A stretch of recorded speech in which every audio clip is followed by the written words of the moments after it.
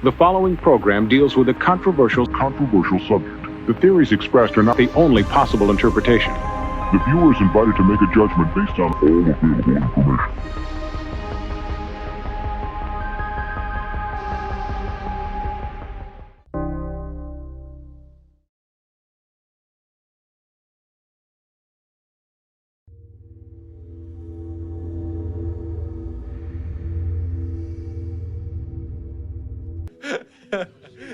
Just one hit, and I gotta go.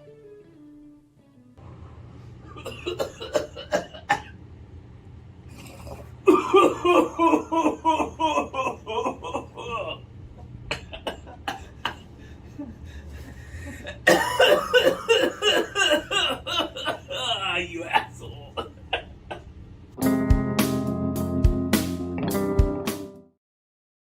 Long time listener, first time caller. Long time listener, first time caller. Long time listener, first time caller. First time Caller. First time caller. After downloading the free Discord app, use the invite link in the description or scan this QR code with your phone to be taken to the Beyond Wednesdays Discord server. First time listener, long time caller.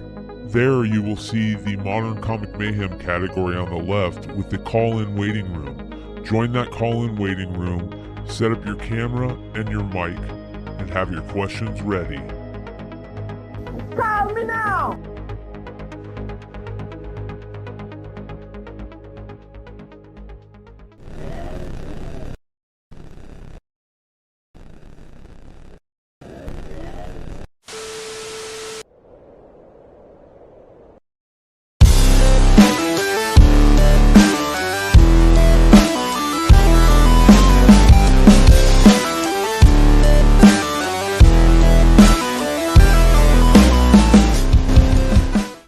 Ladies and gentlemen, we are ready to go. No, we are not.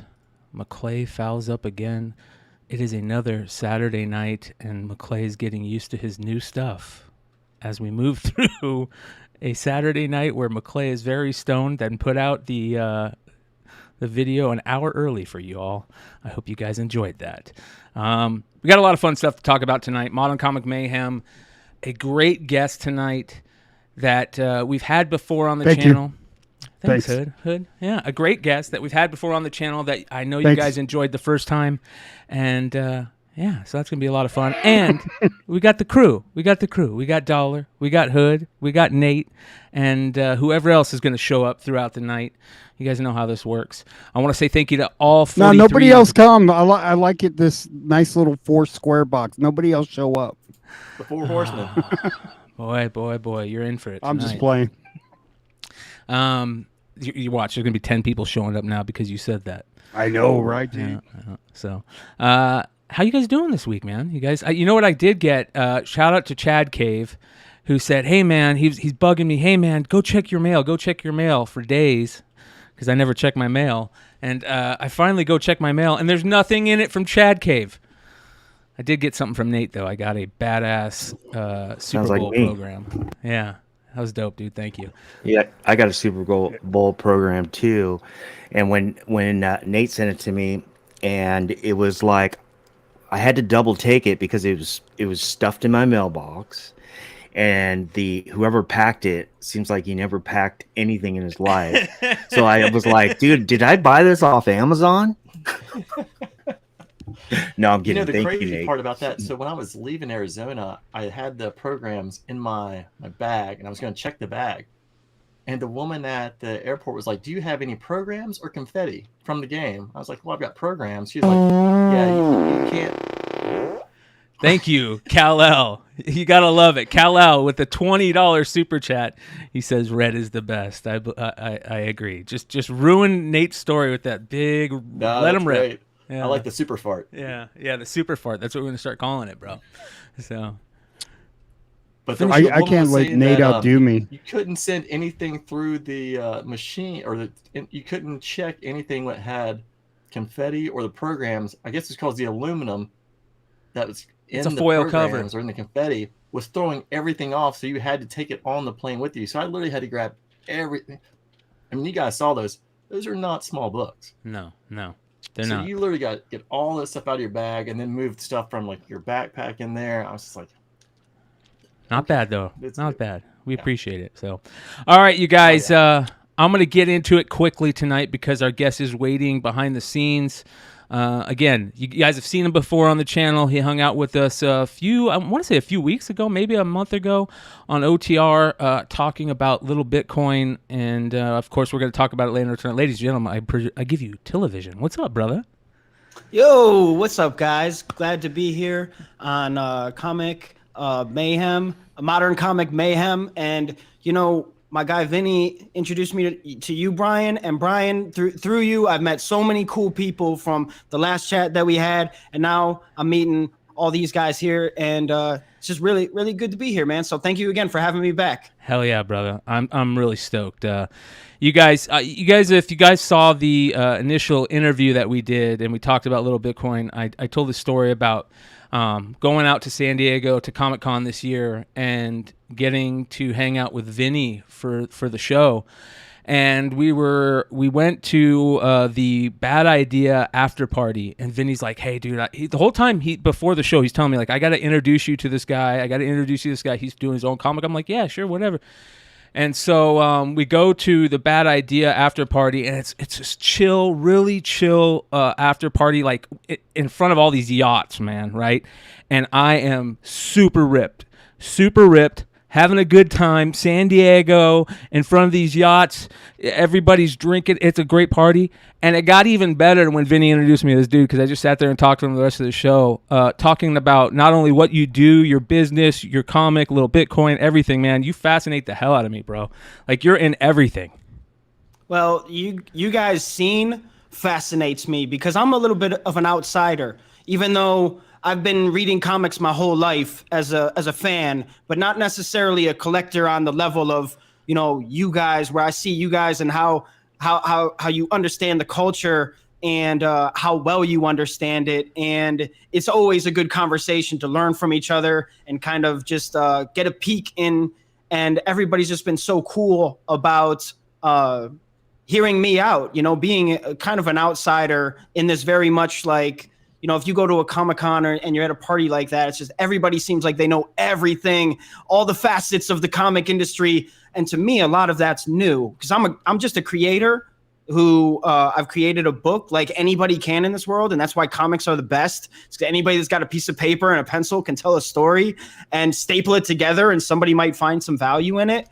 But the crowd that, as I've been getting more into the industry, I feel like I found the tribe that I never had in my life. Hell yeah. And it's been like the internet has been a big part of that, but it's been one of the most pleasant surprises that they're out there, like other people who like what I like, who are into what I'm into.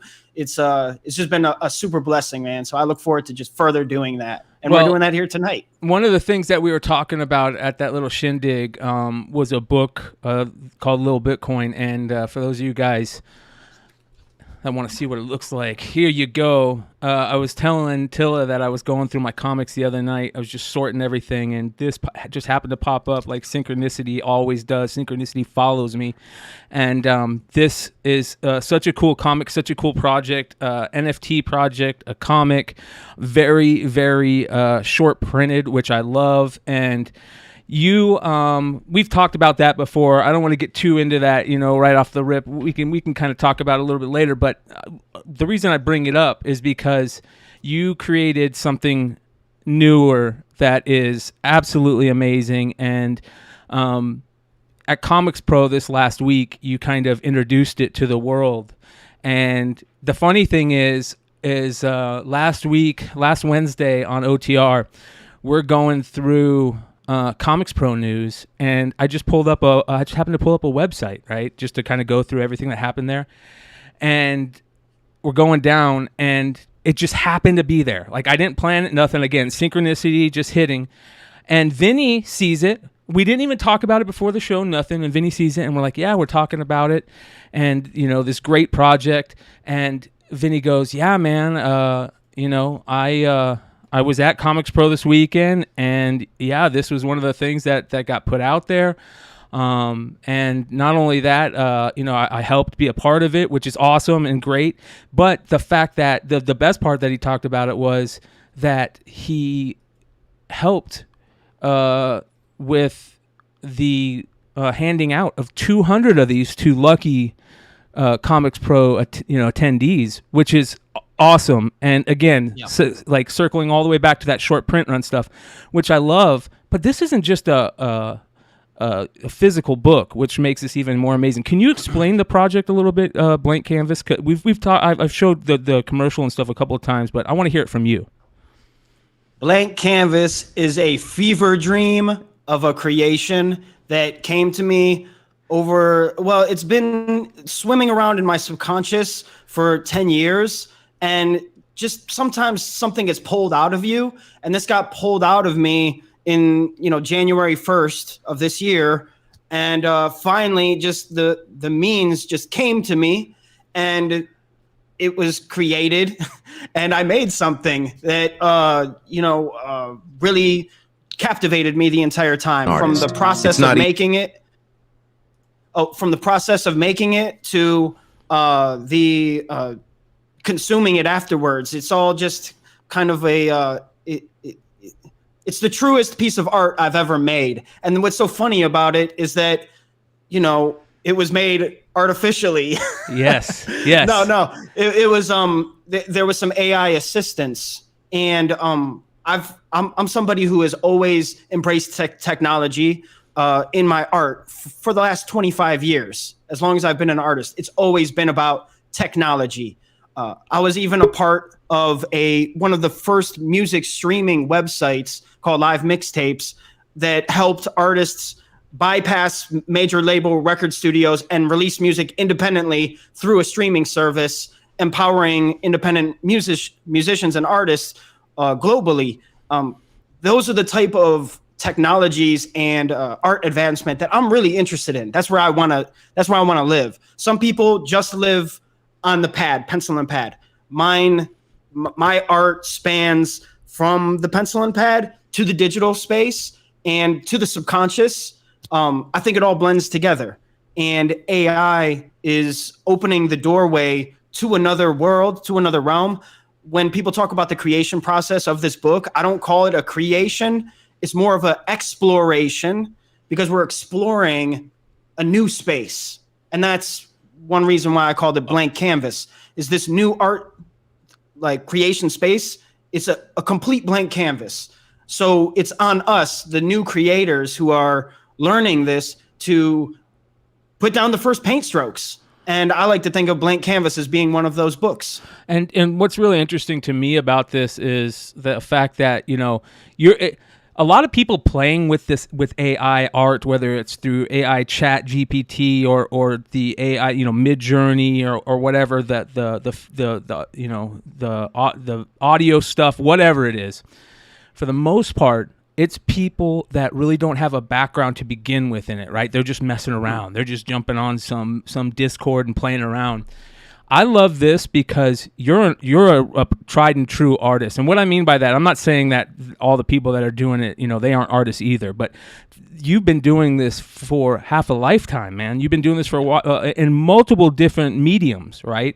Yeah. So to hear you talk about AI art is very interesting to me. How did you get involved in it to begin with? Any kind of art form that pulls out a feeling when I see it, like an emotion, I'm attracted to it.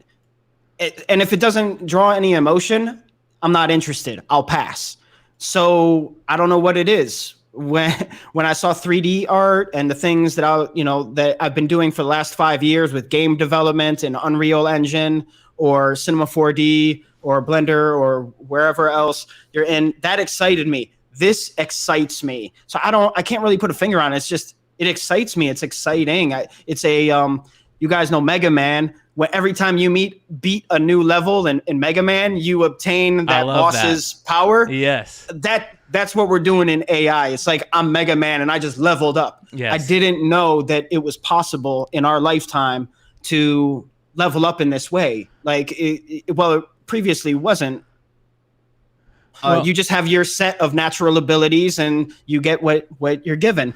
But through this technology, you can level up in new ways that makes you kind of a real life Mega Man. And, I think that we all should take advantage of that. And if you're not taking advantage of it, then you're putting yourself at that disadvantage because you're just not, the weapons are there on the ground. You defeated the enemy. The weapons are there. It's just you didn't pick it up and put it in your tool belt.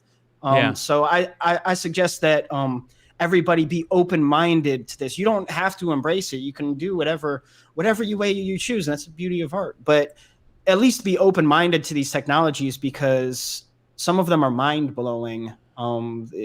Superpowers that you can't even imagine having as an artist. And I could list off a number of those, but just right off the bat, a lot of artists, having issues with AI. I wonder if they've considered the fact that they can train an AI with their style and then license that style out to other people to use. And that's not just, in the next 2-3 years, maybe that'll be available. That's available right now. Yes. So if you're an artist and you're worried about, somebody's stealing my style, why don't you train an AI on it, put it on your website and license it out?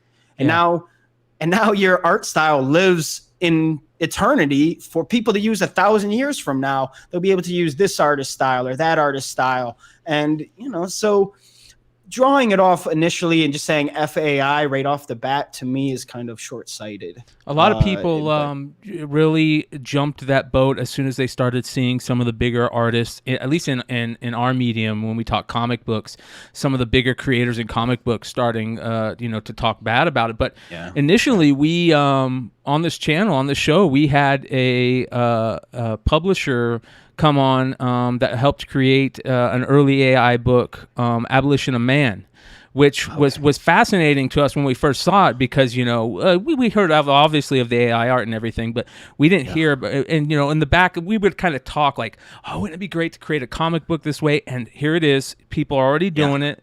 And it's very interesting. And the thing that they did is they took an already created written work, right, by C.S. Lewis and put that into an AI art generator and created their art, which was fascinating, okay? Yeah, you've done something differently, right? Can you explain your process of creating this book? Well, my process is AI is only one of my skills. So I also do 3D art. I also do 2D art. I've been in digital art for 25 years. I've mastered the Adobe suite. I use Clip Studio Pro for, when I'm making my books. And I've been a comic book reader and somebody who's studied the art and language of comics for, a lifetime really, but, especially the last 5 years, really digging deep into the language of comics. And, so I tie together all of these things and then I use AI to assist me in my tasks. So it's really not AI centered. It's more of just AI is just an additional element that informs all of those skills in a new way to bring all those tools together. How long did it take you from figuring out what you wanted to do story wise, from the start of the process to now? Here's the best part. 30 days. I did all the jobs, pencil, inker, letterer, all that.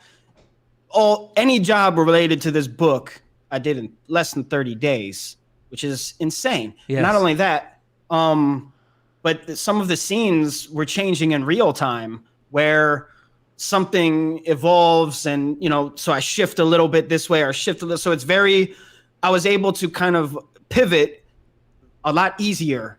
And another example of that, I just did a lyric video for Nicki Minaj, and it's AI. I used AI a lot in the. Oh, okay, great, glad you got it up there. So I used AI in the creation of this video.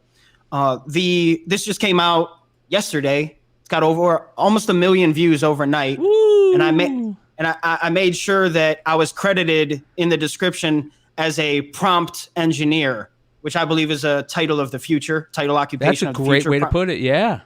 Hell yeah. Prompt engineering. So I might be the first person to have that title as a prompt engineer on a music video or a major label related release. But So we've got receipts. We make sure we keep those receipts. But so the thing with this video with Nikki was she had been taking some promotional photos that were more of her Chun-Li style, which is very much like anime, Japanese influenced. I think she's like eating some noodles or something. It's some like a noodle place or something. And there was some backlash where people, appropriation, whatever, just lightweight. But it was enough for them to contact me and say, hey, let's lean back off of that for the video. Okay, problem. The video comes out in 2 days. Any other animation house isn't going to be able to fix that in 6 months, 3 months. I was able to, within 2 days, make enough content where I was able to shift the direction and react in real time to real world circumstances. So that to me is a real advantage, not only for the end product that you come up with is more current and of the moment, but for the creation process of actually just exploring these creative places together. You're not waiting 2-3 weeks to get a response from me. And now we're in a completely different headspace. We're there that night. We're in that place together. So that's why I call it exploration as opposed to creation, is because we're exploring these, AI generated worlds where we take elements from them, we revise them, we update them, we fix them, we chop them up and we piece them together and you're not just letting you're not just letting the AI do the job for you. You're using it as a tool. Absolutely. Yeah. And that's, to me, that's the real important part. Shout out to Awesome Sauce Radio for the 99 cent super sticker. We appreciate you, brother. This is absolutely amazing, dude. When I heard this, I was blown away. What did you get any word from Nikki on what she thought of it? Oh, she loves it. They said that she's obsessed with it. So that's when awesome, they use words bro. like when they say obsessed, I'm like, that's better than she liked it. She's obsessed with. Cool. Yeah, dude. So that's shout dope. out to Nikki and her team at Republic Records just for being so open-minded to a new art style. They didn't even question it. They were this is the dopest lyric video we've ever seen. So that's all that matters to me is happy clients. Yeah. How the lyric video is a major part of a music artist's tool belt right now, right? I mean, it's probably even bigger. I don't know if I would say even bigger, but I say it's probably pretty close to being on the level of the regular music video, considering that there really isn't like MTV like we knew about it in the past. There's the YouTube that's full of tons of music videos, and a lot of people want to see the lyrics as it goes. It's a super cheat code for me. Not so much a cheat code anymore because now we all know it. But the lyric video, I treat it like a music video because it's where they debut the song. So people are hearing the song for the first time on your video, not the official video. The lyric video comes out, and like in this case, that was where they debuted the song. Well, they had one other. They had one other video that just had a screenshot, but that screenshot video got half as many views as the one that I did, the lyric video that's out now. I think it's got 500,000 views. I got 1 million overnight. So you're right. The official music video isn't necessarily where it's at, even though it is where the budget's at. Because, those guys, they'll get the 100 plus whatever. Lyric video, far less. But here's the thing about being an artist is about taking the resources that you're given or the opportunity you're given and do more with it. So they gave me a lyric video. It's kind of like considered like, okay, major music video, this guy gets it. We'll give you the lyric video. Okay, well, I'm going to take that lyric video. I'm going to make it the main event. And that's what we do.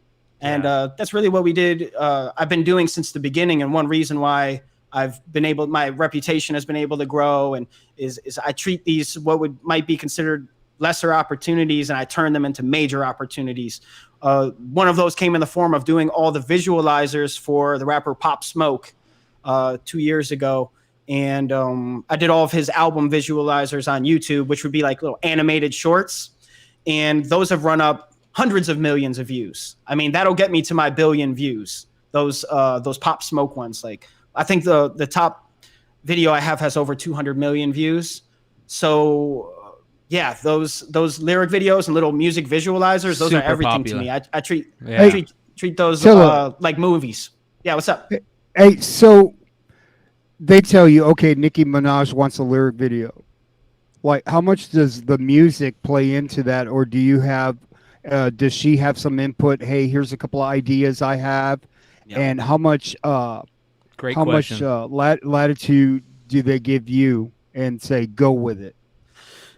Well, this is the awesome part about the process of using AI, which I did in this scenario, where I really wanted to test out how can we use technology to improve the workflow.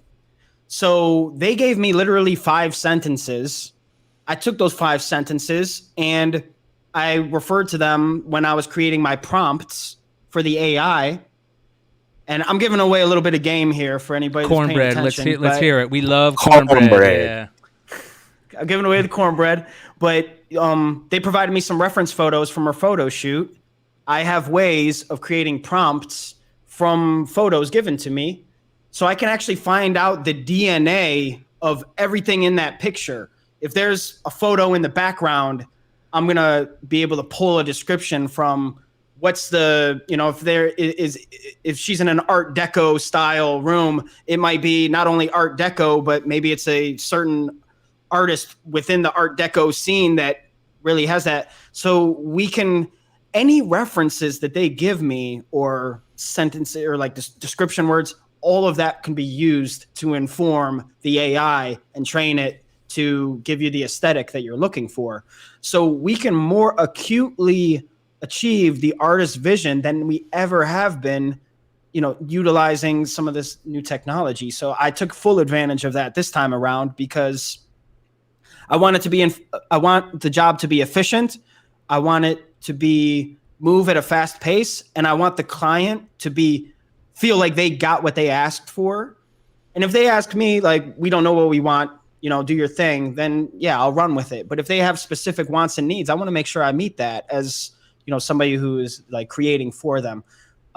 So they gave me 5 sentences and they gave me probably 5 reference photos. And from those, I created the music video. That was the direction I was given. That's fucking crazy, dude. That's awesome. It's pretty cool. It was a win-win for everybody because I'm not pulling my hair out trying to read their mind. They've told me what they want, and then I get to put my spin on it. So it really just helped out the whole process and the communication. And that took you 30 days? What's that? The lyric video? Yeah. The lyric video took me a week.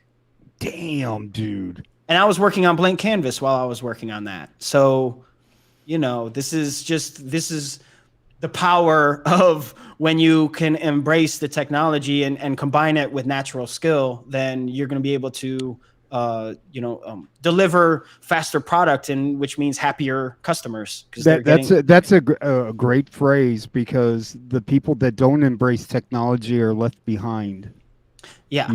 Yeah. And to each their own. Everybody's got their own process. There's a lot to be said about doing things completely traditionally. I'm not on that spectrum. I'm in the spectrum of I have one life to live. I have a lot of stories I want to tell. And I only have so much time to tell those stories. So what's the best way I could, make the best quality product without spending my lifetime on a single project? Now, here's the thing. If I was working my whole lifetime on this single project and it was that much better than, finishing it in say a month, but utilizing this technology, maybe it's worth it to spend your whole lifetime and it's that much better. But when the product that I can finish in 100th amount of the time, and it's comparable to what I would have done otherwise, that would have taken me 2 or 3 years. Now you're just talking about wasting time. Like, come on, we got a show to. Not only that, things that we want to do. Yeah, not only that, it's just a different medium, man. It's going from, you love to draw, you love to paint, you love to digitally create, you love to use AI as a tool or whatever. It's just a different medium, right? And there's most artists out there love to jump to different mediums, which I love.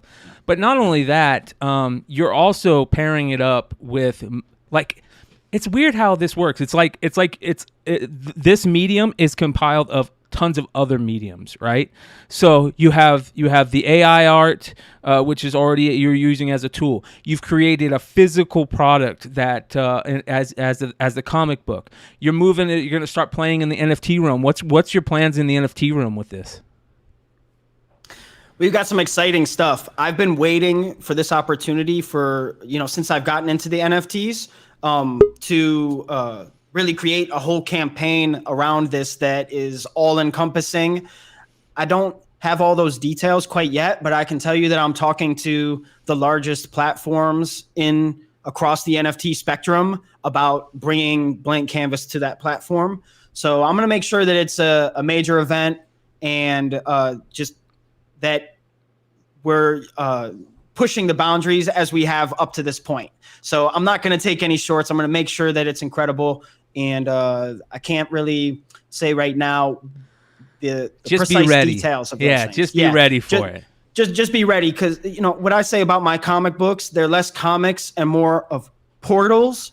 They are portals into a different world. So in my little Bitcoin comic, I filled the little Bitcoin comic with QR codes. There's 2 or 3 QR codes on every single page, and they'll send you to different things, whether it's a song reference that maybe you want somebody to listen to on that page, or if it's an NFT because like they're using a certain weapon on that page and you want to buy that weapon, there's a QR code that'll lead you there. So the book really becomes just a means of transporting you wherever I want you to go to, further the story. So you've made it interactive in such a way that I've never heard of before. That's incredible. That's awesome. And that I was listening to, I read the book by Rick Rubin. He just came out with it. It's called The Act of Creativity or something like that. But he was talking about this guy who was beaten in some game by an AI. And it's like a 5,000-year-old Chinese game or something. I had never heard of it before, but it has like millions of combinations of moves, and it's supposed to be one of the hardest games to play or whatever. But this AI beat the guy in it, and Rick Rubin was learning about this story, and he said that he started crying because it occurred to him that it took a robot coming from not knowing anything and being trained on this game to come up with a move that nobody had ever seen before to beat this guy. And that move that nobody had ever seen before was only produced by this robot because the robot came from outside. He didn't have all of the biases and the same learning as all the humans who have ever learned this game. So that's sometimes what it takes to beat the game, is a complete outsider perspective. So I checked out of comic books for about maybe 10 years or 15 years where I wasn't really reading, and I was really in the music scene. Like a lot of us, man. Yeah, I was in the music totally, and that was like my whole thing. So now when I come in to comics, I look at it like I kind of have a unique perspective because I don't know a lot about what you shouldn't do and what you should do.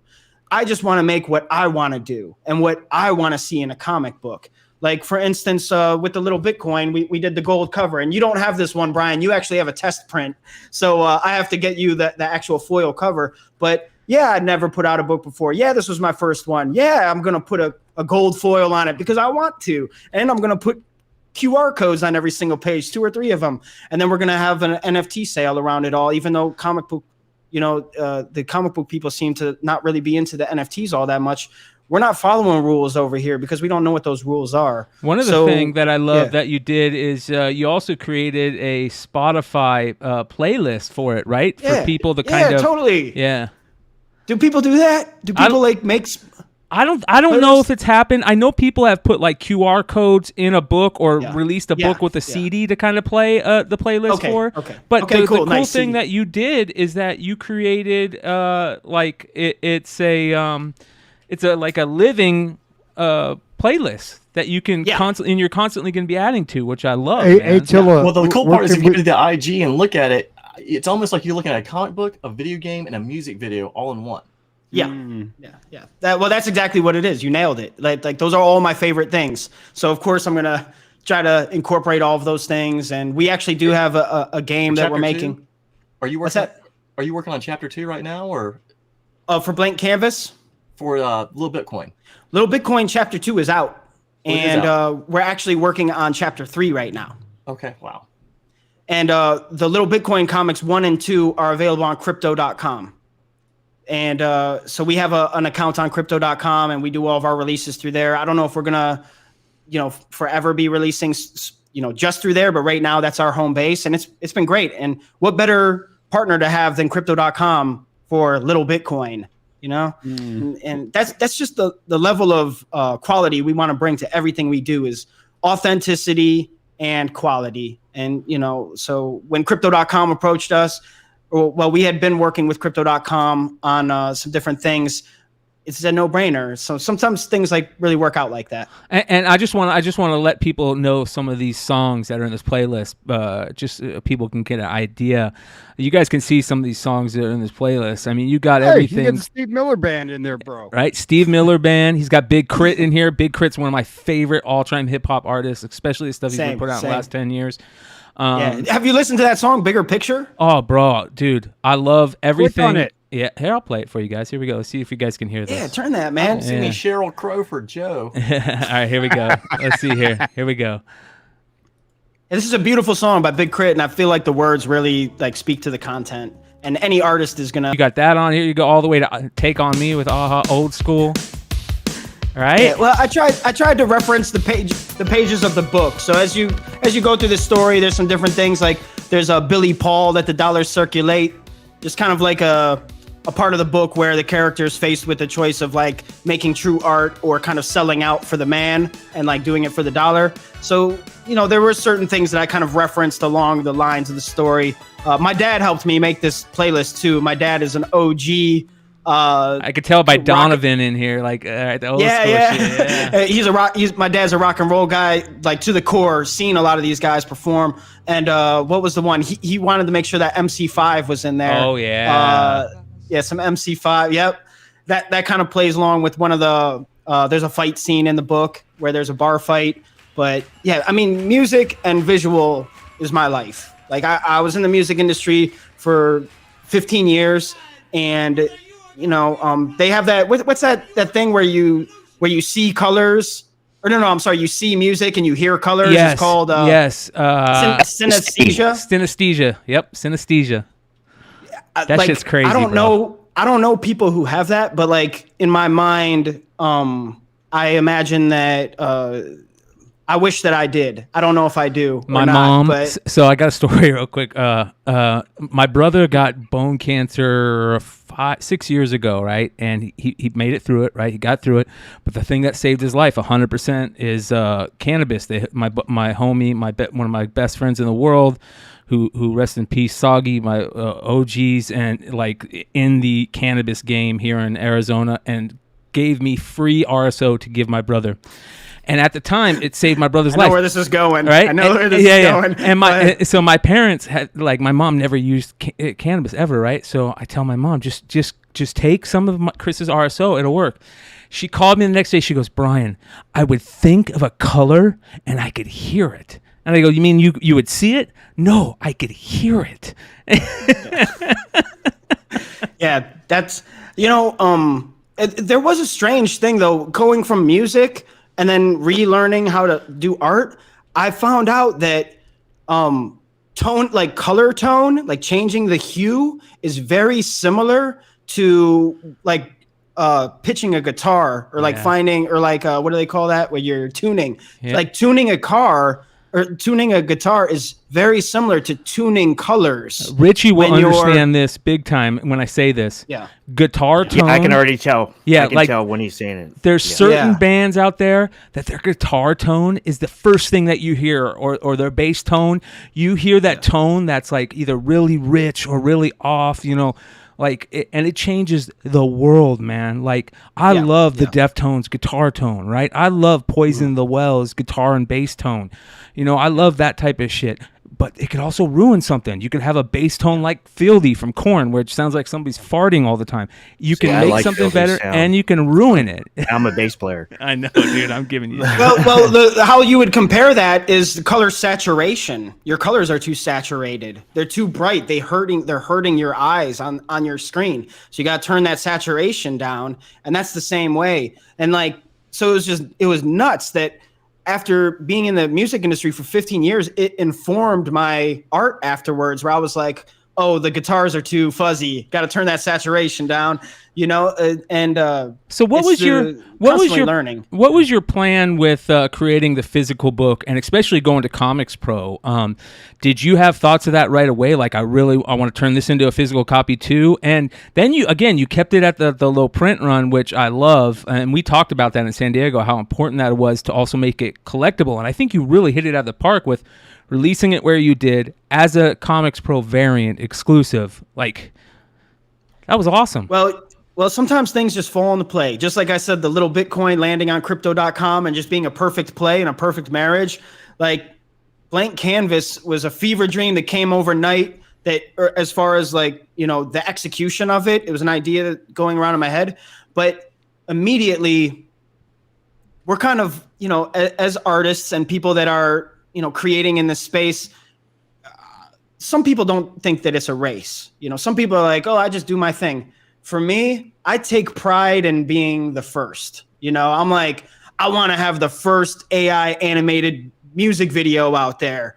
And it's not like in a competitive way, but it is kind of just like pat on the back. You have a little title, you know, like for instance, I dropped the first NFT with a hip hop artist that was doing the highest numbers when the NFTs first came out. I did a Chief Keef collaboration where me and Chief Keef released an NFT on the largest NFT platform at that time, Super Rare, and we sold for $30,000. And I set that number at $30,000 because the previous large hip hop related NFT sale was Lil Yachty, who sold the Lil Yachty coin for $15,000. So when people were placing bids and I was going back and forth with the bidders, I said, the only way I'm going to sell is if you double what was previously set, because we're trying to send a message to the NFT community that there's growth here. And you did that with the comic book in the way that you did it also by saying, hey, this has rarity, it's collectible, you know, like you instantly made it wanted. And we talk about that all the time in this industry, how there's people out here that give it the idea of rarity or low print run, and it's really not there. You know, they're sitting on probably 10 boxes in their garage at this and that. And it's just a variant that they're releasing on their own. You did it not only a low print run, and you did it through a place where you usually get those type of books, those low print run rare variants, right? A Comics Pro variant, you know, the thing that they do at Baltimore. What is that called? That's like Comics Pro, the Diamond Summit variant, the RRP, the Retailers Roundtable Program variant. Good, you know, good books have been part of that program in the past, which I love that you did that. Yeah. So it was the race to getting it done, completed in time for Comics Pro. If Comics Pro wasn't happening, I would have taken my time and probably released it in a couple weeks or something. But we knew that we wanted to hit Comics Pro because we knew how important that would be for all those reasons you just mentioned. So it was like, it's also kind of like a time marker of, you know, the book started working on the book top of January, and within this amount of time, it got done. You see what the book looks like. You see what we can accomplish in that amount of time with the small team that we have. So now we have receipts that people can look back on, and they say, started here, came out at Comics Pro, and that's kind of a big milestone. So we're trying to create that history with our brand of execution and being able to hit, you know, deliver. What's next? Deliver at the right time. What's next? What's been the reception? Answer that first. The reception. I want to hear that, and then what's next? People are just curious. They're like, "What is this? This is strange." Like people love the cover first off, which I'm like very happy with because this thing is staring at you from wherever it's sitting. It's just looking at you with a curious look, kind of like, "What is this? You know, what's going on over here?" So they love the cover. which is awesome. And then when they flip through, I think that, people think that it looks beautiful, which is great. And they don't immediately say AI, which is awesome because first off, it's not just that, but I think there's that magical moment that exists where they don't know what they're looking at. And that's what we shoot for is nobody wants to see something and immediately know what they're looking at. They want that magic needs to exist. It's like seeing a film and seeing all the VFX immediately. It's like, no, VFX are done best when you don't even notice them. Yeah. So what was that? So I was just you know what it reminds me of, bro? It kind of reminds me of what was the movie, the show on Fox that was about Legion? Yeah, Legion, right? It kind of reminds me of that TV show, right? You remember? And that's exactly what that TV show did. FX. Those effects on that show were like groundbreaking, mind-numbingly amazing. Reminded me like, and the way you put it, as a fever dream, right? It reminds me of a mushroom trip, a fever dream. It's a great way to explain it, man. Is that because you're seeing little mushrooms floating behind his head in the background on the cover? Because I'm like first thing I thought of. I'm not gonna lie, dude. Well, here's the thing. There are a lot of drug references in the book, and that's not because I'm referencing drugs. It's because I'm trying to say that art is a drug. Creativity is a drug. One of the second or third page, he falls into a white desert. Think about it. White dunes, or the mushroom. He go through a mushroom city, and it's so it's all just like little playful metaphors like that. But it's all kind of it's definitely not. Is it very wordy? Is it very wordy? Psychedelic.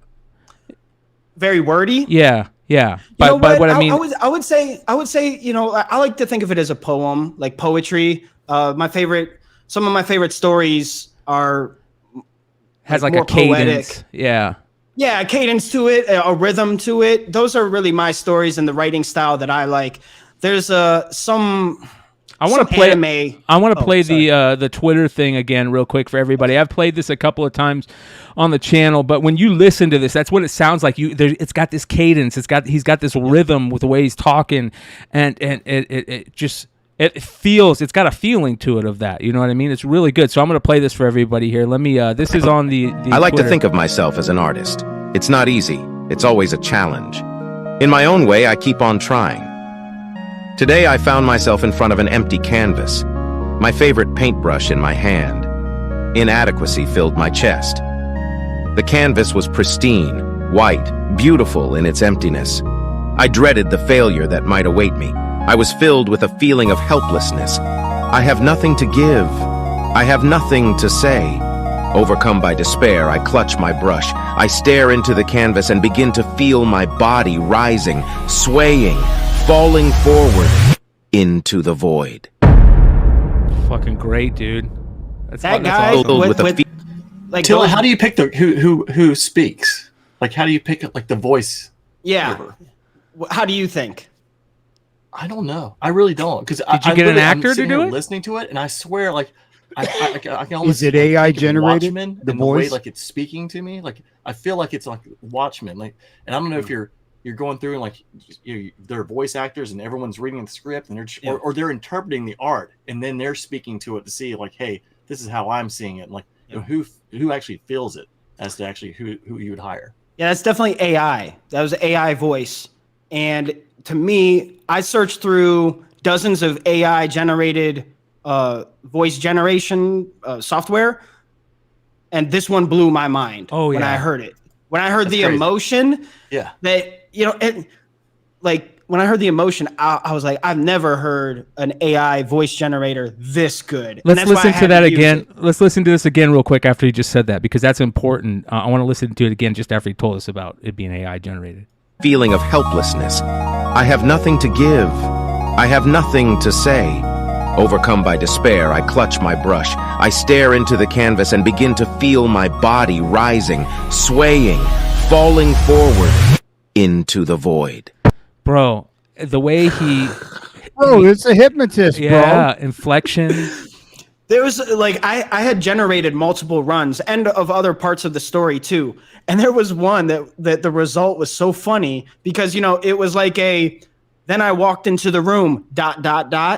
and that's how you're reading. But like for some reason, and this didn't happen on all of the times I generated the voice. It just happened once, but it interpreted the ... as like, it was like, I entered the room, then woo, and then I was like, where did that come from? Like, it wasn't even a word. It was just a sound that the thing made. Was just woo. How does it know to pause? Do you actually have to like type like pause? There's different there's different meters that you set of like sensitivity, and then there's like one other thing that does like a different parameter, and you just fine tune those two things. Inflection points and you kind of gamble on like moving those meters around and then generating and then generate, and then you just take like the parts that you like, and then I mix them all together in Ableton and chop them up there, and then I put them into my video software, and then I do it all like that.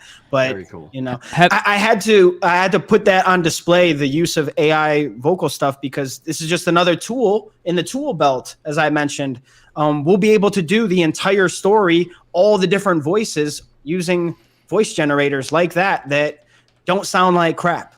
So, and they're only getting better too. They're only getting better.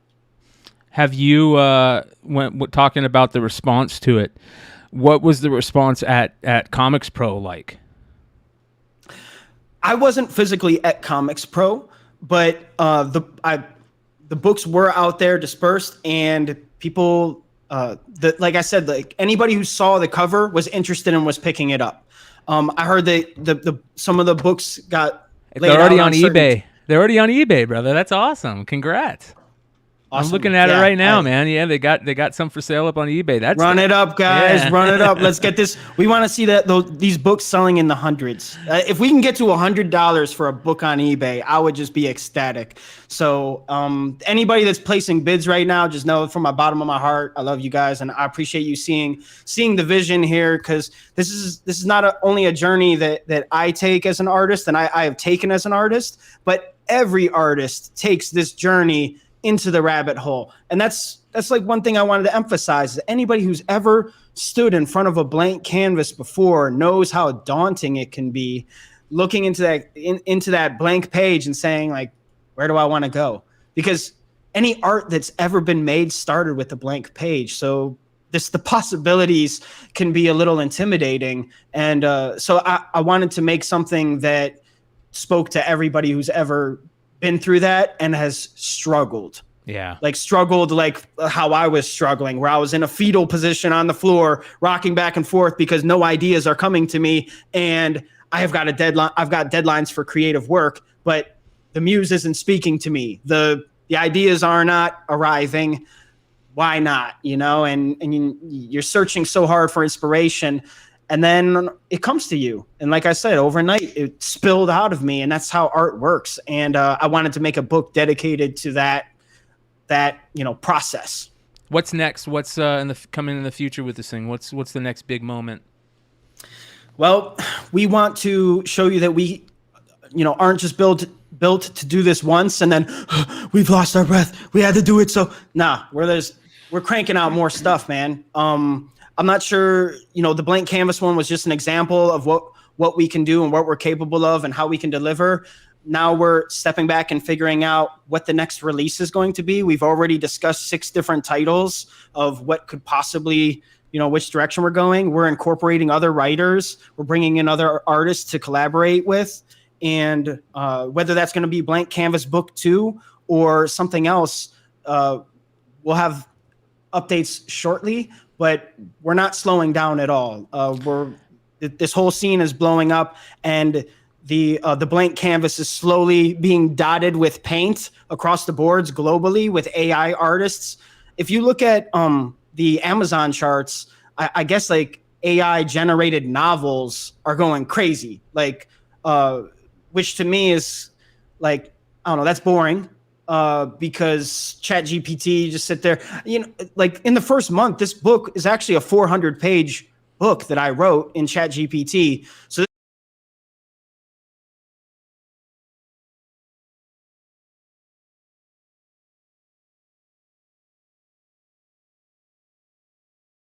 a single night and then upload it to Amazon and do dozens of those every week. That doesn't really appeal to me. But it does show you that there's a growing audience of not only creators, but consumers out there. But they might be able to do that whole ChatGPT Amazon thing, but they can't do this. There's only a select few that can get in this game and do this. And you're seeing them slowly but surely make their way to the surface. And those are the people that I want to highlight. Those are the people that I want to support. Those are the people I'm getting support from. And we're just creating our own little corner of the comics industry and entertainment and trying to prove what we're worth. Any thoughts on, I love the other line of work that you dally in, you know what I mean? Like the music industry, right? And which it kind of adds a little bit of interest to this for a lot of people. Any thoughts of reaching out to any maybe other people in other mediums, aka the music industry, sports industry, other people What would be the first one you would think of for me right now at this moment? Man, there's a lot of artists that I can think of that you should be out there getting involved with. I'll tell you the one that I just recently thought about with Nicki Minaj. Amen. I just dropped a video with her. Her whole thing is Red Ruby the Sleaze, and that's her new persona. So immediately I'm like, ooh, a Red Ruby the Sleaze comic. That sounds awesome. And I did the AI video, and I just did the book, or the blank canvas book. Let's do a Red Ruby the Sleaze comic book with Nicki Minaj's fans. Like, well, not only that would be awesome. You look in I was thinking about sports because I was thinking about college now with like the NIL and things that nature. Oh, okay. If I'm a big time college athlete, I want a guy like this doing and promoting myself. Wow. Well, I actually worked with Patrick Mahomes in the past. I've heard of that guy. What's funny? Patrick who? Forget about Patrick. You need to go jump on Jackson Mahomes right now, man. You bad any publicity is good publicity. Listen. Like, I'm a comic guy. I'm a video game guy. I'm a film guy. I don't know much about sports. Even when I had Patrick Mahomes and Kyler Murray as my clients doing 3D animation for them. I didn't really know too much about them, but then I would tell people like Kyler Murray, Patrick Mahomes, and they'd just be like, what? Like I'm working with Jay-Z, and I don't follow sports all that closely. So, if there is those opportunities though, like you had mentioned, Nate, about, working with them, I would be, but you know what? Like, maybe not, just because it's not my forte. Like, find somebody who's like a sports dude who would love to work on that. Love, and then go through that path. Yeah. Yeah, totally. Well, we look at what's going on in comics right now with collecting, and you got all these big music books. You got the White Stripes book, you got the Eminem book, you got all that other stuff. I see this. There's a path that's not necessarily clean, right? You're still gonna have to make your way kind of through it, but you can see that it's beginning a decent path. And there's a lot of people in the music world right now that are loving to be part of comic books and the Can you digital imagine art. putting out a book and you scan a QR code and it's the brand new album that he's dropped? Yeah, that's the idea. Here's the thing, okay? So here's something that just came to me recently that I thought was kind of profound, okay? Some people have visions, all right? In my book, my artist has a vision, and he gets pulled. Hey, careful with that book, man. So, bro, get him a bag and board, dude. Savage, dude. I know, right? I'm sorry. I know you guys are over there like, in the corner, but get this book. But the thing is, okay, so I want you guys to try this, everybody at home, okay? If you don't dream, say you're one of those people that doesn't dream. I dream every night. I look forward to it. The weirdest things happen to me on a nightly basis, and it's awesome. I'm watching a movie in my brain. Some people don't have any dreams. Some people don't have any imagination or whatever. Here's an immediate way of creating that in your mind. Turn on a song and close your eyes. What happens? You will be transported. That song, things will start coming to you like you have never had, maybe have never realized. Close your eyes. And I read about that in the Rick Rubin book too that I just mentioned. He said that he calls it the land where music lives. And you close your eyes, turn on a song, and what visions start coming to you.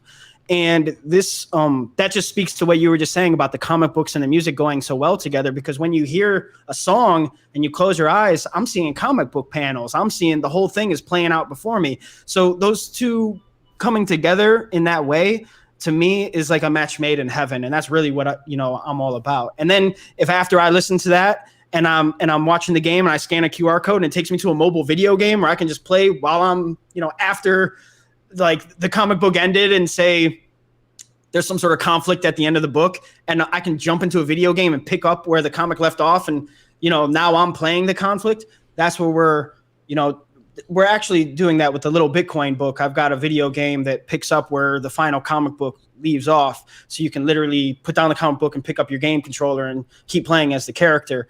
And then we've got the music that pulls it all together. So it's just it's an exciting time to be a creator. And it might not be for everybody. Everybody might some people are just artists and they want to do that, but I want the full experience. I grew up, what the greatest experience of my young life was going to Disney World when I was maybe like 6 years old. And that was like the most immersive experience of just attacking all the movies that I had watched up to that point were alive around me. Where are you from, Tilla? Where are you from? Ohio, Cleveland. Oh, okay, cool. Yeah. So I could see that being a big difference, man. Cleveland is a tough gray place, man. Well, the motto growing up, my aunt had a T-shirt that said "Cleveland, you got to be tough." Yeah. So that makes sense. What dog pound, baby? What is some of the stuff? City. Big history in comics, though. I mean, Crumb worked at the Hallmark in there. Harvey Pekar, Durf. Who did like all the Dahmer books and man, I got those Punk books. Rock and Trailer Park. Yeah, like I like Durf is one of my favorites, and who else? Superman. We got Superman in the airport right downtown. So it's like I don't understand why we got the Christmas Story house is like this big tourist attraction, but we got the Superman, but Superman doesn't have any cool tourist attraction downtown. He's just got like a slightly larger than a normal human being statue in the airport. Come on, man. Come on, Cleveland. Like we need more comic book love in Cleveland. Is there anything maybe I'm sleeping. I haven't been there for some years, so I don't know. Shout out to Cleveland though. Is there anything that you guys think that we should give him advice-wise on comics moving forward? Yeah. Okay, so did you sign that book? Did you put your autograph on it? I haven't. So that's what you need to work on. You need to have a unique autograph, like on the book. Yeah, but actually signed though, not can be signed. Signed. No, you can like print it. You do it one time and it goes to print, and you make a copy. But yeah, so that we know you did it. Yeah. Great advice. Right. I don't know if it's like a hologram. Like if you look at like Mark Brooks's little thing that he does, that Japanese hologram idea. Yeah. That's a great idea. Like hologram. That's a great yeah. Right. So like because every book will look different, right? Yeah. But it will have echoes to some of the work that you've done in the past. But the autograph is one of the who's a great autograph? J. Scott Campbell, the Jeff from Adam Hughes, and you brought up John Tyler Christopher. Yeah, nice one. John Tyler Christopher. Yeah. So you got to work on that. Numbering your books. Totally. Foil stamp numbering, man. Yeah. Oh shit, yeah. Like it wouldn't take long to do 200 or less. Right. If you have a print run of a certain one, each book has an individual number, so that and that's been one of the biggest things in the comic industry is somebody will say it's only 1,000 print run, and then come to find out 5 years later they have another 1,000 in their warehouse. Yeah. So one of the things I was thinking about when you're talking about the scanning the QR codes in the book was if you scan something and like it read your phone and the app came up and it listed all the different currencies and how they're trading at that time. The cryptocurrencies. So here's something that is very interesting. I love that. This is foil stamp numbering on a sports card, right? You can see it right here, this 20 of 50. See how that looks there? and it's on the back. It pops because it's gold foil, right? And it just it looks so. As soon as you see foil stamp numbering on a card, it gives you that shot of, adrenaline. And I think that type of foil stamp numbering, whether it's on like the inside back cover or even the front cover, some way cool that you could put it. If you could do foil stamp numbering on short print runs of 200 or 199 or less, you know what I mean? Like Topps does or Panini does with it, I think that just adds so much to it. And it's really not that hard to do. Matter of fact, you can do it on your own. There's somebody you might be familiar with out there. Gas trading cards? Do you know who I'm talking about, Tilla? I'm not familiar. Okay, so they do their own. It's is it Gas? Let me find. They do their own trading cards. Okay.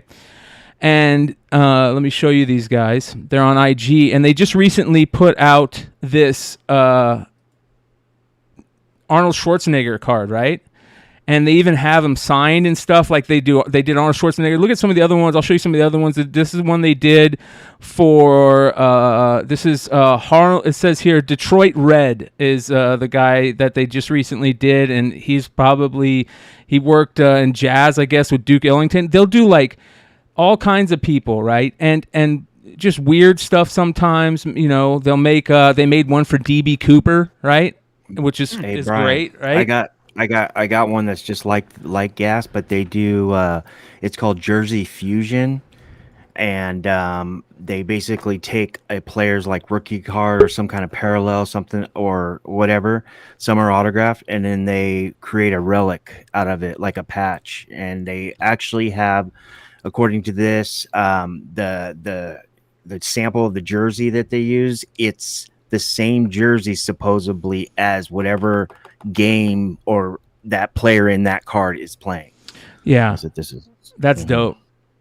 Yeah, they did and this is what I was talking about, like right here with foil printing. This is them foil printing their cards. And it's super easy, you know what I mean? Like, you could do that on your own on a print run. Yeah, you could do that with a comic, man. What is all this bullshit that they can't get a number on it, dude? Exactly. Yeah. Look at that, liars. Wait until you see what it looks like when they show you it. They show you it right here, and it looks so good. Let's see if I can find it. Bro, you see how fast that thing was going? You put a comic book in there. All these retailers, we can't put numbers on the comics. Look at that thing, man. Yeah. That's awesome. Liars, bro. And then you could bag and board it right afterwards. Yeah, dude, look at these liars, bro. All of y'all. So, can I ask you guys a question? Let me ask you, is there a great example of an NFT comic or like some kind of NFT related comic? Are you guys completely opposed to it? Are you open to it, and do you like it? And like, what would you like to see from like your Web3 experience? I always say that the most important thing to me, coming where I'm coming from, being a trading card collector, a sports card collector, a comic collector, a toy collector, I like the physical piece. I like when it has something physical along with it, whether that's a card or a comic book that is a physical piece and that it's numbered under a certain amount. I love that. Whether it could be anything physical, it could be a toy, right? It could be a toy that comes with certain ones. You make it look like a on card, like some of the guys that are doing the the custom action figures. And as long as you have that, you could do basically anything. Like a mini Lego figure that you make or something. If you pair it up with something in the physical world, and be really smart about what you're pairing it up with, and think different outside the box. But as long as it has something physically collectible with it, I think it adds so much to it, because then it brings in people that aren't necessarily in it for the NFT and that get introduced to the NFT side. Yeah. One thing I'll say about that is one of the advantages of doing like NFTs and having digital collectibles is it's digital. Adding the physical part is the biggest pain, where you're like, okay, I know. Now I'm running like a merch company, and I ran a merch company before. I had a warehouse where we did merchandise fulfillment for some big rappers out there. Cause this was when I was working for the music streaming platform, one of the businesses we launched off of that, because we were having these huge streaming numbers, was, hey, Rick Ross and Lil Wayne are going to drop a mixtape with us. Why don't we put out a t-shirt with it? Yes. So we would sell them on, okay, we're going to drop your mixtape, and on the mixtape page, we're going to have a link to our t-shirt store, which we started off doing print on demand, but then we switched up, and because we found out that we couldn't make much money if we were like giving it all for the print on demand. Yeah. So all you're getting at the end of the day is you have a product out there, which isn't bad though. Well, what if it's better? Yeah. My idea is also like, what if you make it specifically really cheap, right? Like you try to like recreate like a punk rock poster when back in the day when they used to go to Kinko's to make the punk rock posters, right? And they're hand numbered, you know, and there's only 50 of them. The first 50 get them. Or like think about like the TIFF punks, right? That if you have a crypto punk, you can get a Tiffany, you know, chain necklace piece for your CryptoPunk. That makes it so much cooler, man. Like yeah. I'm not going to dispute that having like a physical something with your stuff is way cooler. And we've tackled that. That's why we have the little Bitcoin that's available when you buy our early access pass on crypto.com. That's how you get one of the physical books with it. But for anybody that's out there, you know, like hoping for that, or, you know, they see the guys are doing it, just realize that's a whole different aspect of, you know, storing the stuff and making sure that your international shipping is priced properly, because, you know, you can go into the hole just on international shipping and, you know, end up breaking even, or just the logistical nightmare of tackling having a physical product kind of defeats the purpose of like going digital, where, I mean, this art you see on my back wall, I used to create this all the time until it took up too much room in my apartment. And then I realized that I have to make 3D art because my hard drive can fit infinitely more artwork on my hard drive than my apartment can house. So that's where I realized the advantage of going digital. It's, you know, you could do more, you know. Real quick, I want to shout out Big Remo and Lord of Brooklyn and a couple other people, so I don't sound totally stupid right here. Detroit Red is... I didn't know this. Malcolm Detroit X. Red is Malcolm X. Yeah. So I was gonna say I think that's Malcolm, but yeah. I apologize. I did not notice that, and thank you to people in the chat for letting me know that, man. Yeah. Yeah, that was the Zoot Suit version of Malcolm before he got locked up. And all that pre Islam, right? Nation of Islam, right? I think, yeah. Well, I'm not positive the full history, but I apologize. I don't want to sound like an idiot, but I apologize for that. But thank you guys for letting us know. But again, that's gas trading cards doing just like really cool things. Who would have thought to make a card of that? Like that's a cool moment but excellent shit. All right.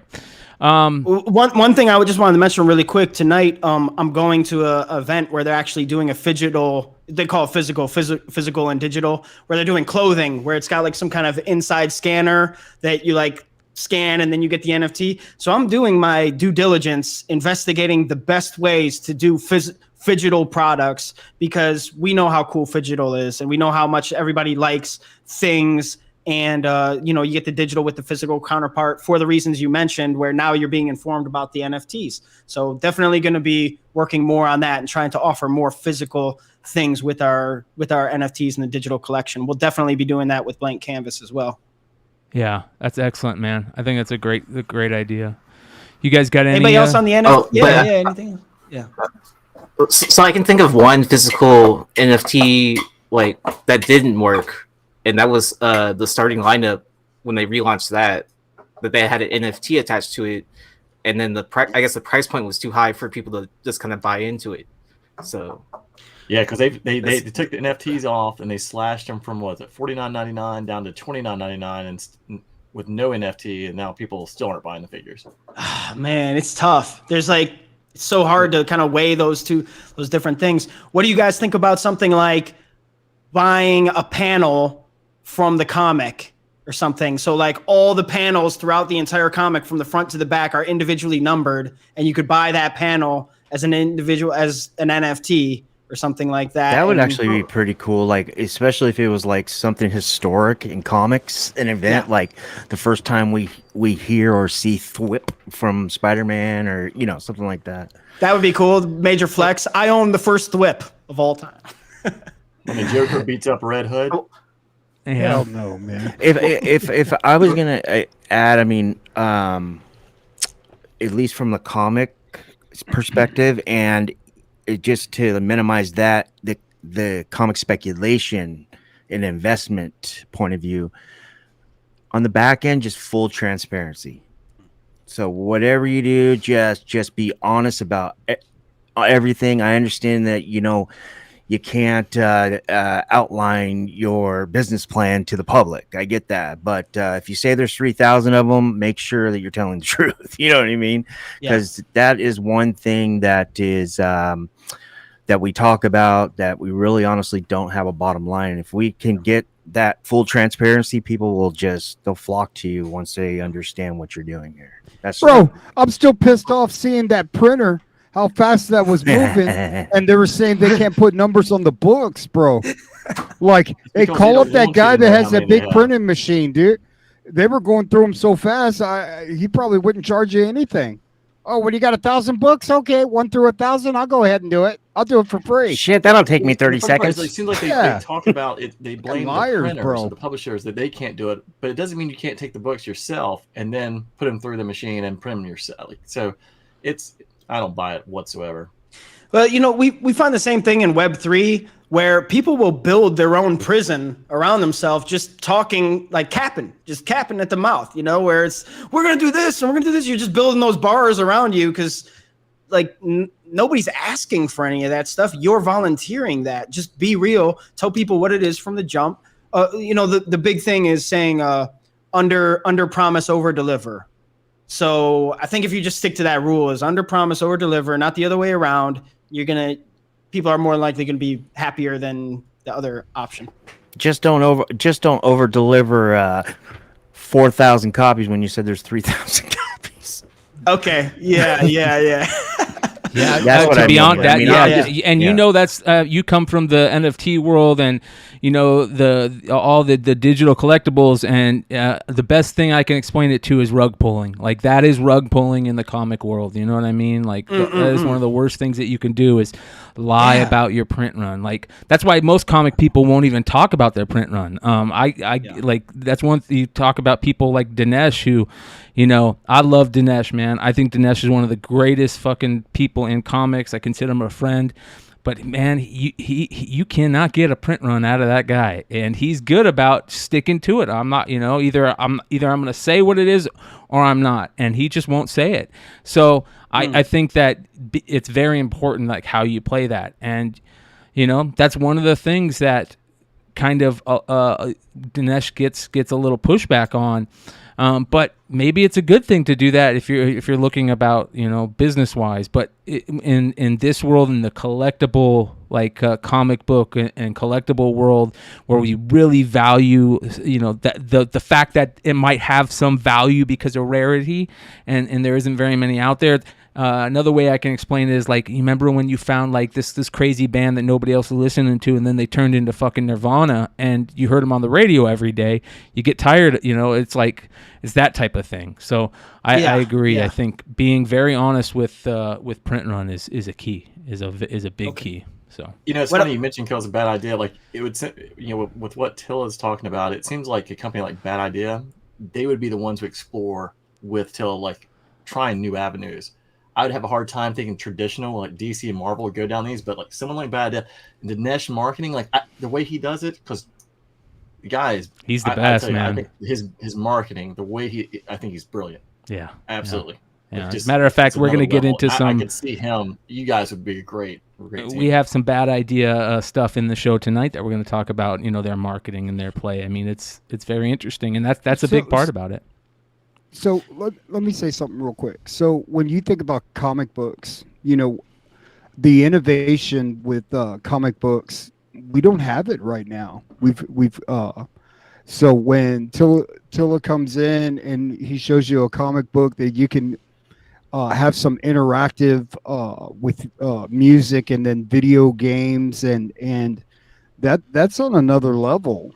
And thank you. The day that a mainstream artist and writer collab and put this to print, with maybe NFT eligible if they want it.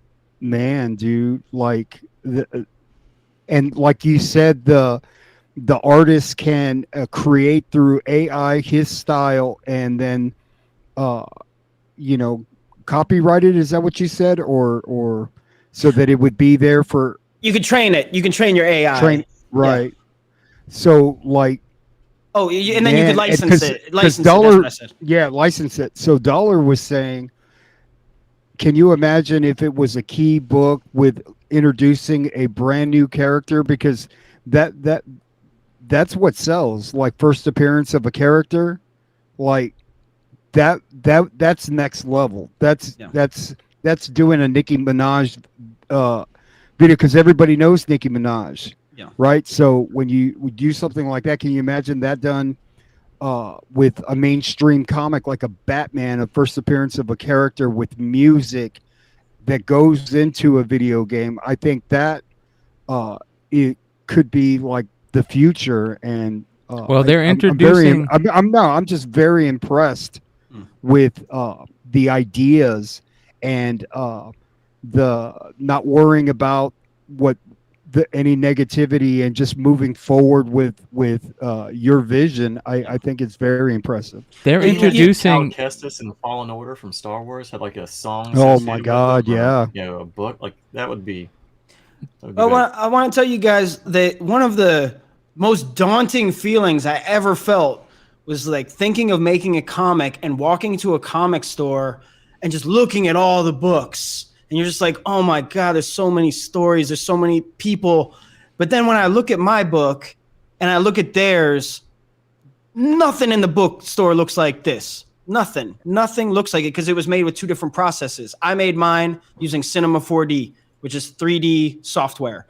Nobody really uses 3D software to make comic books. I looked on the shelves. I asked behind the counter, and I go to multiple stores here in Los Angeles. Say, do you guys have any 3D books that was made with 3D software? And I was like, I don't know. I don't really think so. And that was such a good feeling for me where I was like, I have something that looks like nothing else that's on the shelves. Like, and then all of a sudden I feel great. The worst feeling would be putting something on the shelf that looks exactly like everything else does. And that would just be like, oh my God, like it's just you just feel lost. So I really feel like I have an advantage in that. And I feel thankful that I found kind of an original style where if somebody's like, that doesn't look like my favorite artist, cool, it looks like me. And that's unique, you know? So I hope that people recognize that too. And I'm going to continue like writing for that and standing for that and just standing on that. We're going to do what's different. That's going to be fun. Oh yeah. All right. Did you ever think about? I'm just gonna jump. I'm gonna jump away. Get ready to ask that question, Yi, because I'm just gonna jump away real quick. I gotta run to the restroom real quick. I'll be right back. Hurry up. Cool. So I was gonna ask, what if you instead of selling individual panels, you sold like full pages? Because like OA collectors, they buy like full pages of art. Yeah. Or like. Well, I mean, there's an NFT. There's a NFT platform called Async. And on Async, you can actually there's one piece of art, but there might be multiple elements within that piece of art. The example that they use is the Last Supper. So they've got the Last Supper, and each character was drawn by a different artist. And then bidders could bid on buying, oh, I want that figure. And then they fractionalize the single piece of artwork into, whatever, 9 or 10 different pieces owned by 9 or 10 different people because they all. So you could do the same thing with the panels on the page, as you mentioned, where maybe you're selling the page, but maybe individual owners, and then you collectively own that page together. And now it's a community, and you're like, oh man, we got the whole page. We got to get all 5 of us together to go on a trip. Or, it could create relationships and, maybe lead to other trades or whatever. It's just a good way of building community. So I like that. How much did Jesus go for? I don't know. Here, let's jump on Async. I wonder if they still have it on their front page, but it's I want the Jesus. Yeah, really. Whoever's got the Judas. Oh man, buddy. No, I bet people were bidding on Judas, bro. Yeah, it's a pretty cool idea. It looks like they've swapped out their homepage. I got the backstabber, number 1 backstabber, bro. Hey, DT is asking what part of LA are you in now? I'm in Pasadena-ish. Arcadia, kind of.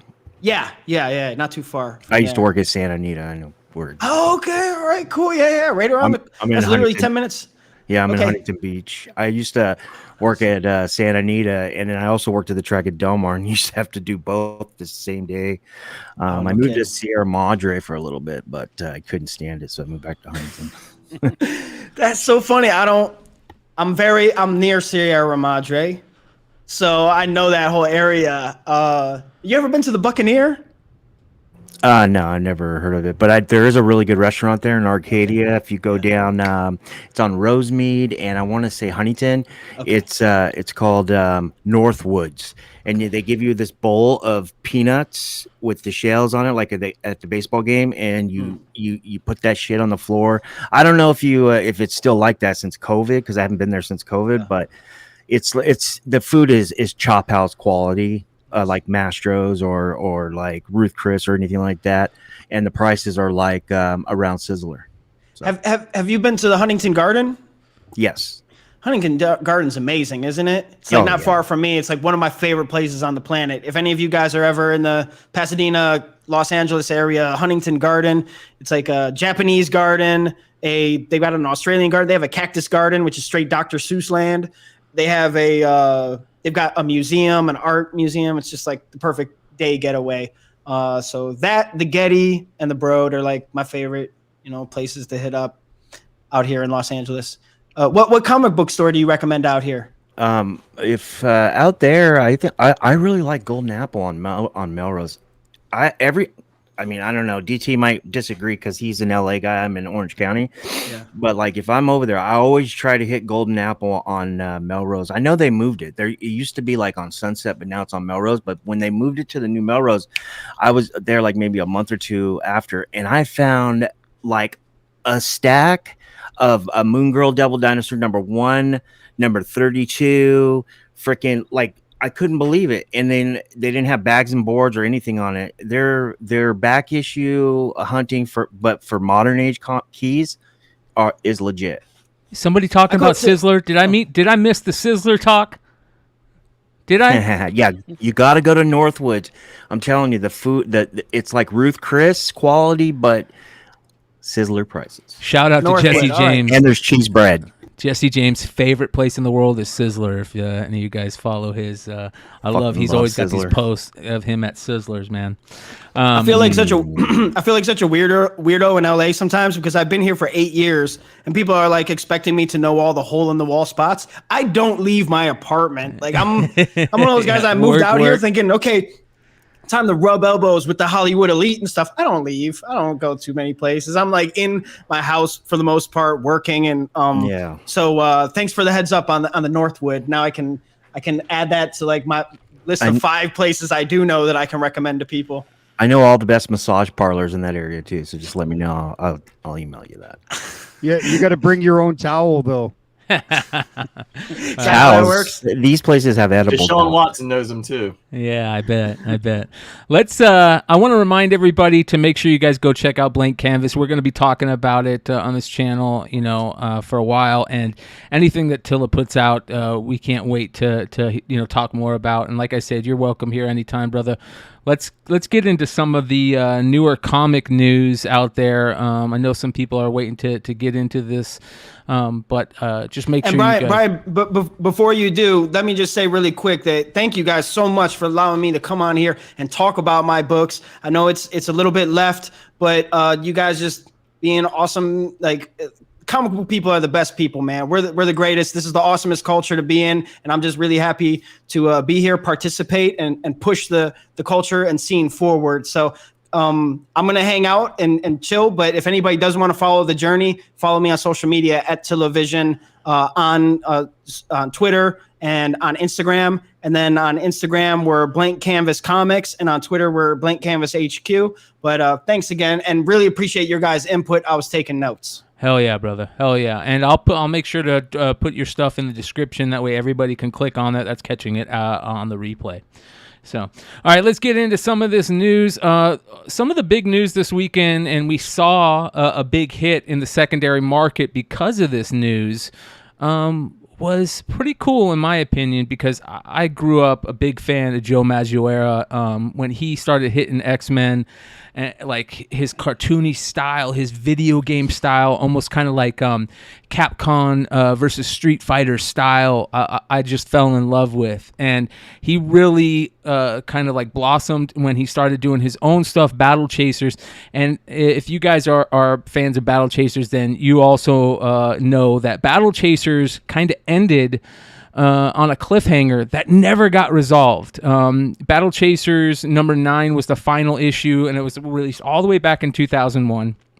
And it kind of just went quiet. He did a couple video game things, and there was always him talk about him coming back and doing something, but it just never happened. And now that there's been more talk and the option news and all that stuff, well, they're getting back at it, and we're gonna have that cliffhanger be resolved. They're going to start putting out new issues, starting with issue number 10 here shortly, which is really, really cool to me. This Battle Chasers number 1, the Red Monica issue was it number 2 or 3 this week on the list, Richie? I think it was top 3.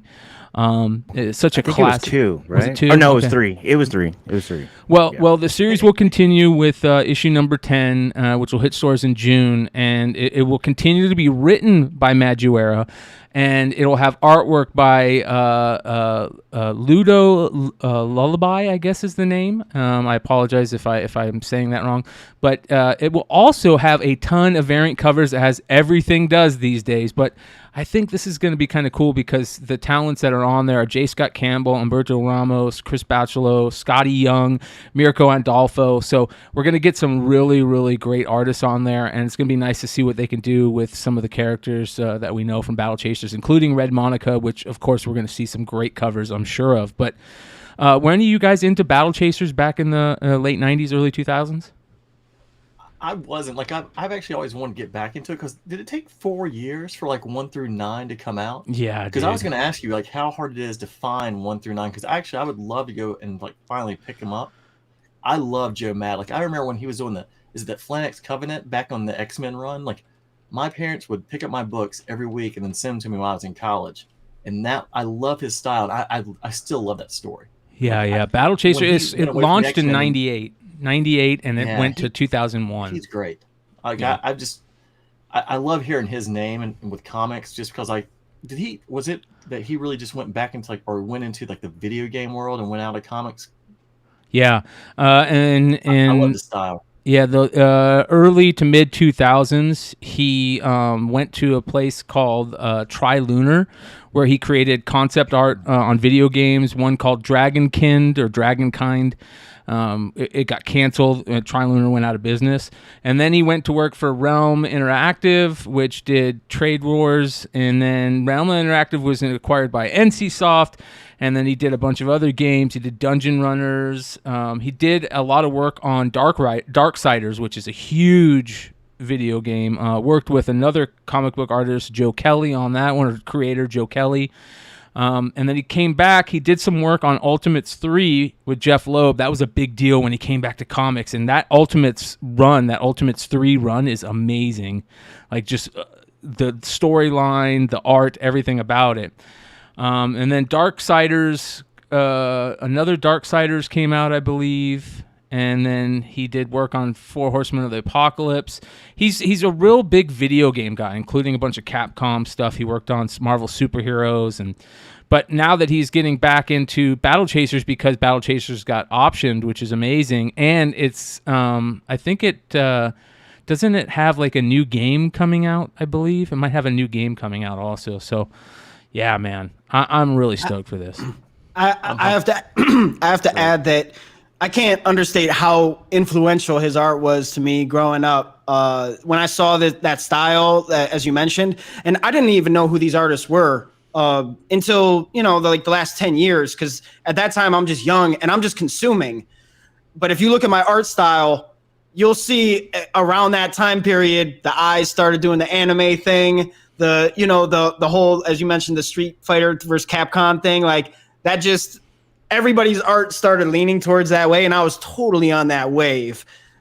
So it's this is very exciting, and I wanted to ask you guys: Are you? I'm 40 years old, so that kind of tells you my trajectory in the comic.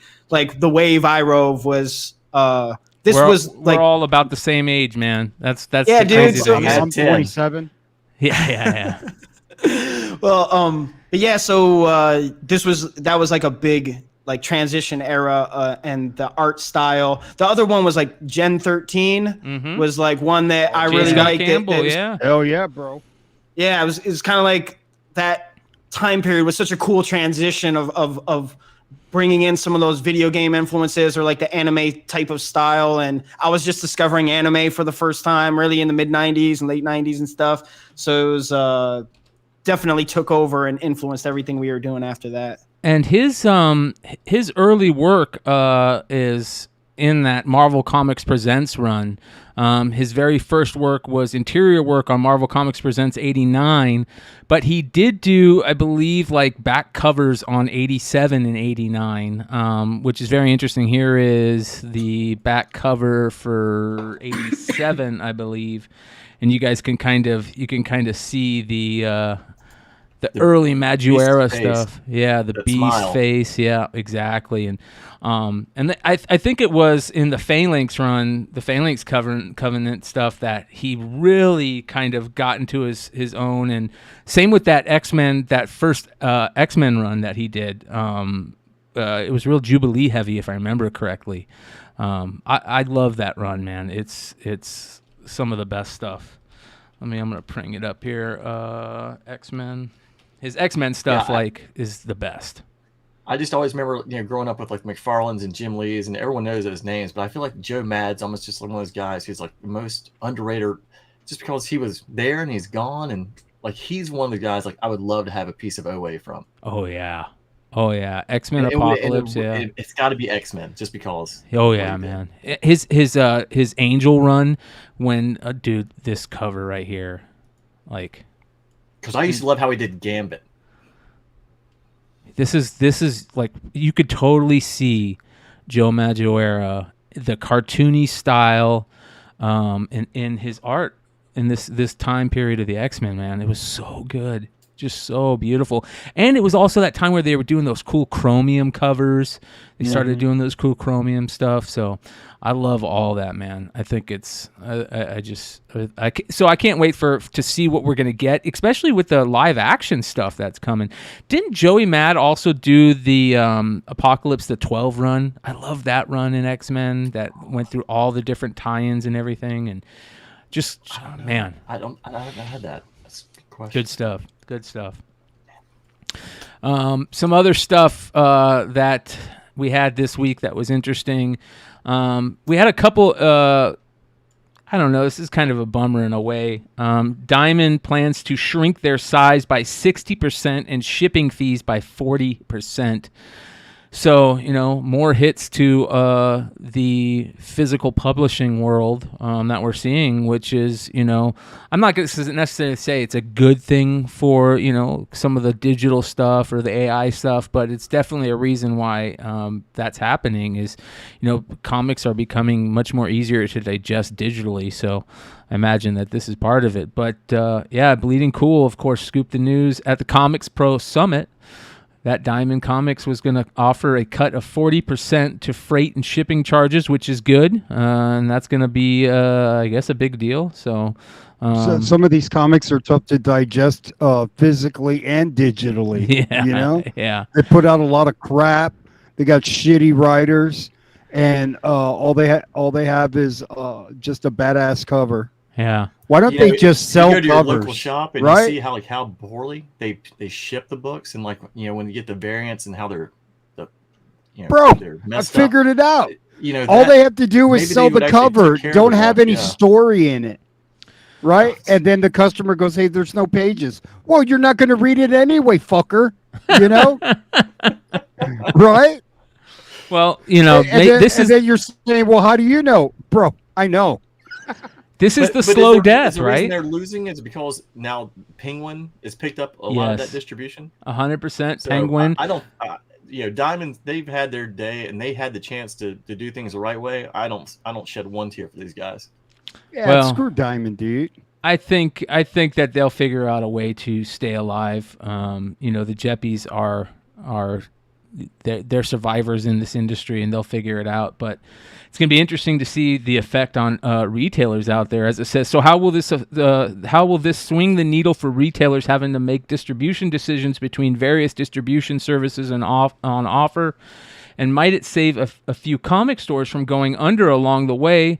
Boom Studios has announced a 2% freight rebate to help retailers offset the increasing freight costs on Boom books. So, you know, they're dropping their shipping things, but they're going to ship less stuff, it sounds like, right? So, you know, they will be reducing their space by 60. Though, man. It says here that in the recent months, a number of the GFE companies have moved into shared workspaces that used to only occupy by Diamond, and that Diamond will be reducing their space by 60%. So, there you go.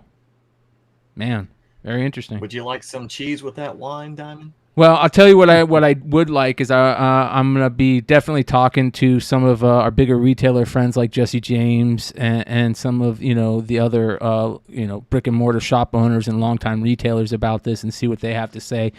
This could be a good thing in just a way that we're not realizing. By the way, I do want to give a couple updates on that. I'm working on a industry insider show and an industry roundtable show. Trying to get people like Jesse and maybe the Jeppies, maybe Dinesh and Adam, and some other big name people. Bring in Big Clutch, Dennis. Have like a revolving group of people that can come in and actually give real information about the industry, because none of us are industry guys. We need people who can give us that real information. We're kind of, hey, we got one right here. Well, you're not an industry guy. You're not an industry guy anymore. Are you talking about Tilla? Yeah. Well, Tilla's new to the comic industry, man. Yeah, I don't know if I'm an industry guy. I'm an anti-industry person. I don't. I'm F the industry, man. That's why we created live mixtapes, was we didn't want to do the music game. So one way or another, we'll make our way in. But I've always been fringe. I'm on the outside, man. Yeah. Another interesting thing, industry-wise, is that. How about Funko? Did you guys hear this? Funko to destroy over $30 million in inventory following a major 2022 profit loss. I was wondering, are they putting it with all the Atari games?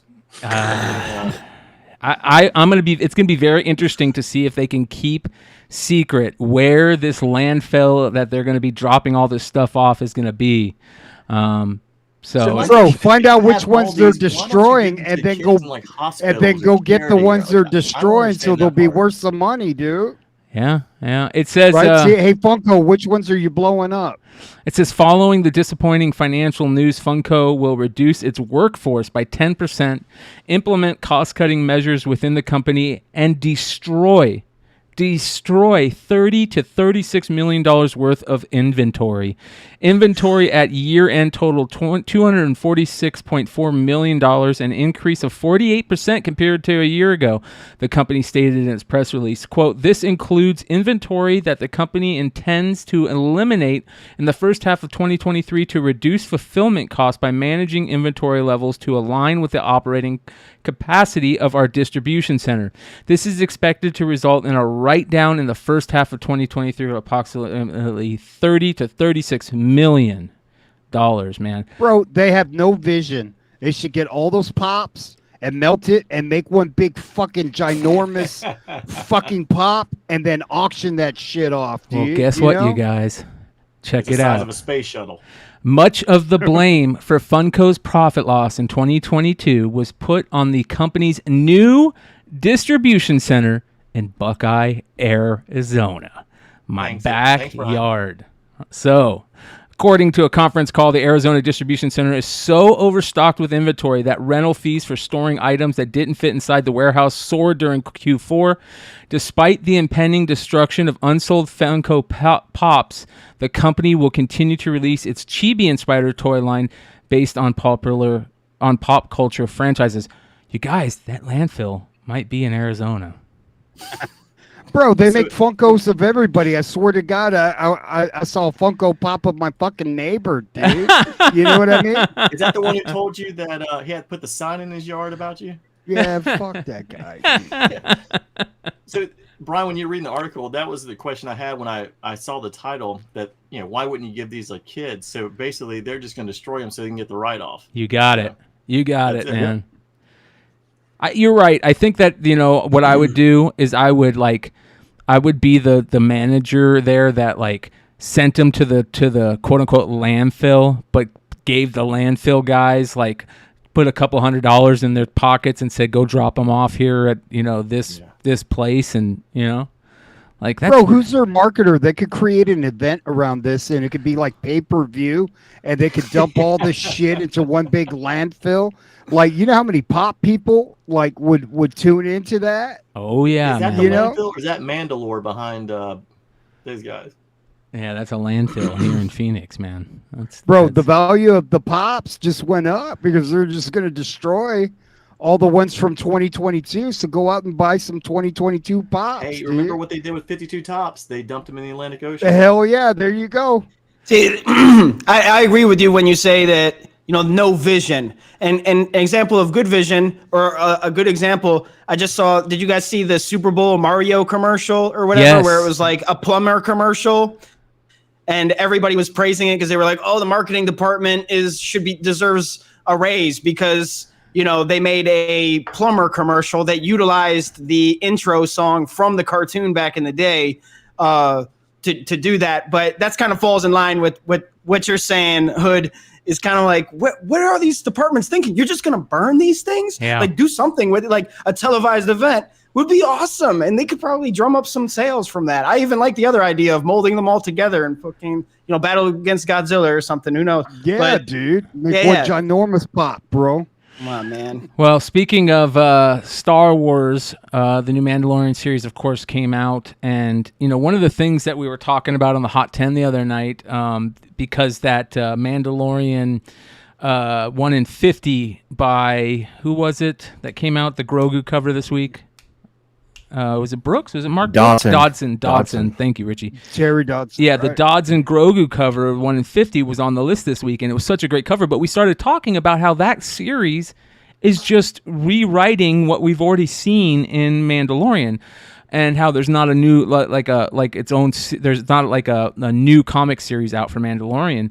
Well, now there is, as Marvel has announced a new Mandalorian series, so you guys can get into that. It says here, adapting The Mandalorian has been a pure treat, Barnes has told StarWars.com, but the series embodies all the aspects of the Star Wars universe, the myth, the mystery, the spectacle that made me fall in love with it so long ago. It's an honor to be a part of the project.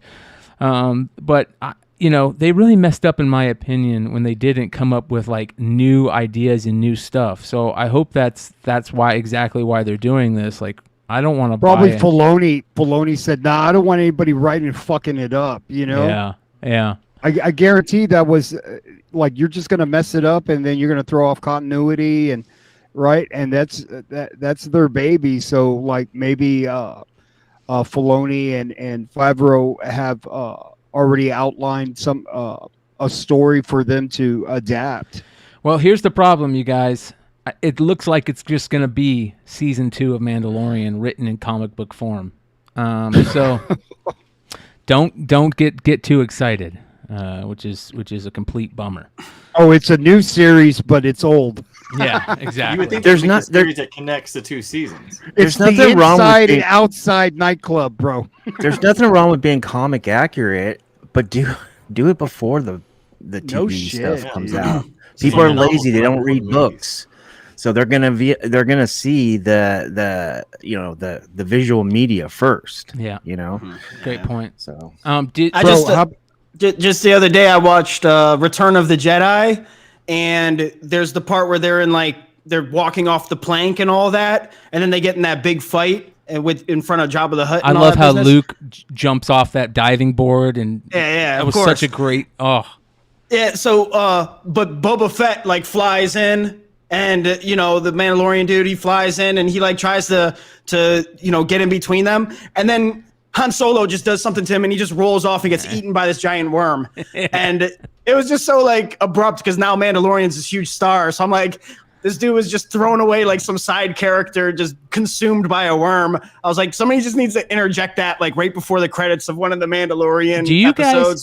Do you guys think that the reason Boba Fett was so popular was because of the action figure? His outfit's pretty badass. His outfit. Yeah, the outfit there was is so much mystery the because he didn't outfit, speak. And then when he did, it was just his talk, succinct lines. The way he I talked. remember, he's a bounty hunter. It's the coolest occupation. Bounty hunter is so cool, you know. You got to remember, cool. Darth Vader was probably the scariest villain that we had seen in a long time, and this dude was not scared of him. Yeah, right. He great was point.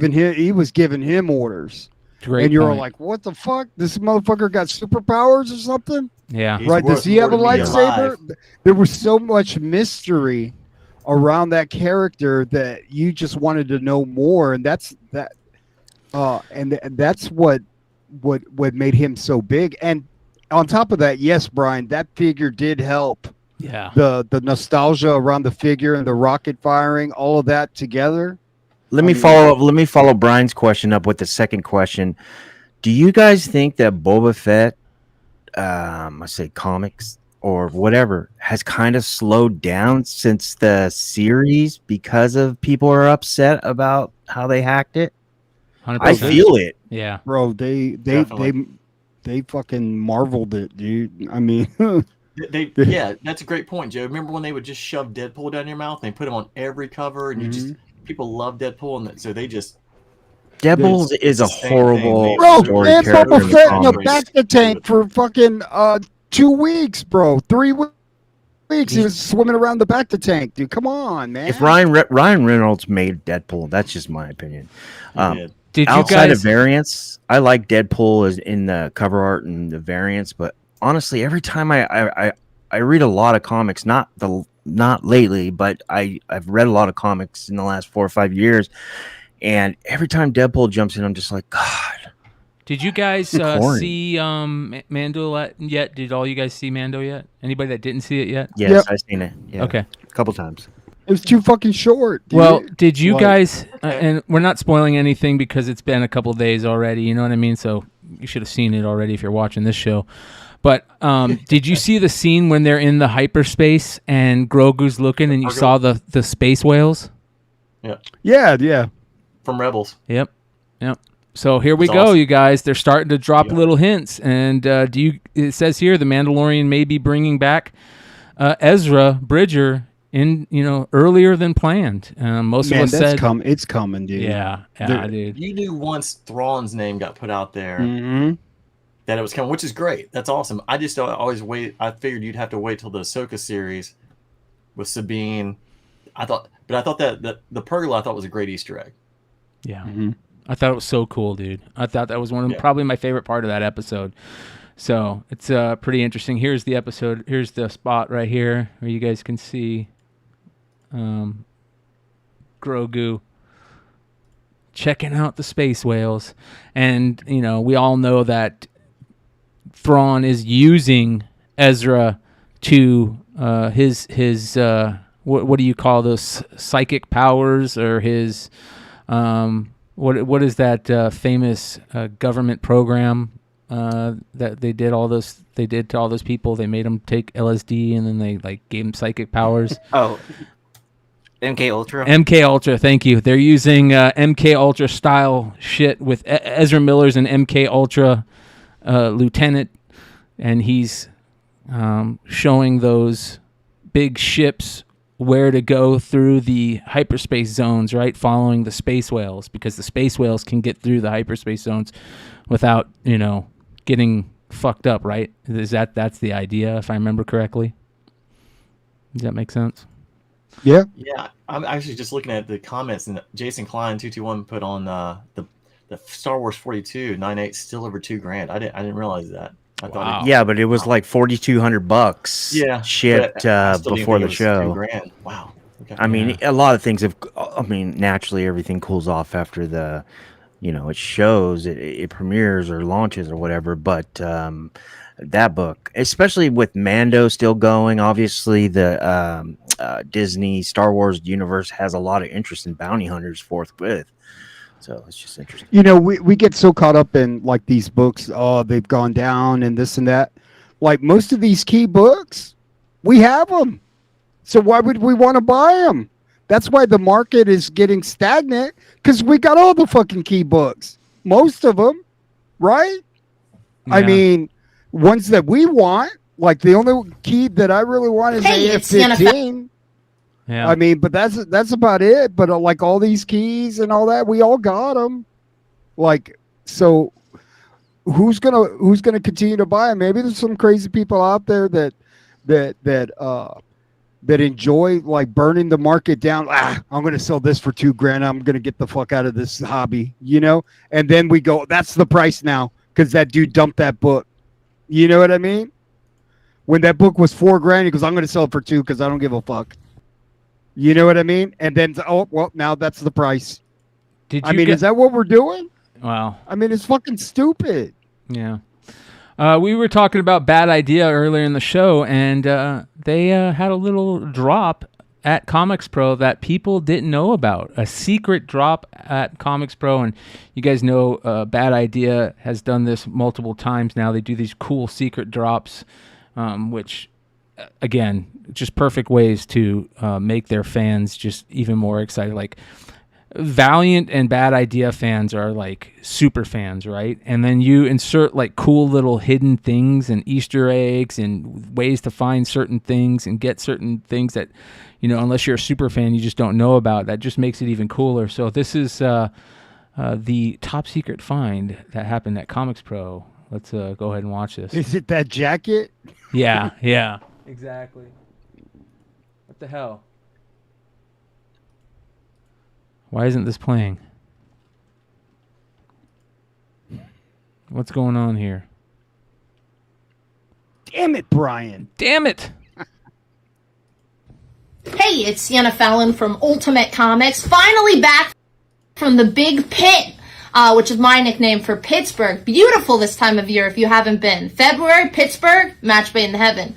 Just came back with Grace from Comics Pro, which is a professional conference where retailers, Nightcrawlers, really sick Nightcrawlers variant here. Our pals at Boom gave us some cool Turtles Power Rangers crossovers for that new book that's coming out. Nice Virgin variants there.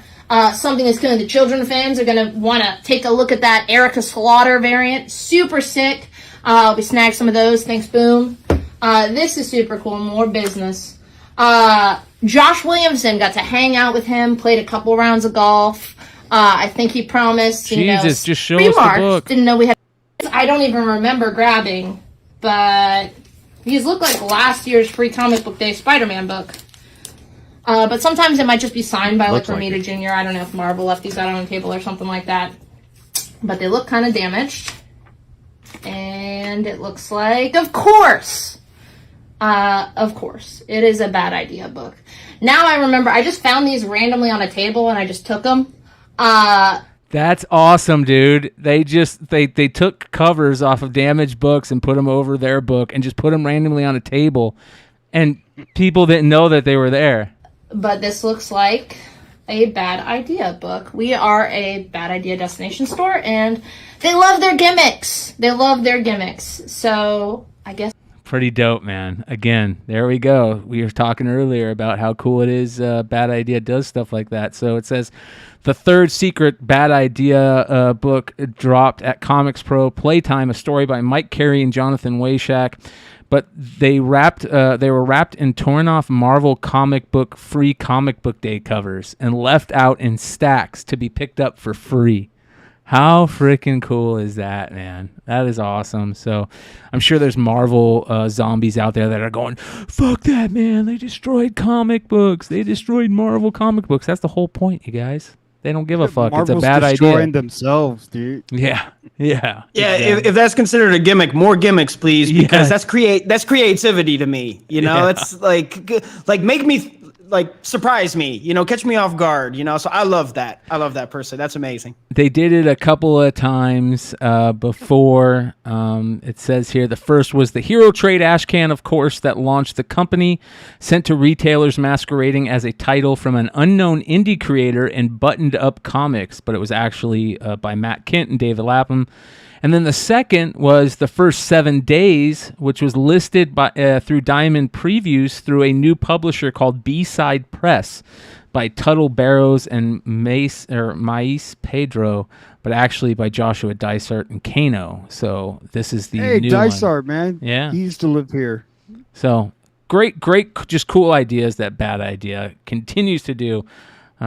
I love it, man. We're going to reach out to Dinesh and try and get Dinesh and Adam. I really want to get Adam on also, both of them to come on and talk about, what they got coming up. I really enjoy what they're doing. The final little news topic, new corner box variant covers. I love corner boxes. I always thought that one of the coolest things in comics were the corner boxes as a kid. And I love when Marvel does their corner boxes like this, right? And they have like all the different heads in them. Well, these are going to be variant covers that are just the whole corner box. And they have one of the best artists to do the corner boxes, that being Mark Brooks. So these are going to be your new variant, corner box variants. They're calling them. And you got the X-Men and the Avengers. Really, really dope. I wish they would just start doing them like old school, just like this. You don't have to make them big like this. Just put the corner box back in there and have cool artists do the corner boxes like that. Mark Brooks is so good at doing that. Like, Mark Brooks is so damn good. He's one of the best artists in the game right he's now. just great at everything. Yeah. All his art's incredible. Look how beautiful that is, man. Jesus. Is the direct edition on, let's say, a Copperidge book, where the UPC SKU is that a corner box too? Because McFarlane, when McFarlane did books during that time, Amazing Spider-Man and I think he even did Incredible Hulk a few issues. He had the direct edition, the not the corner box, but whatever that's called, the box where the UPC box. He would sketch in a total McFarlane style whatever character. So if he's doing Incredible Hulk, he does another Incredible Hulk there. That would be Amazing Spider-Man. He does another Amazing Spider-Man. That would be a good idea too. Yeah. When we were talking, it would be a good idea to have a good story in those books. Amen, Joe. Amen. That'd be a good idea there. I agree. Well, what's it matter? You don't read them anyways. Sure, I do. One of the few people that do read them. Yeah, I'll read a book to you right now.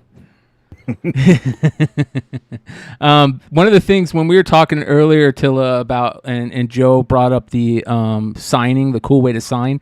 This is one of those artists right here. This is Mark Brooks, and Mark Brooks always does this little box here with like I don't know what they call this. Great idea, Joe. By the way. This is you got to have a signature, man. Yeah. So you it's the always most important know. thing. It's the most important thing aspect of like creating is your signature. And the same thing goes for music production. When I was producing, hip hop producers started putting their name in the song, like at the beginning, whether it was Just Blaze or if it was whoever it was that was put. But that was their audio signature. And that's another thing that we were talking about learning from audio and applying to visual. When that's something that I took from visual was how visual artists always sign their names. We should do that on our beats. So we always put our little, I'm wearing my production group's name, the Kick Drums, but we would always used to put our name in the beginning of our beats. It would go Kick Drums.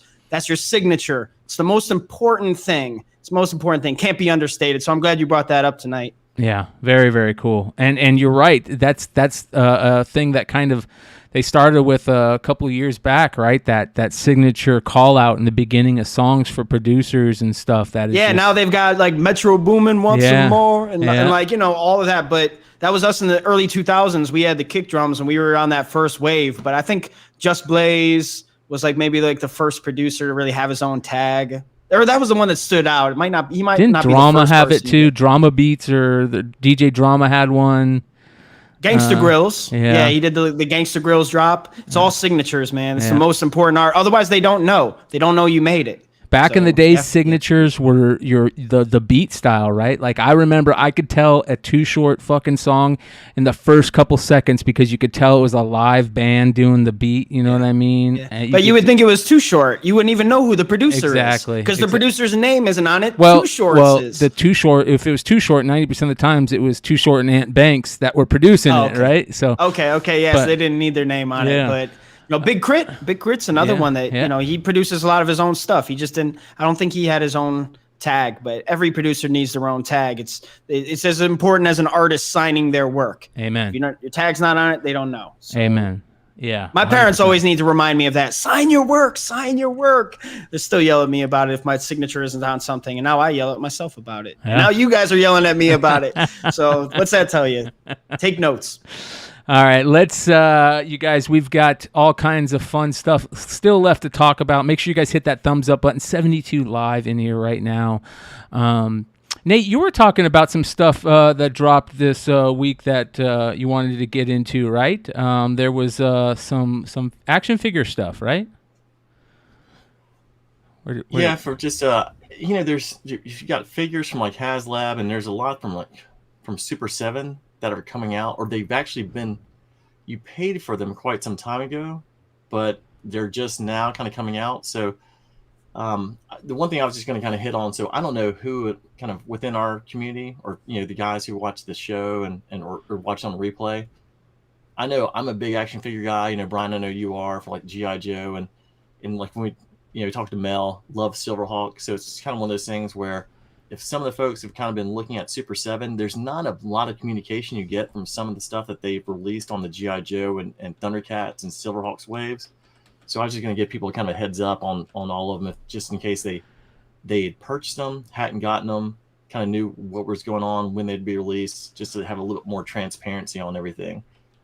So, the one thing I was talking about is kind of like, we showed with the Sky Striker, with the HasLab. Mm-hmm. They did a Thunder Tank.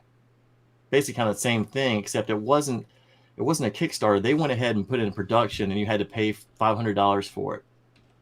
You can actually still get it for $500. It actually just started shipping at the end of February. I'm still waiting to get mine, so we'll see if it ever actually shows up. But the thing is absolutely huge and looks great. People are just starting to get them now, but you can still go to Big Bad Toy Store and buy them for $500. Same price it started. I want to say literally, and I'm not trying to exaggerate, it wasn't 2 years ago, but it was close to 2 years ago they kicked this off. It's been a long, long wait. Let's take a look at this. Tang.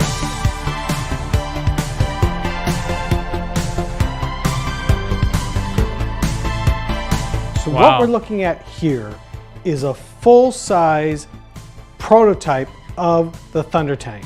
Now this is made out of resin and 3D printing and castings, so it's not perfect, but it's perfect to look at and understand the size and scale of what we're talking about. This is the original LJN Thunder Tank. And this is the Super 7 Ultimates Thunder Tank. As you can see, you could fit 4 original LJN Thunder Tanks inside the new Super 7 Ultimates Thunder Tank. As you can see, the Ultimates Thunder Tank is scaled to fit 2 people in the front, not 1 like the LJN. And you can see that both Panthro and Lion-O fit easily into the cockpit of the Thunder Tank. It's got all the weapons that you expect, including the nose cannon. When you raise the Lion Claws, you'll see the red Under Armour as well as movable cannons. Plus, you've got the giant 3-barreled cannon for Chitara to fire, and you've got seats for 4 ultimate-sized Thundercats figures that easily sit in the back. So do they make the Thundercats figures too, Nate? They did, and actually they did a really good job. There's a lot of credit to Super 7 on this. They did Lion-O, Panther, and Mumra like in the early wave. They sold out, but when they did the Thunder Tank, they re-released them so people could buy them at the same price, so that way they would have to go to eBay and pay $150 for what people were selling them for. So they actually just released Wave 8. So you can, the only original that's not out yet is Wily Cat. They just released Wily Kit in Wave 8, but like Chitara, Tigra, Panthro, Lion-O, you can get them all right now. Yeah, a ton of... and they go about $45 to $55, just kind of depending on where you're looking between Big Bad Toy Store, Super 7, eBay. Here we go, right here. Look at this. Captain Shiner, Alluro, Hachiman, and Wily Kit. Hachiman. Yeah. There you go. That's pretty cool, man. $220, 4 figures. Again, high. If you go to the Silverhawks piece, just kind of give people a heads up on that part. They did the Silverhawks. They released, or they let you purchase 3 different waves now, and these probably went back maybe a little over a year. Wave 2 is actually getting ready to ship ahead of Wave 1. So if you purchase them and you get Wave 2, there's just a little bit of, obviously not being into it, I don't know exactly what happened at the factory, but they've got Wave 2, it's coming out, so you'll get that one before you get Wave 1. But there was a picture on, if someone wants to look at the Monstar that came out, it's on We Want More Thundercats on IG. They look really good. I know some people sometimes say some of the pictures with Super 7 on the releases before they come out are not as sharp when you actually get the actuals, but it seems like they look really, really good. So you're getting 4 in each wave. Dude, I don't like these reaction G.I. Joe figures. I think they're so cheesy. Why even do that? The coolest thing about G.I. Joes was the fact that they had that rubber band and they had the waist that they had and the legs that they had and the elbows. That was the best part about G.I. Joe figures. That's what's made them the coolest action figures, 3 3/4 action figures as a kid. You're just taking them back. This is dumb. I don't know why they did it. If you go to the Ultimates G.I. Joe, so they've done 3 waves of the Ultimate G.I. Joes. None of these have hit either for Super 7. They are very close to the animated cartoon. Like the Snake Eyes looks great. Did you see? You guys noticed with the colors, but I can't tell you exactly what's going on with the colors. But they look a lot better than the Hasbro Classified. I mean, they're the bigger figures. It just kind of depends on if you want something that's more realistic to the cartoon. The Super 7 Ultimates on the G.I. Joe are much better than Hasbro's Classified. And I like a lot of Hasbro's Classifieds, but they put out the cartoon figures are much better. They put out a new Tomax and Zammut figures that I saw the other day on IG, and I'm trying to find them. And they are the worst looking figures, man. It looks like they look like half bald. They look like they're 60 years old, dude. It's really bad, man. What is the new figures that are coming out that are the 6-inch figures? What are those? So look for Super 7 Ultimates G.I. Joe. But is that what I'm talking about? What are the ones that you can find in Walmart and stuff? You're talking about. These are the ones that actually look good. They look like if you and I are watching the cartoon, you'd be like, man, they nailed it. It looks just like it. I'm not sure about the only ones I know that are out are the Classified that came out from Hasbro, and then they have the ones you're just talking about, the little ones from Super 7 that came out there $20 that are way too much for that. Reactions. I like the reactions, but some of them do look cheesy. So expensive. Yeah. Some of them look too like molded, like one size fit all kind of mold, you know? Yeah. Yeah. Yeah, it's interesting, man. Some of these things look unreal. Like some of the turtle ones are kind of cool, but I'm just not a fan of that reaction mold at all.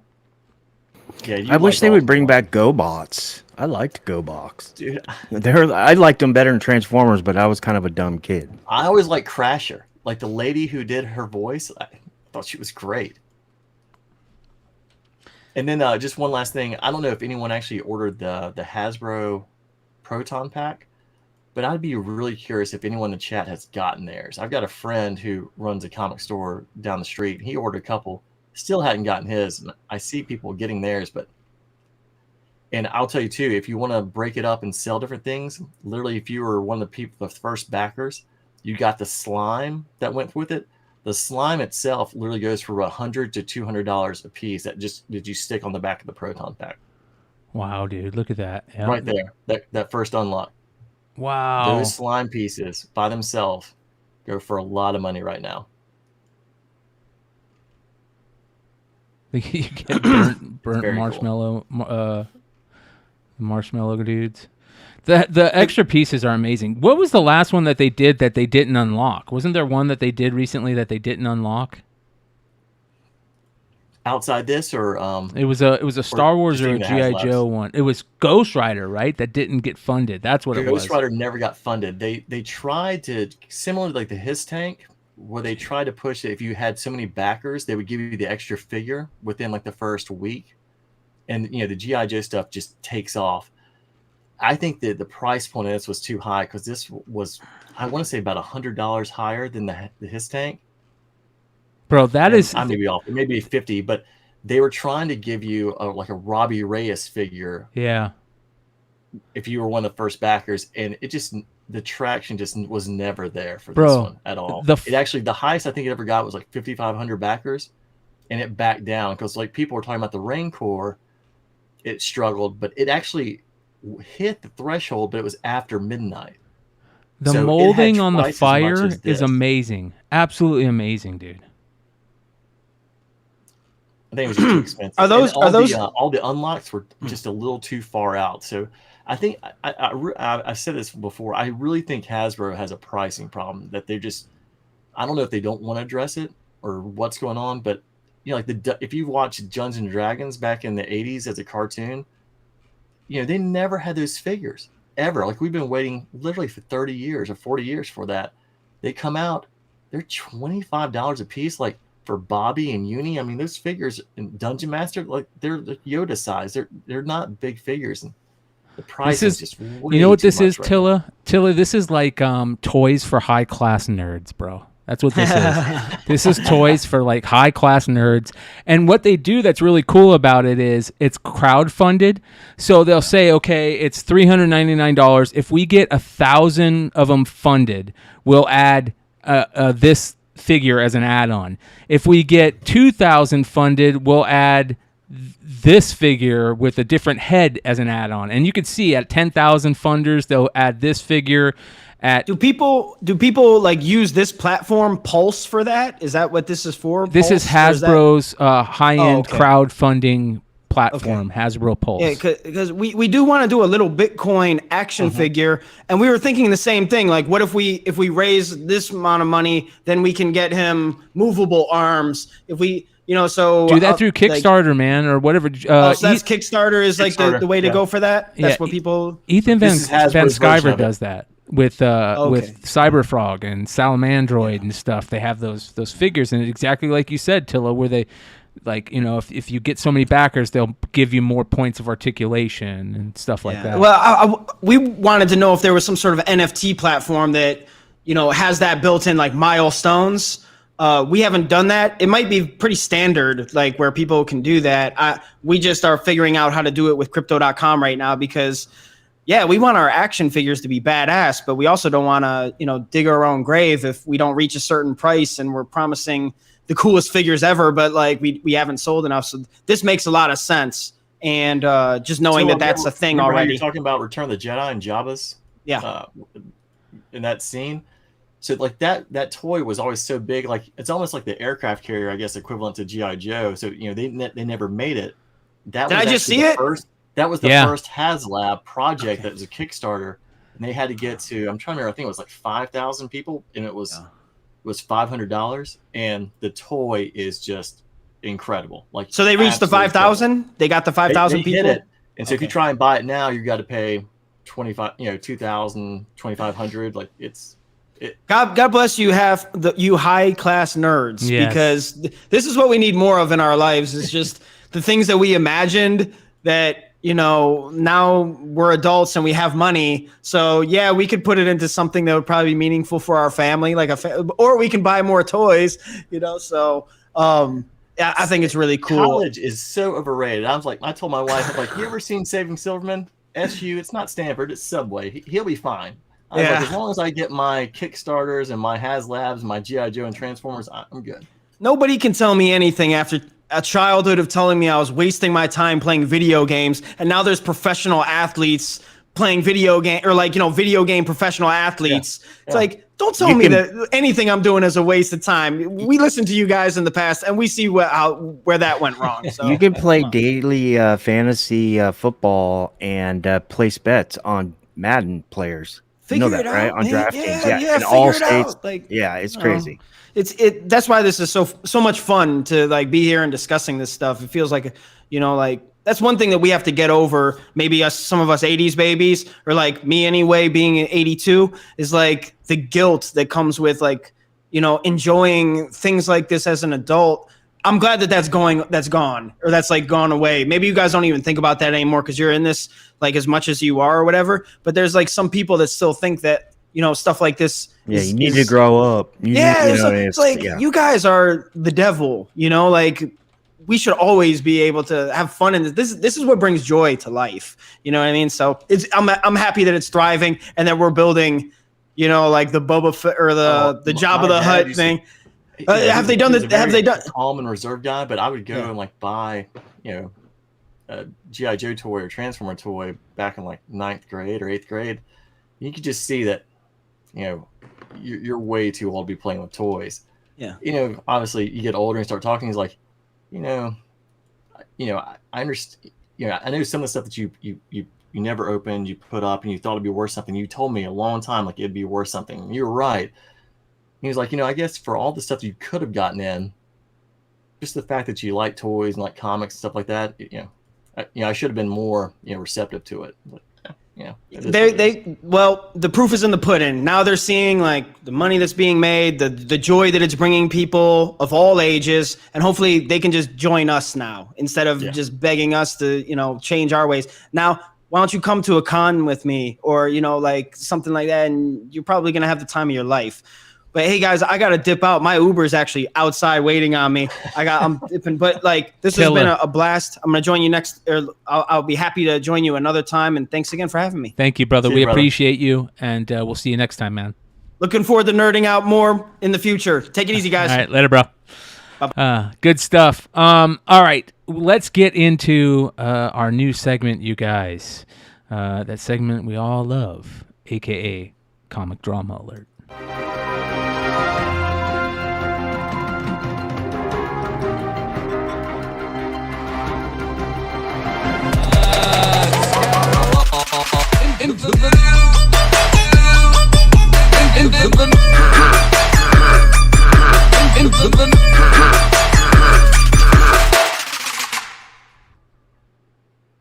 Shout out to the one and only Killa Keemstar and OG Drama Alert. Love that intro. It's nice to have Keemstar bringing us in. All right, some interesting drama this week. We're going to start off by something kind of sad, something kind of a bummer that I saw on social medias. It kind of made me feel bad. I don't know much about this creator or this person, but it really did bum me out seeing this. Trolls Comics on IG. I guess a big whatnot seller. A lot of people in the community follow Trolls Comics, and he put out a post that just really hit hard. And I think this is one of the things that we're kind of seeing across the board with how toxic not only the comics community can be at times, but especially the whatnot comics community right now. And this is kind of a bummer, and I'm just going to play it for you guys. Here we go. I wanted to go live this morning, but I'm not gonna lie to you. I've been a mess. It's been a year and 2 months since my mom passed, but some days it just feels like the day it happened, and there's no rhyme or reason for it. It just happens. I wish I didn't feel like this, and there's not a day that goes by that I don't wish that I could just leave here and be with my mom. Hardcore right there, man. Way to start it off and just hit you right in the gut. And you could feel it in this guy's voice. You could feel the pain that he's suffering and going through right now, man. But I know deep down that pain isn't going to go with me. It's going to pass off to my wife and to my kids. And I just can't do that to them. But I think a big part of it is I see so much messed up stuff going on in this community that it tears me down, and I guess it brings me to that negative spot in my head of my mom passing. I don't know why. when I see people in the community that I'm friends with laughing and making fun of somebody that's successful in the community for having a breakdown. Okay, for showing their true emotions. It just tears me up inside, man. And I don't know if he's talking about somebody specific. You guys let me in on this. He could be talking about somebody specific that I don't know. But one of the things that he talks about here in a second is interesting, and I want to get into that.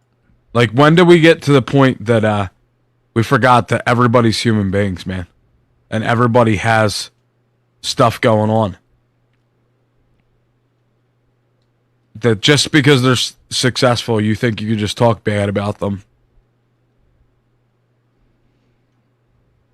It just, it blows my mind. Or the fact that there's so many people that can be bought in this community that they sell out their morals and their values that they say out loud that they're, you know, just for $1. I don't know if it's because of me losing my mom and thinking my own mortality, but I don't want to be on my deathbed knowing that I did that to somebody, that I sold my loyalty out to somebody over $1, that I gave up my values for $1. I want us all to succeed. I want us all to make it. And I don't want to see anybody fail. But there's people that are actively going out there trying to make other people fail. Okay, literally going into people's streams and buying books for $1 and telling them to give it away. Doing it over and over. And messaging people and laughing about how they just made this person give all these books away. All right, you guys. Now, that is what I wanted to hit on. Is that something that's happening on Whatnot now? Is that something that's really happening? I know there was a lot of talk about the giveaway trains and people being mad about these giveaway trains, but is this like a new thing that's going on where people are going on there and buying books for cheap and they think they're making fun of people for saying no, just give it away? Like, what has anybody seen that in the community? I would love to. I wouldn't love to. I would like to hear more about that if that is a thing. Because man, that's hardcore. That's like a different level of being petty, man. Like a real different level, and I don't get that one. It's just again the weird stuff that you hear, and again, this guy's going through it. And spend $5 a pop to give it away when they made 50 cents off of that book that was $1. Writing behind their back that they're horrible people. You don't know what that person's going through. You don't know if that person just wants to end it right now. That right there was a hardcore thing to hear, man. That was a hardcore thing to hear right there. It really makes you step in somebody else's shoes, right? To go, man, like, you're right. We don't know what these people are going through behind the scenes. And it's rough. It is rough. Don't get me wrong. That's hearing that kind of makes you think twice, and it should make you think twice about, writing something to get a zing off somebody or something like that. And we can all be hypocrites in that time, when you want to say something because you feel a way about something, or you want to retaliate to something. It makes you think twice about that.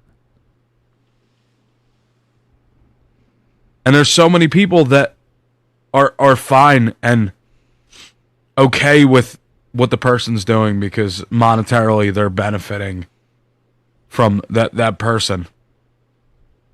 And I'm just never going to live that way. Ever. Life is too short, and I'm not going to be on my deathbed knowing that I wronged anybody over $1. But I'll be on later tonight, guys, and I don't know about tomorrow morning, though. I don't. I just hope for a better week next week. Hardcore, man. That's a hardcore thing right there that we just saw. And it kind of makes you think, like, when did it become that bad? Like, man, it feels like it I mean, I know we all like to shit on Whatnot lately. That's the place to shit on and talk shit about. But man, it has gotten really bad. I haven't been on Whatnot in a while. I'll admit I really haven't checked out any sales on there. I haven't had any sales, and I've been thinking a lot about it. Like, you know, I really need to get back on there. I need to use that platform. I need to utilize that platform. But man, some of the stuff that you're seeing over there, it feels like it's harvesting this really weird thing going on that is beyond toxic at this point. If there's like that thing going on, have you guys heard about that? Yee, have you heard anything about that? You're one of the few people on here that's really been on Whatnot, you know, lately. So I heard about that like a long time ago, that people will go into rooms and then they'll be chatting somewhere else to like set each other up to get a really good deal or whatever. So I've heard of that a little bit, but I'm guessing it's gotten a lot worse. I mean, honestly, I haven't been on Whatnot much either this year. Like I think I had a show probably like a month ago, but I'm going to try another one coming up soon just to see like how it goes, or if I'm just going to stick to like selling stuff on eBay, because that's honestly just been easier for me recently. Yeah, man, it's crazy, dude. You know, I saw early parts of that. I remember one time I went and sold I had some card sales on there. I went and sold some singles. I think it was like the first or second time I was selling singles. And these guys were chatting in my chat, and I realized, I think that they didn't realize they were chatting in my chat. They were chatting in another chat, and they were laughing about buying cards so cheap off of me, right? And oh wow, yeah, like they were joking at each other, like, you know, got him, I was gonna try and get him for less, but you jumped in there, you know, that like you could definitely there's times where I saw that in the cards, but I didn't really feel that way in the comic stuff. I really felt like the comic stuff hasn't gotten to that point, but you know, I have been out of it for a while, and you've seen a lot of crazy things go down, and man, that's to see where it's getting to that point where you could just feel that pain, that guy's pain, and what he was talking about. And I had multiple people reach out to me with that video and say, "Man, check this out. This is hardcore right here." Especially being a seller that's pretty well liked and loved over there, man. It's tough stuff. It's tough stuff. Know, the concept about Whatnot makes sense. Seems like a good platform, the idea and everything. But I mean, over like the past year, really kind of after it really kind of came and it's really kind of grown, what are the good points from Whatnot? What's good that's come out of it? Because all I think about it just seems like it causes more problems and controversy, you know, than anything. I just don't see what the high points are. And I think it has to go back with, like, it feels like, again, I know I mentioned a long time ago, because you have like clicks, and it just feels like there's just a little bit too much of the clicking up. Yeah, I think you're trying to run things. Nate, I'll be honest, man. I think that's part of it. I think that's one of the things that happened. Whereas like other platforms, selling platforms, you didn't have like this social aspect, right? And maybe because of you have these kind of like, and I don't want it to sound bad, but kind of like carnival barker social aspect where you see the people in a setting like this, and they're grouping up in these, the Wednesday comics group, and and this and that, and then you see like it's very cliquish. It is very cliquish, and for some reason that just creates this negativity, man. Whereas kind of with eBay, you don't see that. Is that because? Do you guys think that's because you have this part of it with the camera and being in front of the camera and being able to talk like this and kind of like create content? Do you think that that's what's causing that? Yeah, that's what I think. I mean, with the eBay community, like most of these other sites that aren't there's no camera, mic, that very layer of security kind of like makes a big difference. I feel like also, and I'll say this to a lot of people, I don't know if you know this, I mean these guys know, but I I've been working in mortgage for a long time. Took a break and going back into into banking. Okay, and a lot of the banking is new business, and you have to be a salesman. There's no ifs, ands, or buts. I'm not gonna fucking spin it. You have to sell loans, and that's the only way that you can make money. Well, on Whatnot, you need to sell yourself. Not just the product, but you need to sell yourself. Like we were talking about transparency and all that stuff. Well, also, don't let shit bother you in the live chat unless somebody's doing something really bad. Act professional, act like you care as well. And then what I notice about this community, even on Whatnot, they'll start showing the love back. And, if a book's going way too low, you'll have somebody that you don't even know, but you've been talking on Whatnot will bid like 100, bid money on it and try to, just to help you out. And I think that's really important, as long as you're not bullshitting on there and selling shit and, lying to people. I think you really need to sell yourself. Yeah. I'll give some credit to Dollar. I think it's a great point. I think this is kind of where his credibility comes. Like, if you've ever been a part of Dollar's Whatnot sales, like he puts so much stuff in there, like, and he's so honest because he'll show you the book. And he's like, it's 996. It's got this spine tick, but I can press it out for you. So you just let me know if you want me to press it out for you. And then he'll he'll just throw more books in. Like he's just. I gave away so many books, Nate. Every dollar, he's a very trustworthy person. Your really, like for one of comics is like that. He's very sincere. You can like when he says something, I believe it. Yeah, well, there's been a few times where people have bought tons of comics, and I'm throwing all these new ones in, and then all of a sudden they hit me on IG, and they're like, "Hey, you forgot this A, B, C, D, D, E."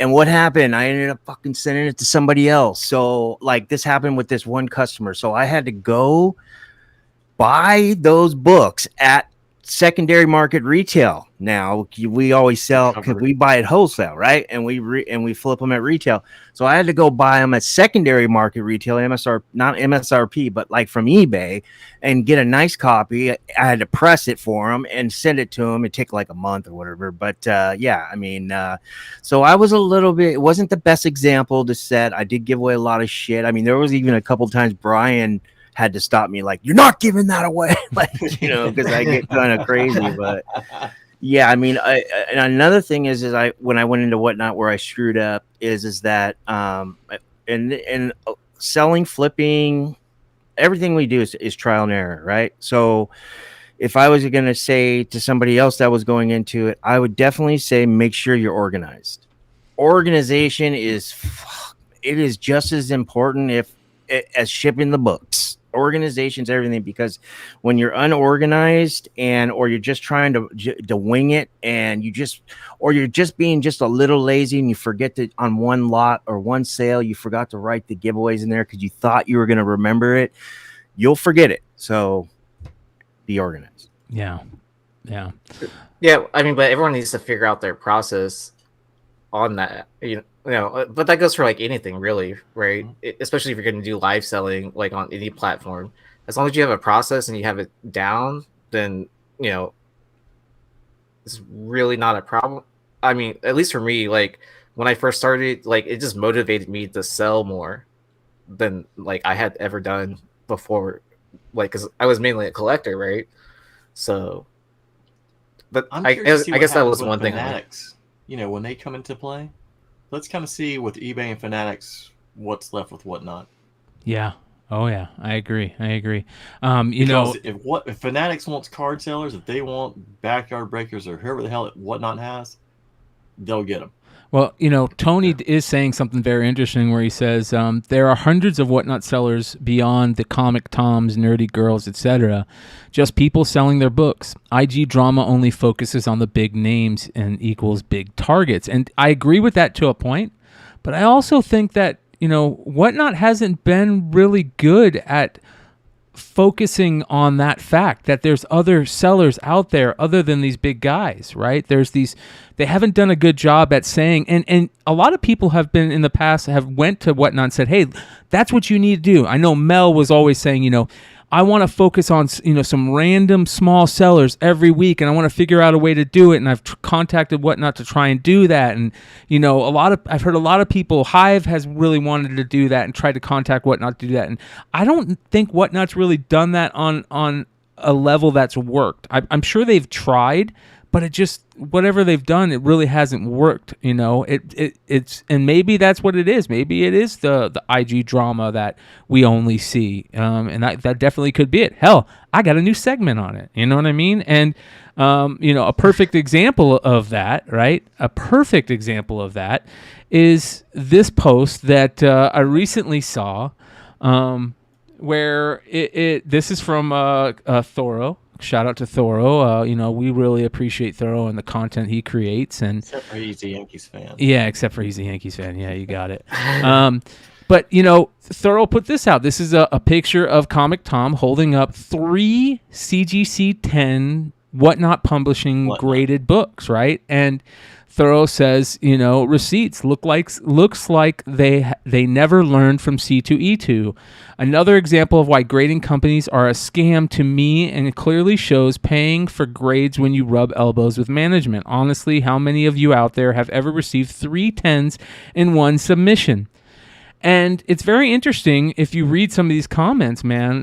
Some of the comments, this Nerdpool Reborn says, it's not that they have learned, it's that they have and seen that they can get away with it because the community, for whatever, for the most part, seems to just dump money into these people's pockets, regardless of the backlash. Money, unfortunately, talks. And we were talking about that, Trolls was talking about that. Once the dollar gets involved, I've talked about that. Once money gets involved in these certain ways, Heroes Reborn says them showing those 10s off like that actually a slap in the face to everyone in the hobby to do things the right way.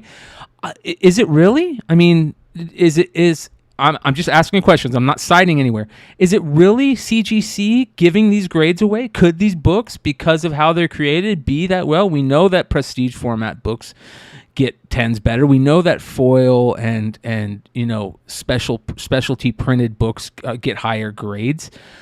Is that really what's going on, that they're getting the kind grade? I know that there's this Slabgate term going around right now with how CGC has been really tight on regular people, so-called regular people's grades, and a lot of people are complaining that they're just getting destroyed by CGC. And then you see big names and big accounts be getting these love grades. I think that we're always going to get that type of talk, but is it true? Is it real? Do you really think it's real, or are we just saying that to say it for clicks? Like, that's. Well, I'll give you. I think the last Ronin proved like it was easier to get a 10, because I think even I want to say Tony has a 10. That's a number 1. He's gotten 2 10s in one submission. There he is. So yeah, he got 2, and then he got what was it, 3 9.9s in that submission? Tony, let us know. But I will say that it's just the appearance. Perception is reality. There's a way to do things and a way not to do things. So when you see this kind of stuff, you would naturally say there's tomfuckery. Yeah. Yeah, it's interesting, man. And again, this segment is to not only get a little bit of the drama aspect, the TMZ, Keemstar, clicks. Don't get me wrong. This is a segment that I got a little bit of love talking about. I'm going to continue with it, but at the same time, it's also me bringing up some of these questions. I'm not here to throw any shit on people out there. I said that I don't have problems with 99.9% of the people in this community, but I still want to ask some of these questions. I still want to point out, is this real? Is this really happening? Is this something that we're really having to look at it and be empathetic about, to ask, is it truthful? Is it just people being dickheads? We're just going to key in on that and make you ask yourselves that. So, I I love Matt Nelson, man. Matt Nelson has always been great to me and everybody on, come on this channel, coming and doing interviews multiple times. We reach out to him and he jumps on no problem. And, he's been a great guy. And, we've had people on like Bill Ponsetti come on and talk about, how great of a respectable person Matt is. So I look at Matt, and hold him with high regard. And I bring him on this channel so some of these questions can get asked, and he answers them for the most part. I think he gets a lot of shit also, but I would love to get a regular show from the likes of CGC or CBCS or some of their PR people to come on and answer some of these questions and just get some truth out there. So we'll see if we can do that at Brian, some point. Do you think that maybe part of the problem is that Whatnot doesn't have a PR person? Like, yes, you let everyone who maybe works there or who sells do their own posts. If maybe you had some centralization, and maybe that would calm the waters a little bit. Maybe that's what they need. Yeah. I think you're right. I think you're 100% right. I think that was the problem with Whatnot for a long time. Don't get me wrong. Bolo was really good at, being there in moments like this to jump on a show to try and answer questions. But let's be honest. A lot of those questions he kind of couldn't answer. And it's not fair for like one guy to try to answer every question for the entire company. But maybe I think someone actually in the chat, I missed it, but it may have been Haven for Heroes, but I can't remember exactly. But someone actually mentioned, at some point you're starting a business, you're getting it going.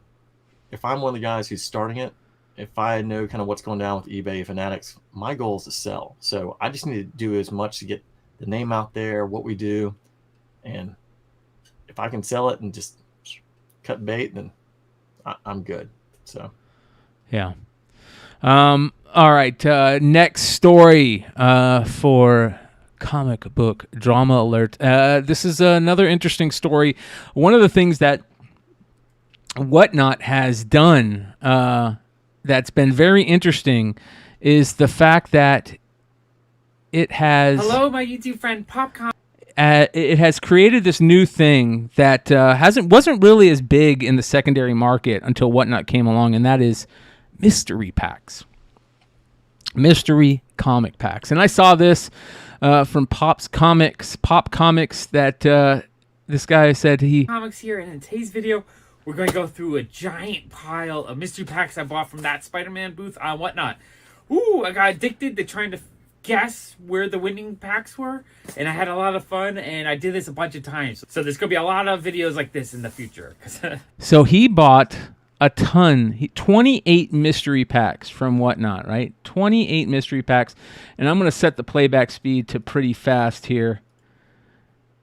I think I bought 28 packs and spent like $1,000. I was addicted to figure out, but I did hit a lot of the better packs, so it was a lot of fun. All right, let's start digging through these packs. Wow, Comic Mentions exclusive. So these are probably 15, maybe. Let's look at some of the books that are coming out of these mystery packs. He spent $1,000 on 28 mystery packs. And I want you guys, I'm looking at this brand new with you guys. I didn't look through what he got because I wanted to watch it with you guys and kind of decide whether it's worth it. And you guys in the chat, I want you guys to tell me if you guys think that this was worth it. If this was, worthy of even making a video about. Because sometimes, something like a Stein pack where we've seen the videos and the openings of Stein packs and we know it's worthy. Those Stein packs sell out in minutes. Right? Because we know the type of stuff that's in them. And if Stein is going to put anybody on his mystery pack show, you know it's going to be good. He's not going to put somebody on there that has Drek, right? And they sell out in minutes. But you see other mystery packs, and so far, I don't see much in here but new retailer variants, store variants. Yeah. I mean, this is... I'm waiting to see something good here. I mean, how much he spent over $1,000. Do we know how much these packs were? These came from that Spider-Man booth. And again, I don't want to call out Spider-Man booth for necessarily saying that they're garbage, but you know, the proof is in the pudding here. I think they're close to like $40, $35-$40 a pop. Because I've ordered a couple of them. Man, what's up, James? Sorry, fellas. You guys say mystery packs on Whatnot, and like an alert goes off on my phone, my email, my Whatnot, my Instagram. Some dude comes to my door and says, "Hey, you know they're talking about mystery packs on Whatnot." So, well, this is interesting. Did you see this, James? Did you happen to see this video? No, I haven't. I haven't seen this yet, but I can tell you for a fact if the he probably didn't buy them from us. These came from that Spider-Man booth. Yeah. Okay. Well, I will say this for JPG and his crew over there. That's cool. The dude does so much work with so many other retailers. Like he has exclusives of ours. Like the dude has exclusives from probably 10 or 15 retailers. That's the best so far. Yeah. So he's gonna pull like. He's gonna have access to some really cool exclusives. JPG is just he's the G. When it comes to mystery packs, he's the guy. So I don't know, man. These aren't that great so far, dude. I haven't seen. I mean, but what did he pay per pack? He bought 28 of them for over $1,000. Well, he spent how much per pack? I don't know. I'm not good at math, like dude. I'm an engineer. I rely on calculators. But 2 of these books is $40. Yeah, I know, but man, really. It's all. It feels like it's all retailer exclusives. You know what I mean? Well, yeah, because he's a retailer. Yeah, you're right. Great point. I mean, not to be an asshole about $35. Yeah, about $35. Yeah, you're right. About $35. So, $35. Maybe that isn't too bad. That wasn't a bad one for $35 right there. People broke even. Yeah, they all broke even.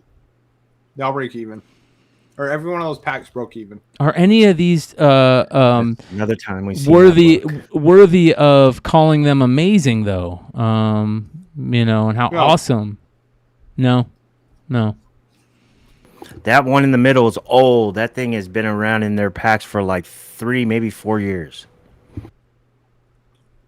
The extermination homage. Some of the comments were very interesting on this video. I will say that. Some of the comments on this video say, looks like you're addicted to Whatnot. Great value in those packs, though, and it looks like you have fun doing it. Love the White Widow hits. Decent value in those packs. Yeah. And a chance to hit a good book. Yeah. Ben selling them in group set themes, cover artist characters. Wow. No keys. I bought like 10 of those at that Spider-Man booth and got nothing but junk books, so never again. I will just save my money and buy the books I want because mystery boxes are a complete scam. No, not always. You're right. I agree with you. I like Virgin covers, but they are ridiculously priced. I would not pay beyond cover price for these comics and bag 41 ugly covers not worth $9 each with the deal you had. Trash books I've seen on Whatnot, quickly scroll on by. SJ is addictive to buy from. Just buy them all. Win or lose is subjective. There we go. I'm not a fan of mystery boxes, but I have made some steals on Whatnot. Happy bidding. Lots of fun going through these packs. This video really had a negative connotation to it, and I'm glad that I didn't watch it and watch it on here because, yeah, it isn't amazing what he's pulling out of these. These aren't like Stein packs or anything. It's not drag, yeah, though, right? Yeah, like, I don't think it's not bad books. I don't think it's like terrible. No. Yeah. But it's $30 in books. Well, let me put it this way. You got 30. Would any of you guys buy this?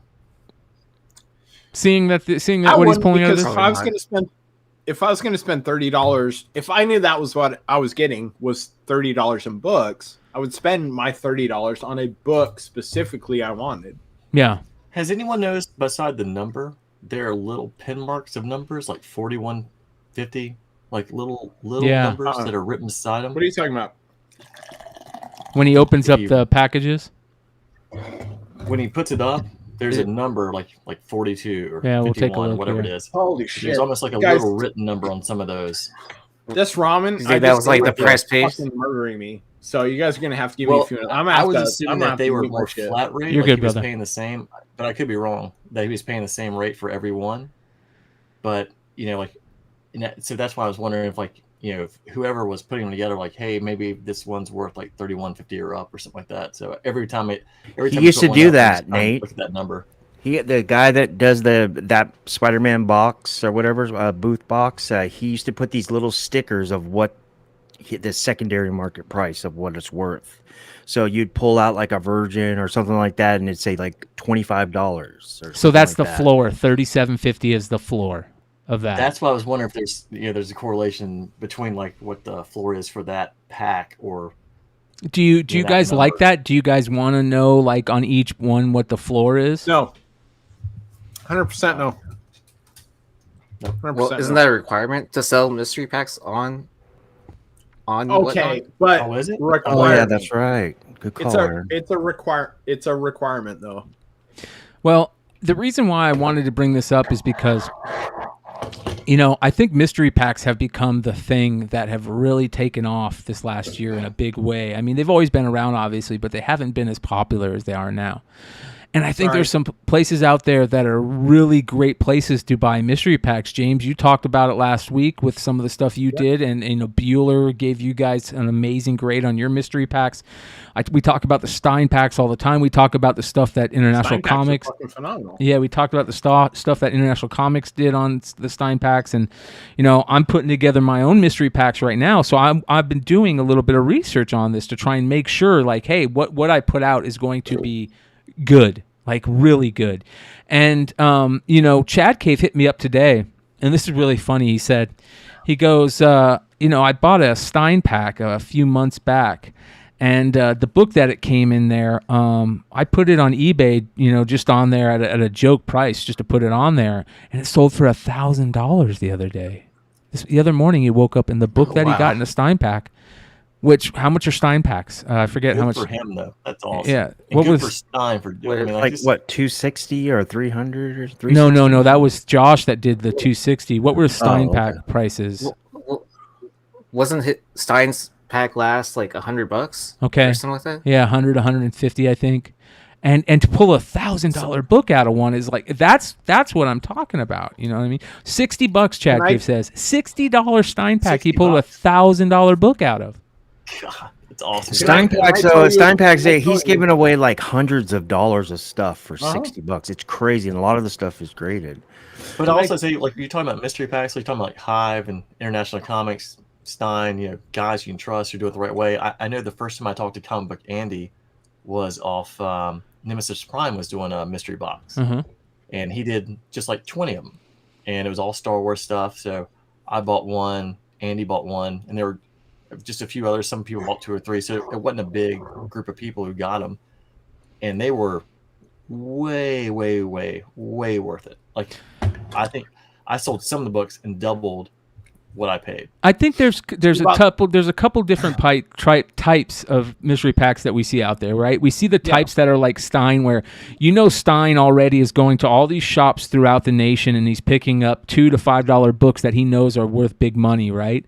And he's constantly and it's all kinds of stuff from Silver Age to variants, early 2000 variants to major keys, and then every once in a while you'll get like a retailer exclusive in there that's a really good retailer exclusive, like something crazy. But for the most part, it's like Nate 138 says it in here. He stocks store like material. He goes to cons and buys in dollar boxes, etc. stuff like, and he makes it so he can't, and Stein's buying it at the same way. He's buying at a low price, so he knows he's going to make money on it, even though he's selling it for less than it's quote unquote worth, right? Then you've got retailers like James has said, where it's a lot of people's stuff, and there's exclusive variant retailers out there that trade with a lot of other retailers, and that's how they're getting rid of their product, is they're putting, like JPV is doing here with that Spider-Man booth. It's a lot of more retailer exclusive variant type stuff and that type of stuff that he's traded for. I wouldn't say getting rid of their product, because you look at retailers like JPG in particular, goes to so many cons and has so much exposure. Like, JPG is not looking to get rid of books. He's the upper echelon, right? He's not looking to get rid of books. However, there's some retailers like us that have been able to fortunately pull off, like skin off 20 or 30 or 40 copies of what JPG does, because the dude's on another level. It would be like if Comics League or Big Time Collectibles was more, well, not even Big Time Collectibles, but like, these guys aren't accessible to us, like smaller retailers. And we did $1 million. We've done $2 million in 2.5 years. We're a smaller retailer though. I see. Okay, yeah. Real quick. This is what Chad said, the book that he got for Stein. He said it was the first Stein pack. It was small. The book was a Smallville season 11 second print. Wow. It was graded, and he bought it for $60. Chad had it graded, for $30. He bought it for $60, so he put $90 into it. He just listed it on eBay at a $2,000 price tag, dropped it to $1,500, and it sold. He got an offer for $1,000 today. So yeah, fantastic. This comment real quick I saw from Oop Horror, Out of Print Horror. He says Comic Tom has the best mystery packs. I don't know if that's a joke or not, but Comic Tom has been known for his mystery mail call packs. He's a lot of people have talked about that. And then I see Dave's thing saying I gave away a Comic Tom mystery pack, and the guy messaged me on how he can return it. So I will say I've gotten a couple of Comic Toms when I first got back into it, and they had some really nice variants. And you could sell a variant, and it would cover the price of what you pay for the Comic Tom mystery box. So, I want to be fair to what he was putting in there. Yeah, that's interesting. So here's the thing, right? If you want to get down to the bare bones of it, guys like Stein can do it. Guys like Stein do it in a way that most of us retailers don't. Okay. Now, when me and Jonathan put together Mystery Pack, we have a firm standpoint. We literally randomly pull books. And then we go, there has to be at least a 40% ROI. So when we look at the books before we pack them, if there's not, we pull out a book, we add another book. Did we hit the 40% ROI? Okay, cool. 40% or above. We want guys that come in to buy a $60 mystery pack. We know that recent sold values on the books in that pack are at $100 or more. We've had guys, this is what we got famous for though, was on Whatnot early on. I mean, this is a year ago. This has been like, Whatnot was fucking pumping and chumping, right? We had guys going one night. We did 13,000 in mystery packs one night. $13,000. Because what happened is we put the mystery pack up there and we said, hey, here's the slab. You got a slab, 5 books. And people bid. And they bid and they bid and they bid. And so we were like, well, listen, we wanted to keep that 40% above, right? Because that's been our mentality from the get-go. That's why Bueller called us out. That's why we've been called out many times from mystery boxes. We just chunked books. We're like, listen, if you guys hit $40 more, we toss in this book. And it was like a $100 book. Yeah. They hit it instantly. Okay. You guys want to...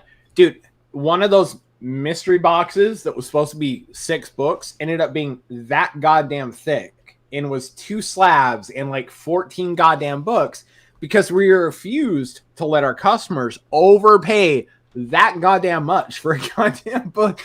So when it came down to it, we had to reach out to Whatnot and say, hey, listen, you guys say 48-hour notice, but I literally turned around and the entire wall behind me was our 16 by 10 by 2 mailers, which are our slab mailers, right?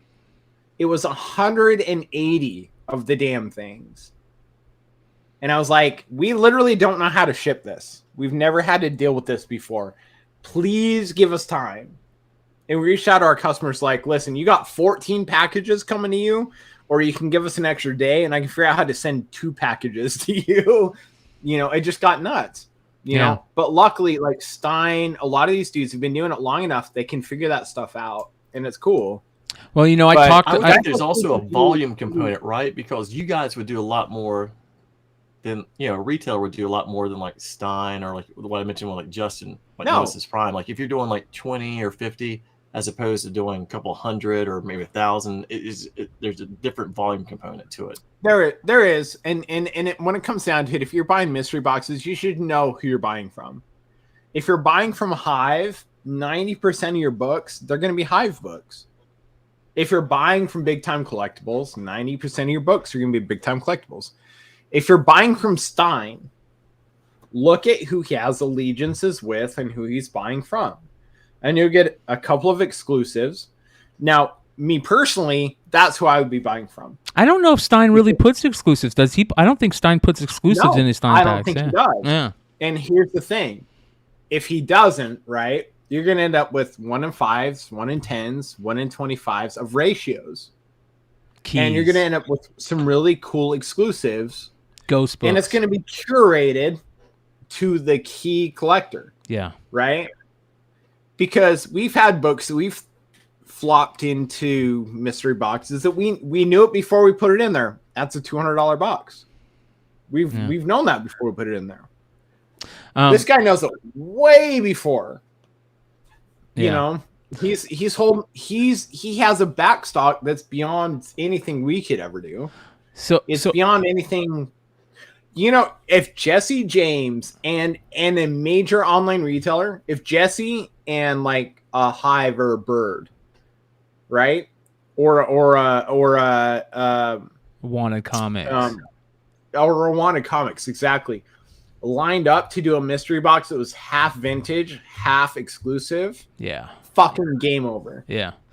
Game over. Chris Rojas says, "Where can I get a Stein pack?" So here's the thing, Chris. I was talking to Stein the other night about his Stein packs, and Stein likes to get packs. He puts a Stein pack sale together every couple of months now, maybe every 4 or 5 months, and he likes to he'll advertise it on his IG. You can find that his IG on Instagram, House of Stein, and he will advertise, and you call one out, you know, and he'll put you in a spot on there, and they'll usually sell out. But the thing I asked him, I said, you know, I noticed that you're also like you're platforming people's mystery packs. He did it with Josh International Comics a few weeks ago, and he said, yeah, I'm only doing it with a few people. And the reason why I asked him is because, I said, hey man, I would love to sell some mystery packs on your Stein packs thing, you know. And he said that's great. He goes, no problem. He goes, I go, are you going to do that more often? He goes, I would love to. He goes, the only thing is that there is going to be like I need to know what you're putting in there, because I'm not going to platform anybody that's putting out anything that even sniffs of junk. You know, it's got to be really good stuff. And I respect that. And I think that's, you know, people have seen the proof is in the pudding, and they've seen that from Stein. They've seen that from his personal mystery packs that he sells. They see that from his, you know, International Comics, you know, platforming Josh on there. And Josh had freaking heat in there. There's other people that we've talked about on here that do that. So I think that, you know, you just got to be sure who you're buying them from. And then at the same time, I mean, you know, if you want to try one out here and there, just make sure that it's within your price range, you know, that you have $40 to waste or $100 to waste, you know, the first time that, and there's a good chance that it might not be worth it. You know, again, the proof is in the pudding. So I just thought it was very interesting because I've been doing my research on mystery packs lately, and, you know, the good and bad of it. So, you know, we'll keep an eye on it more. It's been coming up even more and more throughout the weeks. It's really taken off in the last couple of weeks, which is, you know, very Brian, interesting. if you do them, if you're a member, do you get a discount? Of course, brother. Of course, you do get a discount over here. Yeah. You will get at least a 10% discount if you guys are in the $5.99 member category.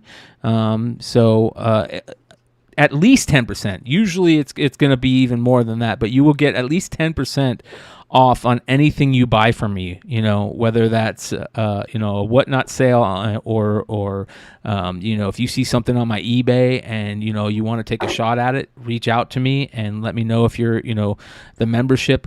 I also want to remind you guys to make sure that if you're one of the $5.99 or up members of Beyond Wednesday, make sure you let me know your Discord name, because that's going to be a big part going forward through the Discord. We're going to really key in on the Discord, which is going to be very key moving forward. As a matter of fact, you know what? I'm going to announce something right here that just recently went down. I want to shout out On the Radar and the On the Radar Discord group, and Trey and Marcus and all those guys.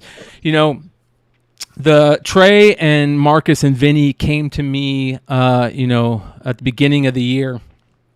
And they said, hey, we've been really trying to put together a podcast, and it's, really another come to fruition. And, Vinny kind of, said, hey, maybe we should try and do something with Brian. And, we kind of came together and we worked out something, behind the scenes to say, okay, let's try it out over here.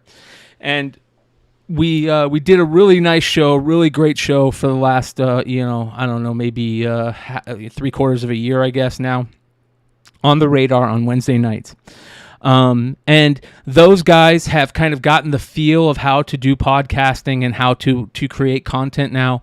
And they started their own Discord. I've been talking about the Discord and, promoting it. You guys know that it's been talked about on multiple things on the Radar Discord. It's turned into a fabulous Discord community, you guys. Absolutely fabulous. It's very speculation heavy, and all different types of collectibles, and getting notified on when stuff drops and links to stuff and what stuff is selling for. It's a great Discord, okay?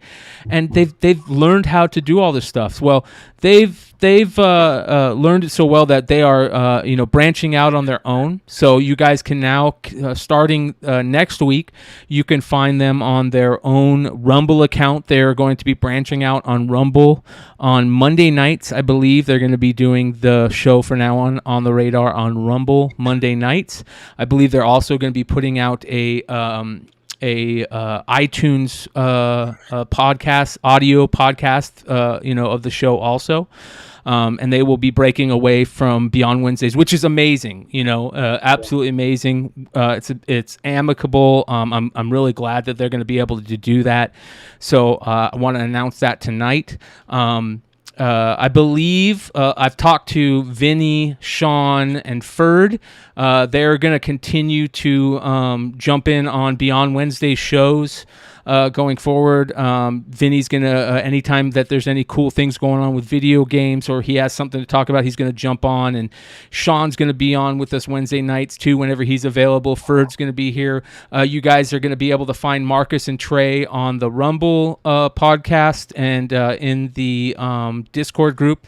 Everything behind the scenes is still great. No bad blood. This was not caused by anything like that. It's just they want to branch out, and totally fine. So Wednesday night, you guys, we got to come up with a name to a new show. So they're going to take the On the Radar name on their own and continue that on their own. And, the show that we do on Wednesday nights is the same show that we've always done on Wednesday nights. It's a show about all the different types of collectibles, whether it's comics, cards, action figures, toys, sneakers, whatever. And we're going to continue to do that same show. I don't think it'll be as NFT heavy as it used to be, because I know Marcus was really into the NFTs. And so you could still find that NFT heavy stuff, on their Rumble account and their iTunes. I will give you that information as soon as that the iTunes starts dropping. You guys can go find their Rumble now. It's On the Radar on Rumble. and continue to look for their Discord. But you guys, we gotta come up with a Wednesday night name. Originally, I was calling that Wednesday night show the Wednesday Night Review, just because I didn't have a name for it. I don't know if I'm going to keep that name or if we're just going to find something new. But starting next week, it's going to be a different name to the show. And like I said, basically the same exact show. We'll still do the market report. We'll still talk about cards, trading cards, sports cards, action figures, all that stuff, magazines, anything out there that we love in our sphere of collectibles will still be the Wednesday night show. So shout out to them, including stuff like that beautiful Michael Jordan rookie. As a matter of fact, maybe one of the first shows that we should do is our PSA show. Richie, me, Yee, Nate, if you have anything going to PSA, I know Stein has stuff that's going to PSA. James, if you got anything that you want to send to PSA, I know that's already graded, but we're gonna show you the cards we have going out. So maybe we can do that on Wednesday. So I just wanted to announce that. I'm about to get a submission back from PSA. Nice. Did you see that? Ooh, what is that? You got a big one, don't you? Oh, bro. A lot of cards? Huh? I have like 20 cards coming back. 20. Yeah. Because my previous one was like 40. So Oh, can't hide money. There we go. Look at that. Nice little PSA stand. Does anything go on top of that? Oh, check this out. Hey, check this out.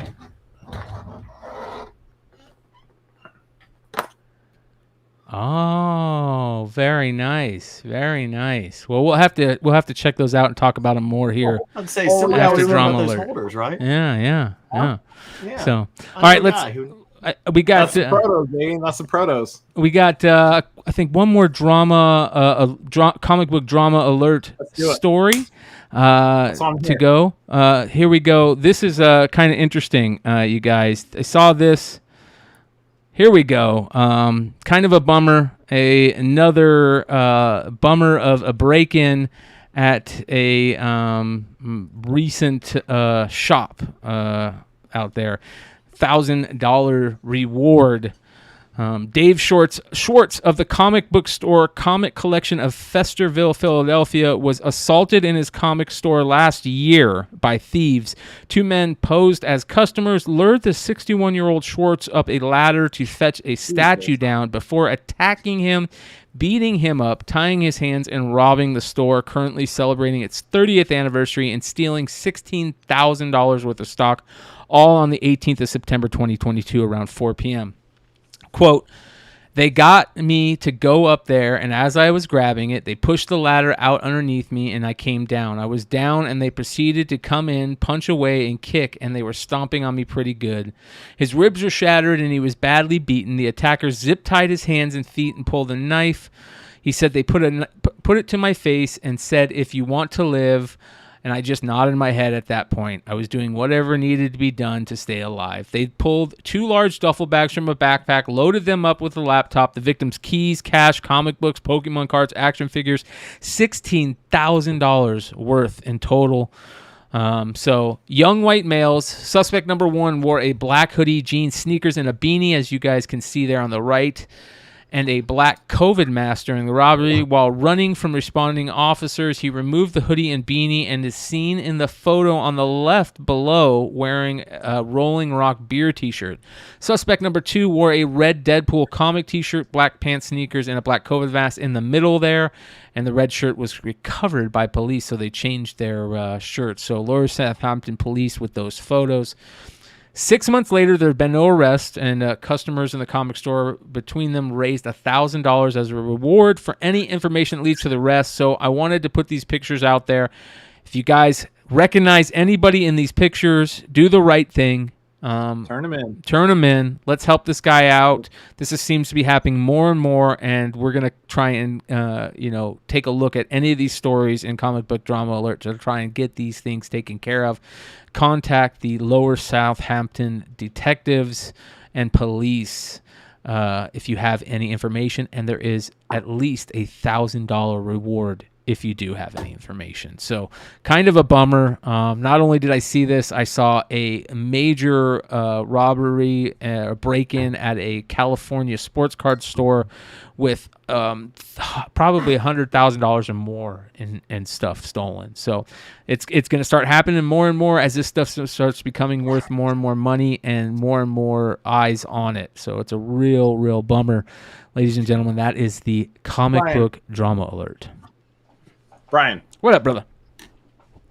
You guys saw that shit about so you guys know one of the greatest comic book shops in the entire country is in California. It's Golden what Apple? is it? Dark. No. Batman themed. They've won the Eisner for like best retailer like 4 times. They had a statue. They had like a 8-foot statue stolen, countless slabs, whatever. Are you, Brian? You're not monetized, right? I am monetized. So I can't show you what I bought to protect my house. Yeah, I don't care. Okay. Yeah. Hey, listen, I'm a 2A. I'm a 2A guy, dude. Okay. My address goes out to a lot of people. I have home security on front and back. My address is the Hive Comics address. And I recently bought a custom. Nice. Very nice. Which I'm very adept to using. And we know that. Yeah. It's years of military experience. But it's unfortunate that it comes to that. But here's the thing, though. If you're retailing tens or sometimes hundreds of thousands of dollars in product and you're not properly taking care of or protecting the situation you're in, you leave yourself open. You leave yourself open to situations like you shouldn't be in. You should never have to be in this. People should never be shitty. Yeah. Right? Liars and thieves are the 2 things that I hate the most, man. Bro, like, how can you see somebody that has worked? He's been in the industry for 30 goddamn years. 30 years working his ass off through the highs and the lows to run that business, and somebody's going to come in there, rough him up at 60 plus years old and push him off a goddamn ladder and rough him up for what, 15K? Like, bro, that ain't even big money, but you're going to potentially alter somebody's life by pushing them off a ladder and fucking them up like that. Like, dude, bro, it's crazy to me. It's crazy to me. It's absolute garbage is what it is. And bro, it's material possessions and like 15K. If I was on the roof of my house right now at 37 years old and you were down below me going like, listen, I'm going to push you out from underneath this ladder or you're going to pay me 30K, bro, I will sign the fucking check. I'm climbing down the goddamn ladder. If I was 65, that could be a death sentence for some people. Yeah. I would suggest that you always have at least another person in the shop that can keep an eye. Always two people. The other thing is video cameras are so cheap, you guys. I live in a 2A state. I live in a state that's called the Wild Wild West for a reason. And I'm very happy that I have a younger brother that goes out every week, multiple days, to train how to use weapons of high power. And those weapons that he trains on are very within close reach. And there are some amazing cheap things out there to keep you protected, including those weapons, amazing doors and screen doors, that security doors, as well as very cheap security cameras. And there's a lot of security cameras, I'll just say, in my neighborhood. Everyone needs to upgrade. It's nice to have a P.O. box or a secondary address where you get your mail. I'll just say that. So Jersey to the Bay, it was Cape and Cal. Cape and Cal. Jersey to the Bay mentioned Cape and Cal. Yeah, it was Cape and Cal. Cape and Cal literally got broken into like 3 times in like 2 weeks. Yeah. And that is an amazing, they've won the Eisner for retailer so many goddamn times, and they are phenomenal owners, phenomenal retailers. They've done like hundreds of thousands of dollars in charity work. Like, these guys have earned every goddamn Eisner they've ever won. It's like there's never a. It's always the good guys that really get taken advantage Bro, of. it's never even a thing. Like, anytime those guys are up for an Eisner, every other comic shop just goes, okay, we get it. You know, like they have done everything right for as long as they've ever been in business. But for as long as they've been in business, they've been robbed more than any comic shop I've ever seen in my entire life. Yeah. It is insanity. Up the Down 7 says, and they have cameras, they got the windows, they got the whatever. They still get robbed. Yeah, they still do. Up the Down 7 says the store had cameras. You were looking at screenshots. I agree, but that's why I said cameras are cheap, but they're not the only thing, right? Like, I have cameras at my house because I want to know if somebody's coming in before they come in, so I can go grab said weapons. Yeah. I've got cameras at my house, so I have proof when the cops show up and there's 2 dead bodies on the floor. I can prove that they broke into my house. Exactly. And Nate, you unblock Nate. Unmute yourself before you laugh that hard. You live in Texas, bro. Come on. Where's my backup? Nate's all like, yep. Dave's collection says, I'm in the hood, so I like for them to fuck around and find out. Yeah. Fuck around and find out. Yeah. I just call Yee. If I need some help, Yee. All right. I'm not even in the hood, but fuck around and find out. Before we take a look at Hive Comics' brand new goodies that they've been talking about for a little bit, we are going to do about tonight. But we are going to talk about another great retailer that is part of the family over here, aka Bird City Comics. You guys know we love Bird City Comics over here. Bird City Comics had some new books that they put out this week, including a gorgeous Street Fighter book. A recent Cammy book, as you guys can see, right? That don't count. Here. There we go. Nice little Cammy book. Street Fighter Masters, a Cammy cover. Great Cammy cover. So make sure you guys go check out Bird City Comics. And they are great sponsors of this week's FOC. Can I give a shout out? Because I actually was out running earlier, and Laura was on Justin and Zach's podcast, the Comic Con podcast on Friday. And it was really interesting to listen to her talk about, and you guys may know this, like, the whole reason they got into comics was because Adam, they were trying to get him to read, and so Ant bought comics, and it just kind of naturally grew from there. It's really good stuff. Yeah, I love Aunt Laura. They're just great people, and I'm more than anything, I'm happy to be friends with them. On top of them just being great retailers. So, all right, let's get into FOC this week. You ready? Can I double up on that though, real quick? Aunt and Laura, like, honestly, greatest retailers out there.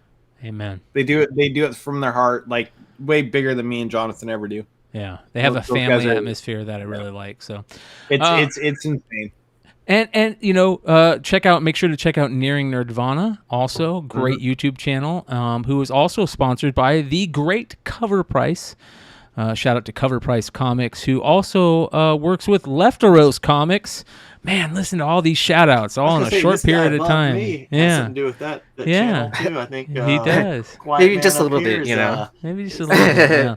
So, long story short, hey, you got to pay them bills somehow. All right, guys. Make sure you guys go check out Lefteros Comics on IG. I love what they do. They do these little FOC selections and also new comic book day selections with the help of Cover Price data. So the first little part of FOC segment tonight, we're going to go through the selections of Lefteros Comics. Starting off with their first pick, Action Comics number 1053, cover A, which according to them, the first appearance of the Necro Hive. A story by Kennedy Johnson and art by Raphael Sandoval. So cover by Steve Beach there. New villain in that one. Their next pick is Free Comic Book Day 2023, Dawn of DC Night Terrors, the special foil edition, which is a prelude to a new event. It will set the stage for that said event. Story by Joshua Williamson, art by Howard Porter and Chris Pachalo. with a great cover there by Jason Fabok. I love Jason Fabok. Always been a big fan of his. Unstoppable June Patrol #1. It's got a first appearance in it. First appearance of Beast Girl. This is cover A by Chris Burnham, and also story by Dennis Culver. Really, really love that series. And supposedly some appearances in that comic are taken straight from the TV show that's been out recently. That's really, really good too. Next pick, a book we talked about last week, I think, or maybe we talked about it on Hot 10 or New Comic Book Day on Comic Mayhem's channel. Anyways, the Ghost Rider series, issues number 12 and 13. 12 was the cameo appearance of Danny Ketch as Weapon X. This is the first full appearance and cover appearance, as well as origin of Danny Ketch as Weapon X. Not a big fan of that storyline or that play of, you know, mashing these characters over and over, but man, look at this cover by Bjorn Barons. Like, holy cow, is that beautiful.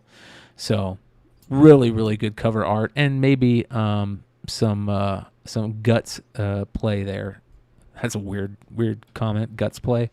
I wouldn't think that it's a comic book show. Definitely not. Marvel Voices Spider-Verse #1. This is the Inhuck Lee variant, who recently injured his arm and will be taking a break due to doctor's orders, from what I hear. This has the first appearance and cover of Recluse and Spider-Friend. Story and art by multiple creators, but take a look at this one. This could be one of those cool books like Marvel Point Ones used to be in the past. And Spider-Man #7, the top secret variant. There is a Dan Slott has gone on record stating this cover will feature a major reveal. You got art by Mark Bagley and a cover by Humberto Ramos. Not the biggest Dan Slott fan, but he's always had his best stories and work with Spider-Man, in my opinion. So how many of these are getting ordered now because he put that out? That's a great question. That's a great question. Because I asked Richie about that, because I figured, I was like, if anyone know, it'd be Richie. And he's like, man, the numbers are going to explode because everyone's ordering big amounts of this. I was like, if there's not like a big 1 in 50 or 1 in 100, it's going to be so saturated. Yeah. Next, we've got Star Wars Hidden Empire #5. Retailers preview have all but confirmed that the Fermata cage will finally open. Story by Charles Soule and art by Stephen Cummings with a Paulo Siqueira cover. You got a major reveal in it. And then some cover homages here. You've got Amazing Spider-Man #23, the Disney 100 homage variant to Infinity Gauntlet. We'll have this and the 1 in 100, of course. You've also got some second printings with that static Shadows of Dakota #1, the Venom #18 Scotty Young cover, and a series premiere and new miniseries there. That Ambassadors #1 with the Teguki costume theft that we talked about in Comic Book Drama Alert last week. We're going to have to find out more about that. And Indigo Children #1 right there, series premiere. So you also have the Timeless variants by Alex Ross with Scarlet Witch #4, Magneto, Amazing Spider-Man 23, Mysterio, Captain America, Sentinel of Liberty #11 is the MODOK, Wolverine 32 with Rhino, and Venom #18 with the Lizard. So shout out to Lefteros for his great IG doing that. Let's take a quick look at economics in comics, because how they have their webpage set up, it's perfect to do this. They do these FOC bundles, and we'll just take a quick look at some of this and see some of the books that we may have missed. This Vampirella Year 1 #6 Perillo cover, it's good, but man, it just looks so off. Doesn't it look off? Like, it looks like she's like doesn't have nipples, man. But the water doesn't run like where, it's out like a light. Out like a light. And the I love it. Yeah. And the white was probably not a good choice on that either, right? Yeah. No, you're right. Not a good choice on it. Or maybe it was meant to be that way. Who knows? You've got the Something is Killing the Children #30 cover there by Andito, and Scarlet Witch #4. I forget who that cover is by Ji Hung Lee. There you go, Ji Hung Lee. You got a Venom 18 Paco Medina variant. Shout out to Ryan Hayslip, the Venomverse Venom lover out there. Planet of the Apes #1 McCone variant. And there you guys go. Those books we already talked about. You see the Spider-Man number 7 cover there on the far left. And Cosmic Ghost Rider number 2, the Yoon variant. So that's interesting. Don't Spit into the Wind. That looks pretty interesting. We'll have to take a look at that. Marvel Voices Spider-Verse number 1. Spider-Gwen Momoko Shadow Clones 2. Momoko That cover Marvel there. Voices, I know Mel's big on because the 1 in 50 is Yeah. really nice. But Yeah. it's $9.99 retail price. Oh, there's the Vampirella Ultraviolet. I love how Dynamite does those ultraviolets. They're great, man. They're great. I love them. Superman number 1 second printing is coming out for these second printing fans. This I really love, you guys. Frank Frazetta, Tales of Science Fantasy, cover number 1, cover B. Look how beautiful that is, man. Oh, I love how they use that just a old different style Frazetta. of art. Yeah, I love how they use the old Frazetta stuff and they're putting them out in like new cover. It's so good, man. This cover has been homaged by comic creators for a long time. You know, Wolverine, Witchblade, bunch of. I don't like that. Yeah, a bunch of covers out there have done that. All right, we have got. There's that. Is that the 1 in 50? The John Jang. Is it the 1 in 50? Yeah. Yeah. Hidden Empire, Stephen Cummings connecting variant with Emperor and Darth Vader. You're going to be getting that storyline with him and Vader and their early stories and stuff. Unstoppable Doom Patrol, there on the far right cover. And then some interesting stuff. The Frizen Harley Quinn variant. And Punchline Simone DeMeo cardstock variant. And also the Derek Chu cardstock variant there.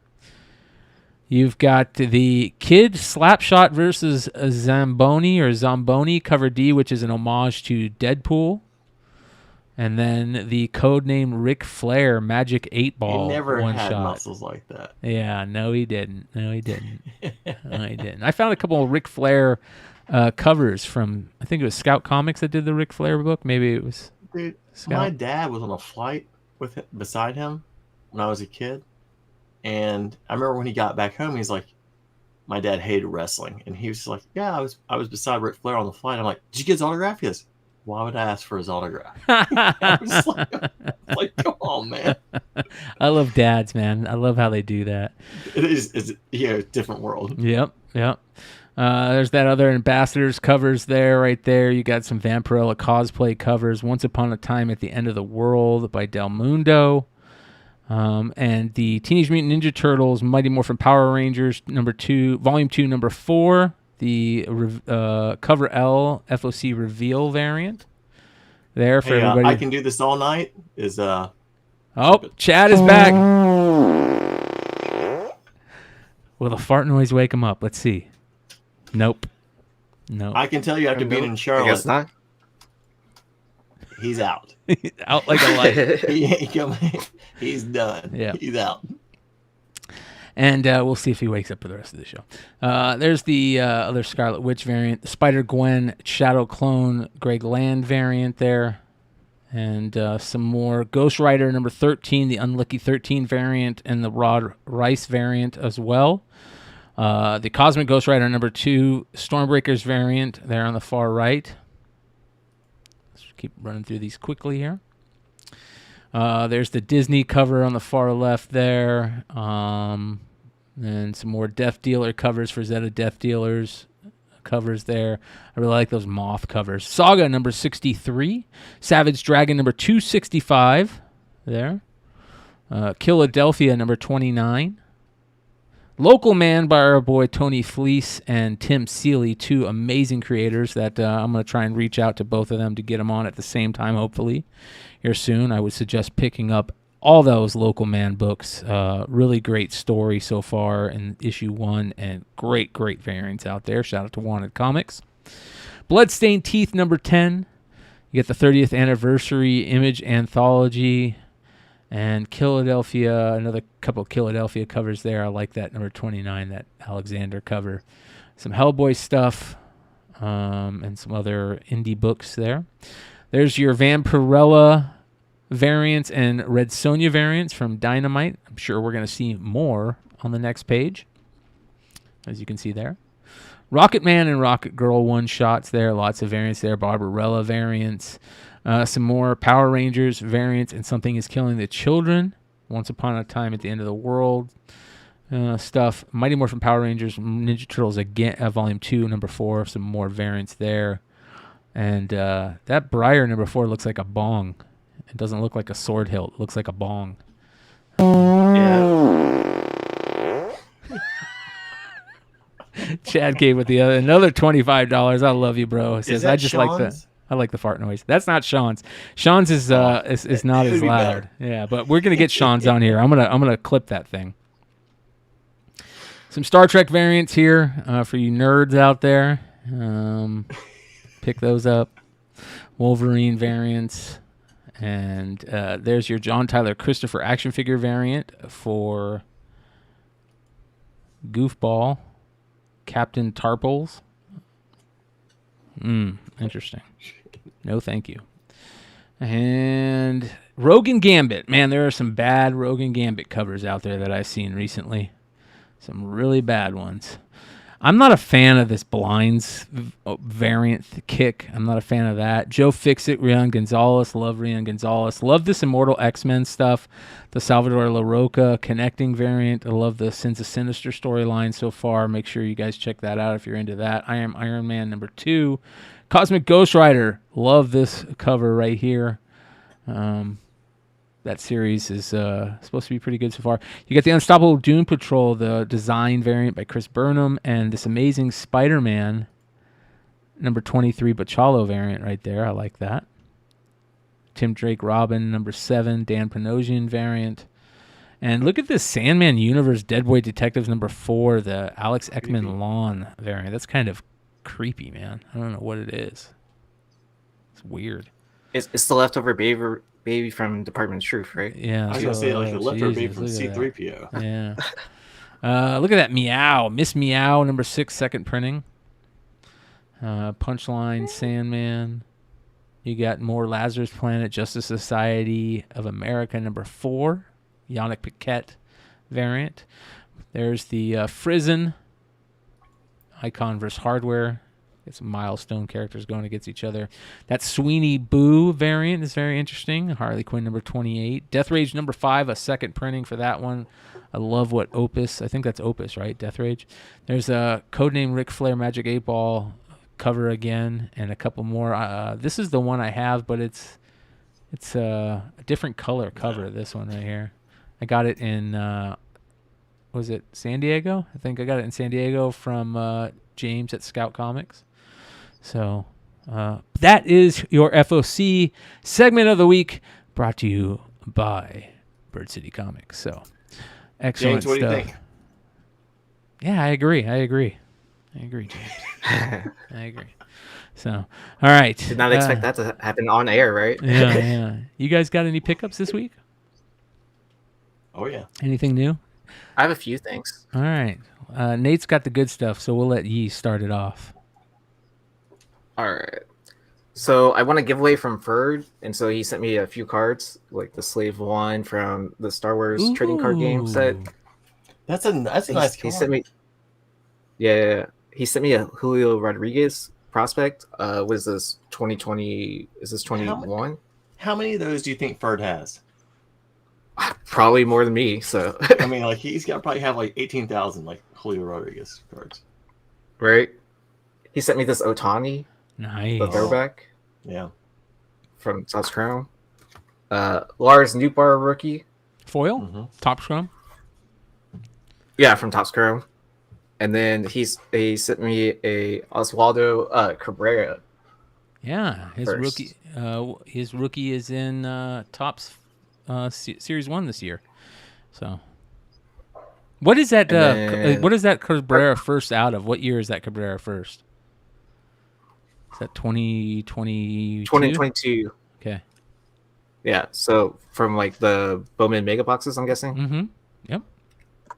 And then I won the Fig Pen off of watching his channel. Nice. And just like dropping something in the chat.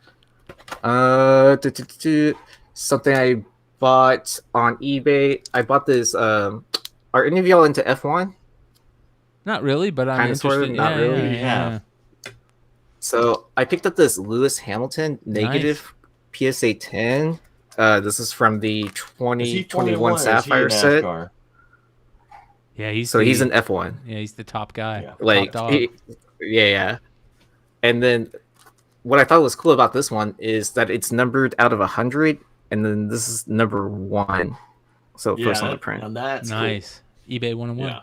Yeah. Bronze Age Nerd says, Exactly. "Are any of those Star Wars trading card game Yes. cards worth anything?" And yes, they are, especially the Slave Leia ones. So I did happen to end up going to a Bedrock and picked up a few comics. They're having a 50% off sale on their back issues. I found this Man-Thing #1 second print. So I thought it was really cool because the second print R.L. Stein. How's the written black? book. It looks pretty nice. Yeah, Like the it's book. pretty. There looks like there's like maybe like a spine tick, but not color breaking. Just like a couple, so it's not too bad. Yeah. So, I thought this was a funny issue. Silk, what the duck, and they're doing like the thriller.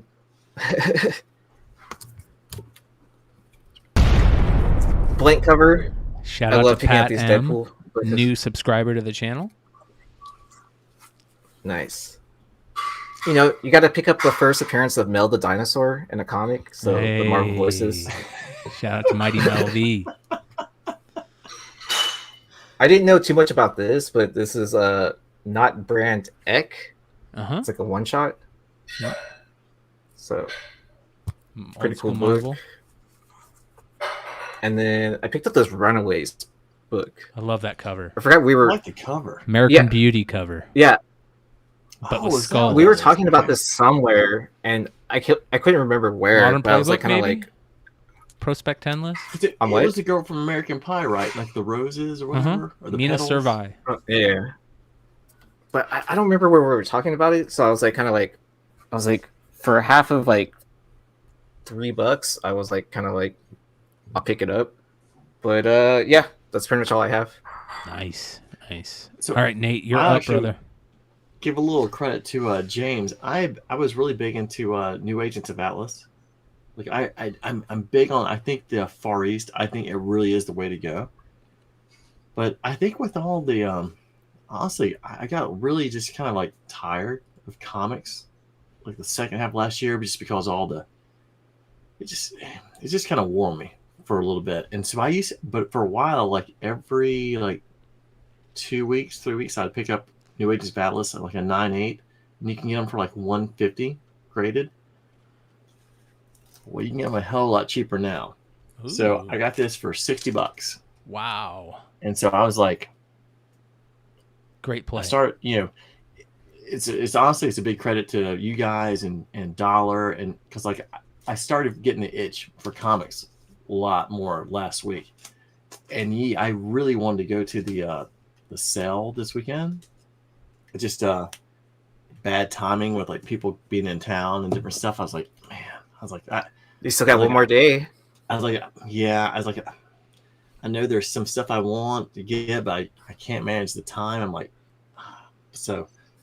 but I'm like, New Age of Atlas, like watching Richie kind of go through the stuff last night or last weekend. We were talking about like, Swordmaster and everything. And I was going back with Ferd about like, there was a Swordmaster 1 in 50, 9.8 that sold right after Dollar talked about it for like $130. I was like, it just starts, getting the fire lit a little bit. So that's good. Just if Marvel and DC had like better stories, it'd be even better. But Chad Cave, have a good night, brother. Appreciate you, man. Yee, do you remember what we were looking for at the card show? Like, what did do you remember what Anna told Alex to find at the card show? Yeah, a Otani autograph, like PSA 10 rookie or something like that. Oh wow, you found one. So, and from the set you've Vintage. been like chasing after too for forever. You got it. Yeah, that's the card. So that's amazing. Yeah, I So mean, I how many open- boxes have you ripped at this point now? Like searching for this card. Let's see. We have one child, so I'd multiply it by 7 or 8. And you know, if we just had like you, Brian, and Richie probably in the same room, we probably could have gotten it within like the first 2 boxes. Would have been a hell of a lot cheaper. So appreciate that. That's James, a calm beautiful down. card. Holy cow, man. That's So, amazing.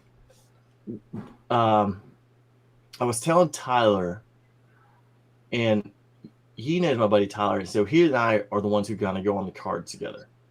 And I was like, man, there was a Otani 9 BGS Auto 10 that went for $2,000. And this was right before we went to the card show. He goes, that seems like a good deal. I'm like, telling you, man, I think that's a really good deal. Well, I was like, let's see what we find at the show, and let's just see what happens. How many Otanis did we see, Yi? Like there was a ton of like basically like the Topps Chrome base rookies and stuff like that. Like nothing like too Everyone's waiting spectacular. because he's going to go to the Dodgers and the Mets, and you're already talking about like your MVP, maybe your Cy Young guy getting the biggest contract ever.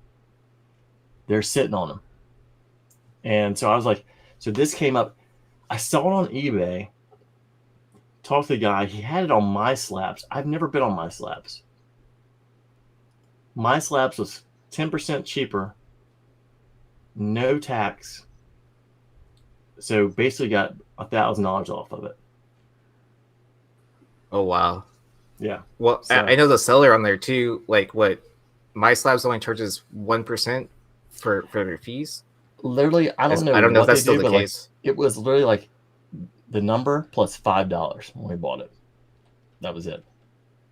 And so when I was in Arizona trying to see Brian, but you know, Brian's got a busy schedule. When it's amazing, like I get strep throat, his dad's coming out of surgery, his mom gets like you couldn't really pattern it even worse. And then so this shows up at the house on Super Bowl. No, it wasn't Sunday. It was Saturday.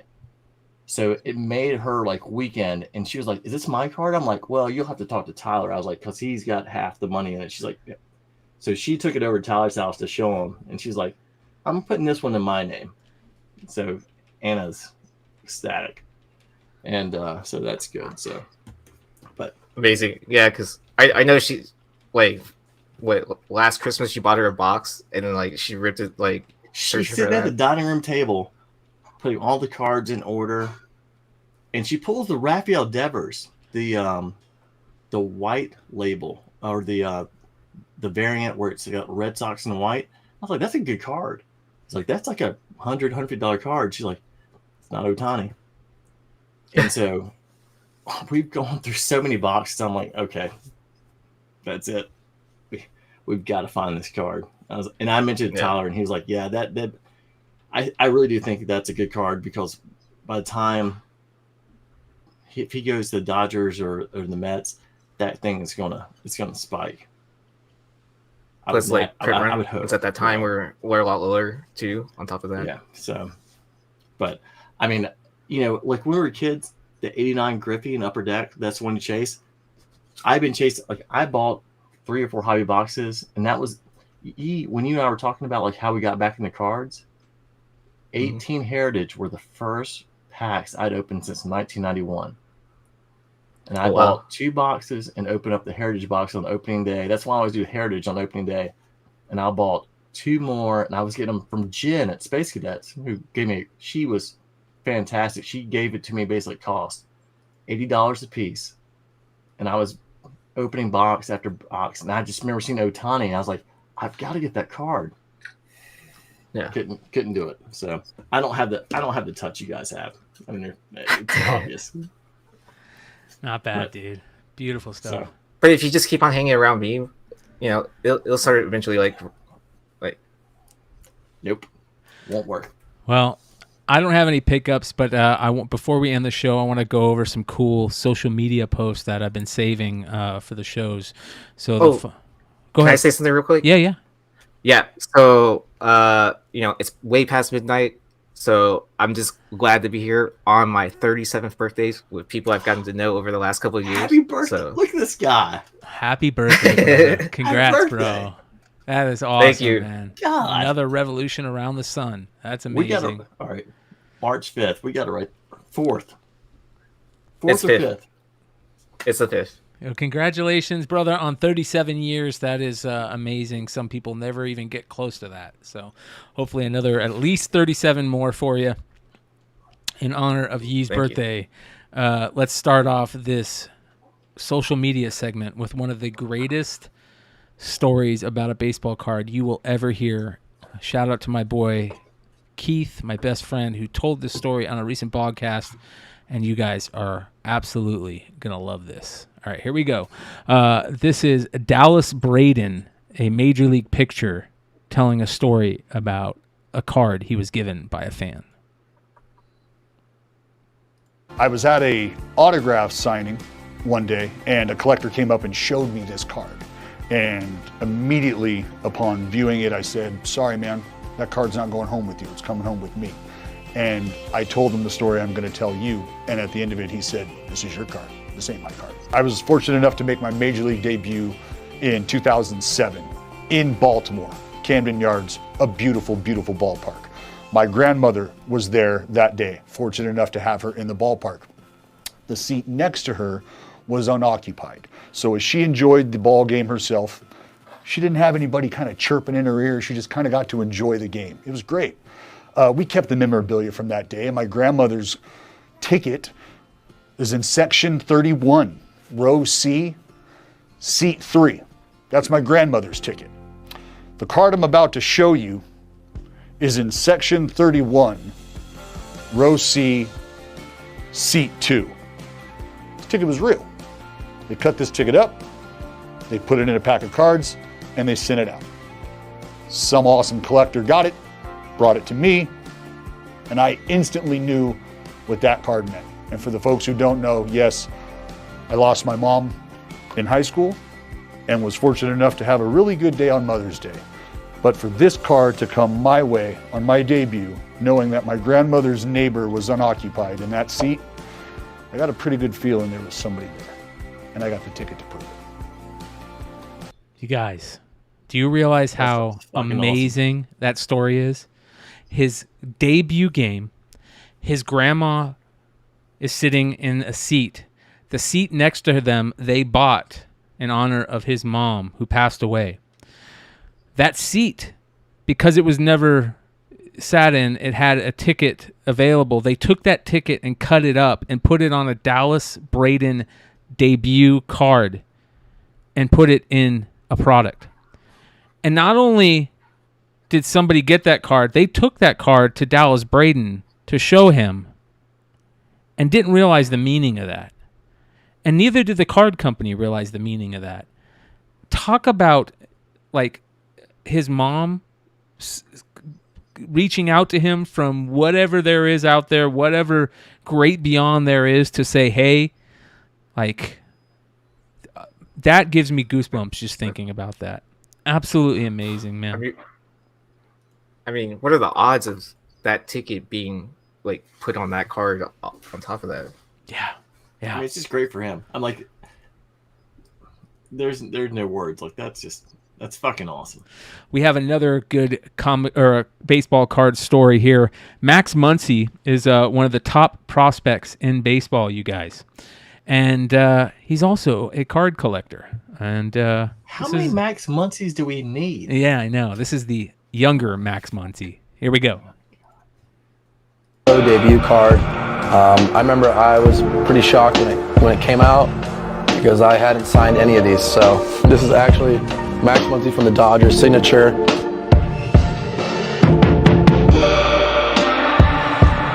This is my. So there is two Max Muncies, one for the Dodgers, one for the A's. The A's is the youngest one. And Topps had the youngest one's card signed by the oldest one, not realizing it was. And he didn't sign the card. He signed a little sticker, and Topps put the sticker on the card. And Max Muncy had to have that card. So he owns one himself. Pretty damn cool. All right, a couple other things pretty cool. Check out this Jake Paul Problem Child card show from the Phoenix VIP card show. It was an autographed rookie card that came through the VIP card show this last weekend. Shout out to everybody that went to the VIP card show. I thought that was pretty interesting. This is pretty cool. This is a figure that we show all the time on the Market Report on Wednesday nights. This is the Chef Boyardee Super Shredder figure in baggy, graded by our favorite grading company, CAS Grading, along with the advertisement for the special figure. Pretty cool display piece right there. CAS continuing just to destroy the grading game. I love it, man. I love how they fucking put stuff in plastic. They do it better than anyone. Yeah, I reached out to him to try and get him on the program, and I got put in touch with a couple people, and I really want to get their PR group on the show. So we're going to do that. Mickey Mouse Cobra Commander I got, that's CAS the way they did it. How about this one? This is from also CSAS Grading, 1980 Top Star Wars Uncut Sticker Sheet from Series 1 and 2. That would be a great birthday present for me. Yeah, I love that. All right, this is, I've never heard of these. Gross Out Gang, also from CAS Grading from 1987. Skillcroft Gross Out Gang, an egg brain figure. And I just thought that was a crazy figure that had a ball sack for a head that they gave out as toys.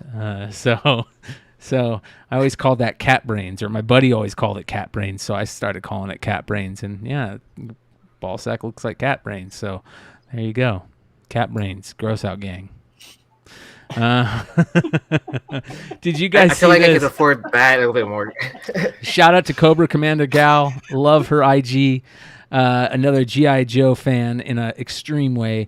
Pointed this out from the recent Marvel's poster for the new Captain Marvel, Miss Marvel movie coming out. You just put a little butt and legs on it, and It's a little right down the middle. yeah, and she's pooping out Kamala Khan.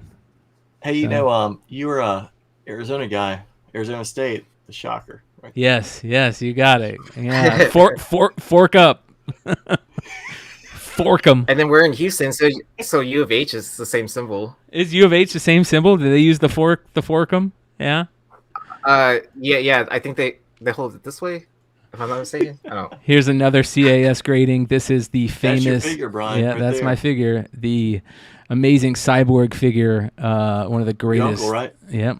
Great story, nostalgia story about being a kid and coming to move to Phoenix, and my uncle took me on a bus up to Metro Center Mall to go into the toy shop and buy two figures, and I bought this Superpower Cyborg figure and the Power of the Force Han Solo Carbonite figure, both being the rarest, most expensive figures in that run for the longest time. So pretty cool that I got both of them on the same day.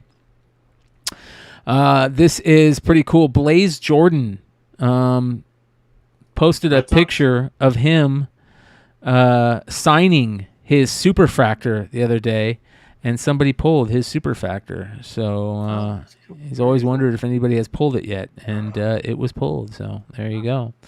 All right. It was actually pulled. I believe so. I know someone had posted that same picture he had on eBay, and they got taken down really fast. Oh, really? Interesting. Yeah. Did you guys see this amazing new post from CGC talking about their new magazine holders?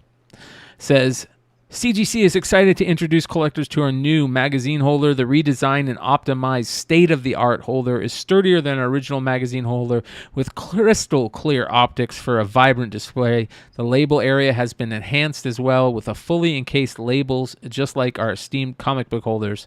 And now that they have these done, hopefully the turnaround time for magazines will increase, because I don't want to send any of my magazines in until I know I'm going to get them back in less than a year. So pretty cool. This I showed earlier. This is for every comic book company out there. This is how easy it is to foil stamp numbers on a comic. Don't ever say that it's hard to do ever again. Next, Deadpool 3 will be the breaking point of the Marvel MCU multiverse. Wade and Logan's actions will affect the multiverse, and it being the whole central focus of Secret Wars and Doctor Strange 3. Some interesting news and rumors from Multiversal Capture, aka @Saga Multiverse on IG. How about this? This is a new IG that I follow called Collector Dibs, and he does all these awesome custom figures. He's been doing these Sewer Wars Turtles figures. This is Dude Baka. Look at some of these other figures that he does, you guys. I mean, this guy is just great. Look at the C-3PO turtle figure and the Boba Fett one. That's him right there. That's awesome. Yeah, I mean, this guy is just really great at custom figures. I love the Krang Emperor, and he also has a Krang Jabba that we'll see here in a second. But look how just good these custom figures are. Something that I want to key in on more, because there's some great artists doing some great work out there. Let's find the Jabba here. I literally just bought a Stan Solo Princess Leia from like it's like the old ones we grew up with from 1992. I'm waiting to get it because I'm like, it's amazing how many people actually are doing really nice custom work for like Star Wars, TMNT, Transformers, G.I. Joe, like really cool stuff. Yeah, this guy is awesome. Go follow him, Collector Dibs on IG. Just really good stuff. He does these cool mashups. So love this stuff. Go check it out. All right, let's go back to this. I thought this was cool. This is the Patrick Gleason Spiderweb variant for JJ's Comics and Art. So a new print that they're putting out, I guess. This is interesting. Asking AI to show Star Wars as a modern anime movie. Check it out. Pretty cool. Oh, this is cool. Yeah. I like this. AI. Shout out to Tillavision and Blank Canvas and everybody that's using AI as a tool in whatever way you're using it. It's very interesting. And I'm sure we'll be talking about it for years to come. If I was Star Wars Visions, I would be kind of nervous about this. Amen. Yeah. It's freaking cool. They do a lot of this stuff. I like the.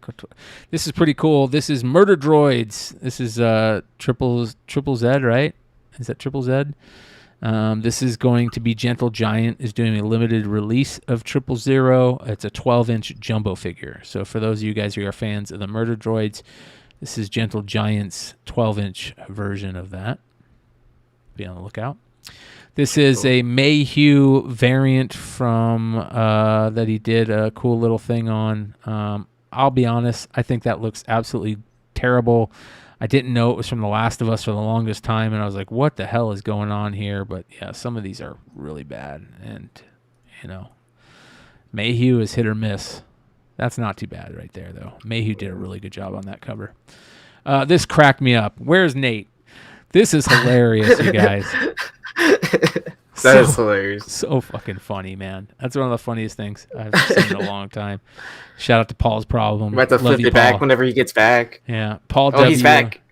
I love Paul W, man. You seen this, Nate? Pretty good. So, shout out to our boy Astro Wizard, who does these amazing graffiti paints on Star Wars stuff, and he did took his shot at the Vader art gallery style. He's just a great artist. Him and his wife are both artists, I believe.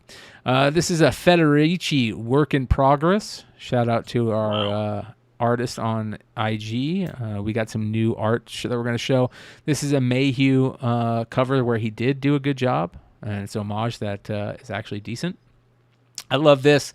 Logan Winter Official on IG. He does a lot of these things where he dresses up as these characters, and I think he did a good job here as he made this costume of Namor. He makes all the costumes himself, so very, very good job. Go check him out.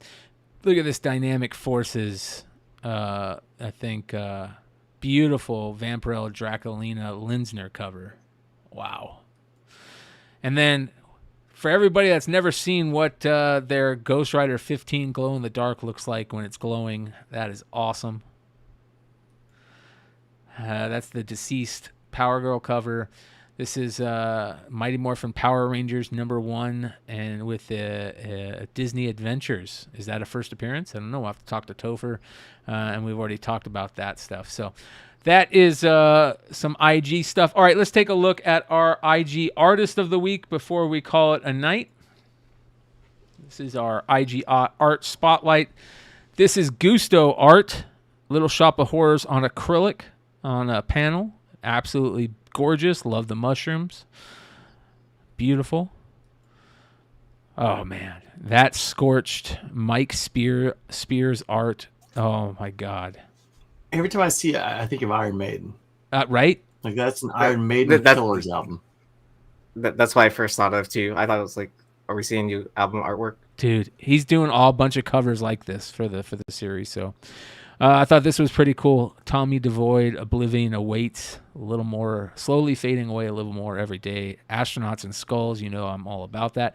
Look at this Mike Ruth, Swamp Thing, black pencil and white charcoal commission he did. Absolutely amazing. Love it.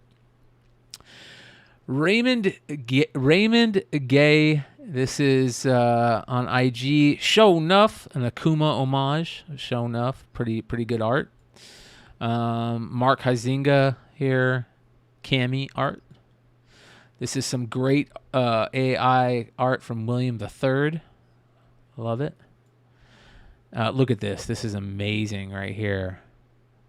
Fabiano Milani drawing, painting. Look how beautiful that is.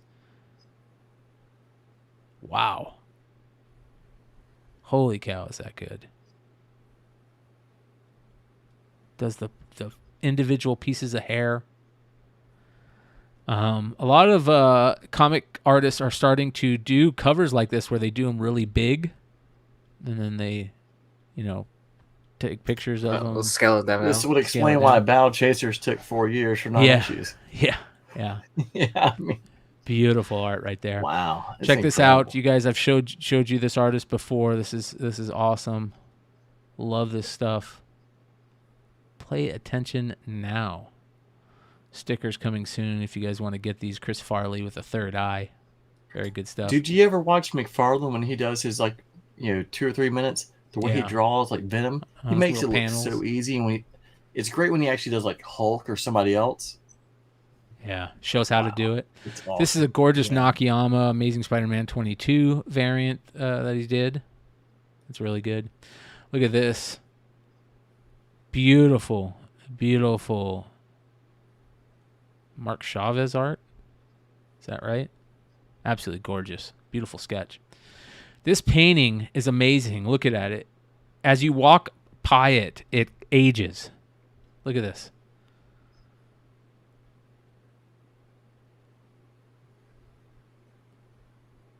Kind of like lenticular without being lenticular.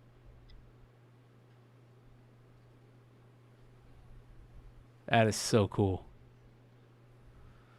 Amazing stuff by how you're standing and looking at it. This is Blaze. Love their art.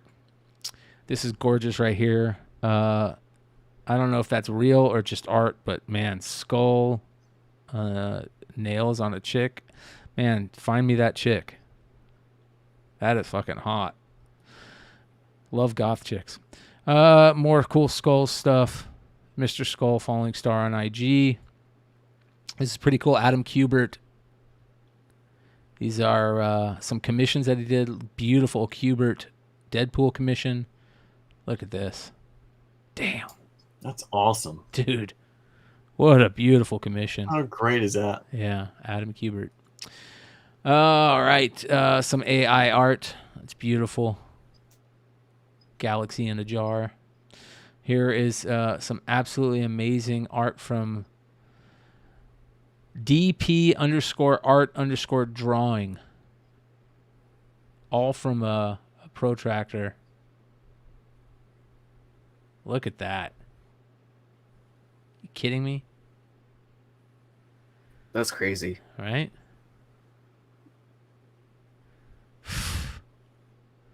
There's some fucking good artists out there, man. There's some good artists out there. Ariel Olivetti, we showed us Thanos the other day. This is a beautiful Black Panther. I mean, he's putting the acrylic over it, I think, or maybe just doing highlights, but amazing painter / artist. Great covers. Look at this cover here, Ariel Olivetti. Darth Maul. That's sick. Oh, dude. That needs to be a book. Bro, could you imagine owning that original art? This is from Comic Crusaders. Shout out Comic Crusaders. Cool Garbage Pail Kid cover. This is Andy Dusso comic art. He did the sketch cover. Also did this Kang cover. And look at, I've showed this tattoo before, but I'll show it again because it's so beautiful. Ooh-wee. All right. Finally, I want to talk about an artist that we've talked about before on here. All right. Atomic Studio, you guys, is doing drawing some comic art, and this is a comic. This link in Instagram bio. First installment will be my take on the Jiren the Grey's Dark Origin. This is him drawing the panels for his comic. Look how amazing his art is, dude. His art is so good, and this guy is unreal. Look at this. He's just got such a great style. I love his style. Great, great pencil art. Look at that. We saw that. Look at this one. Ooh. Make sure you guys go follow the Atomic Studio. He's got this one where he's doing this painting on the wall. Look at this. This guy's badass, dude. The Atomic Studio. Make sure you guys go give him a follow. Shout out to people like the Atomic Studio, Art by Fitz. A lot of artists that we've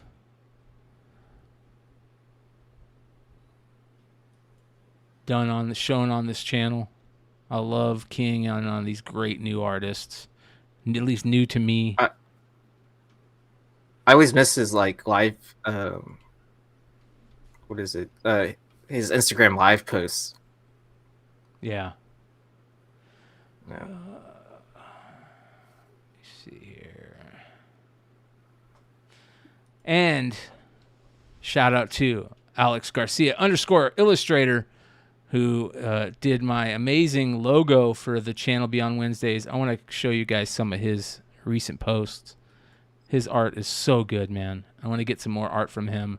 I might have him do me a comic book drama alert logo. I mean, just look at that. So good, man. The Goofy as Baron Zemo.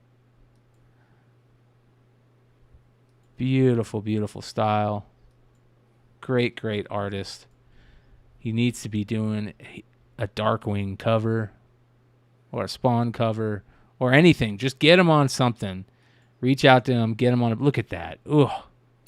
Do you ever wonder, like, you see all the Marvel books, you see how, like, some of the trash they put out, and you see guys like this, and like, how the hell there's talent? Like, I don't understand, like, how you can't have great people drawing books all the time. Yeah, for sure, man. Alex Garcia _illustrator. Go check him out. That is a Modern Comic Mayhem, you guys, for March 5th, 2023. We're going to go. Happy birthday, Yee. Happy birthday to Aaron. Yeah, man. 37 years young. And I think we're going to go join James in Slumberland. We'll see you guys on Wednesday. Everybody out there, start thinking of names for the Wednesday night show, as the On the Radar group is going to be branching off on their own over on Rumble and iTunes. So we're going to be changing the name of the On the Radar show on Wednesday night to something different. If we think of something in that time, I'll name it that. But as of now, we're just going to go with the Wednesday night review until we think of something. But it will still be every Wednesday night, just like normal, at 9:30 Eastern. We'll see you guys there Wednesday night. Appreciate all you. And make sure you guys go give Nearing Nerdvana a follow, Mighty Melvia a follow, and give Yeezy Yee a birthday wish. We'll see you guys soon. Adios.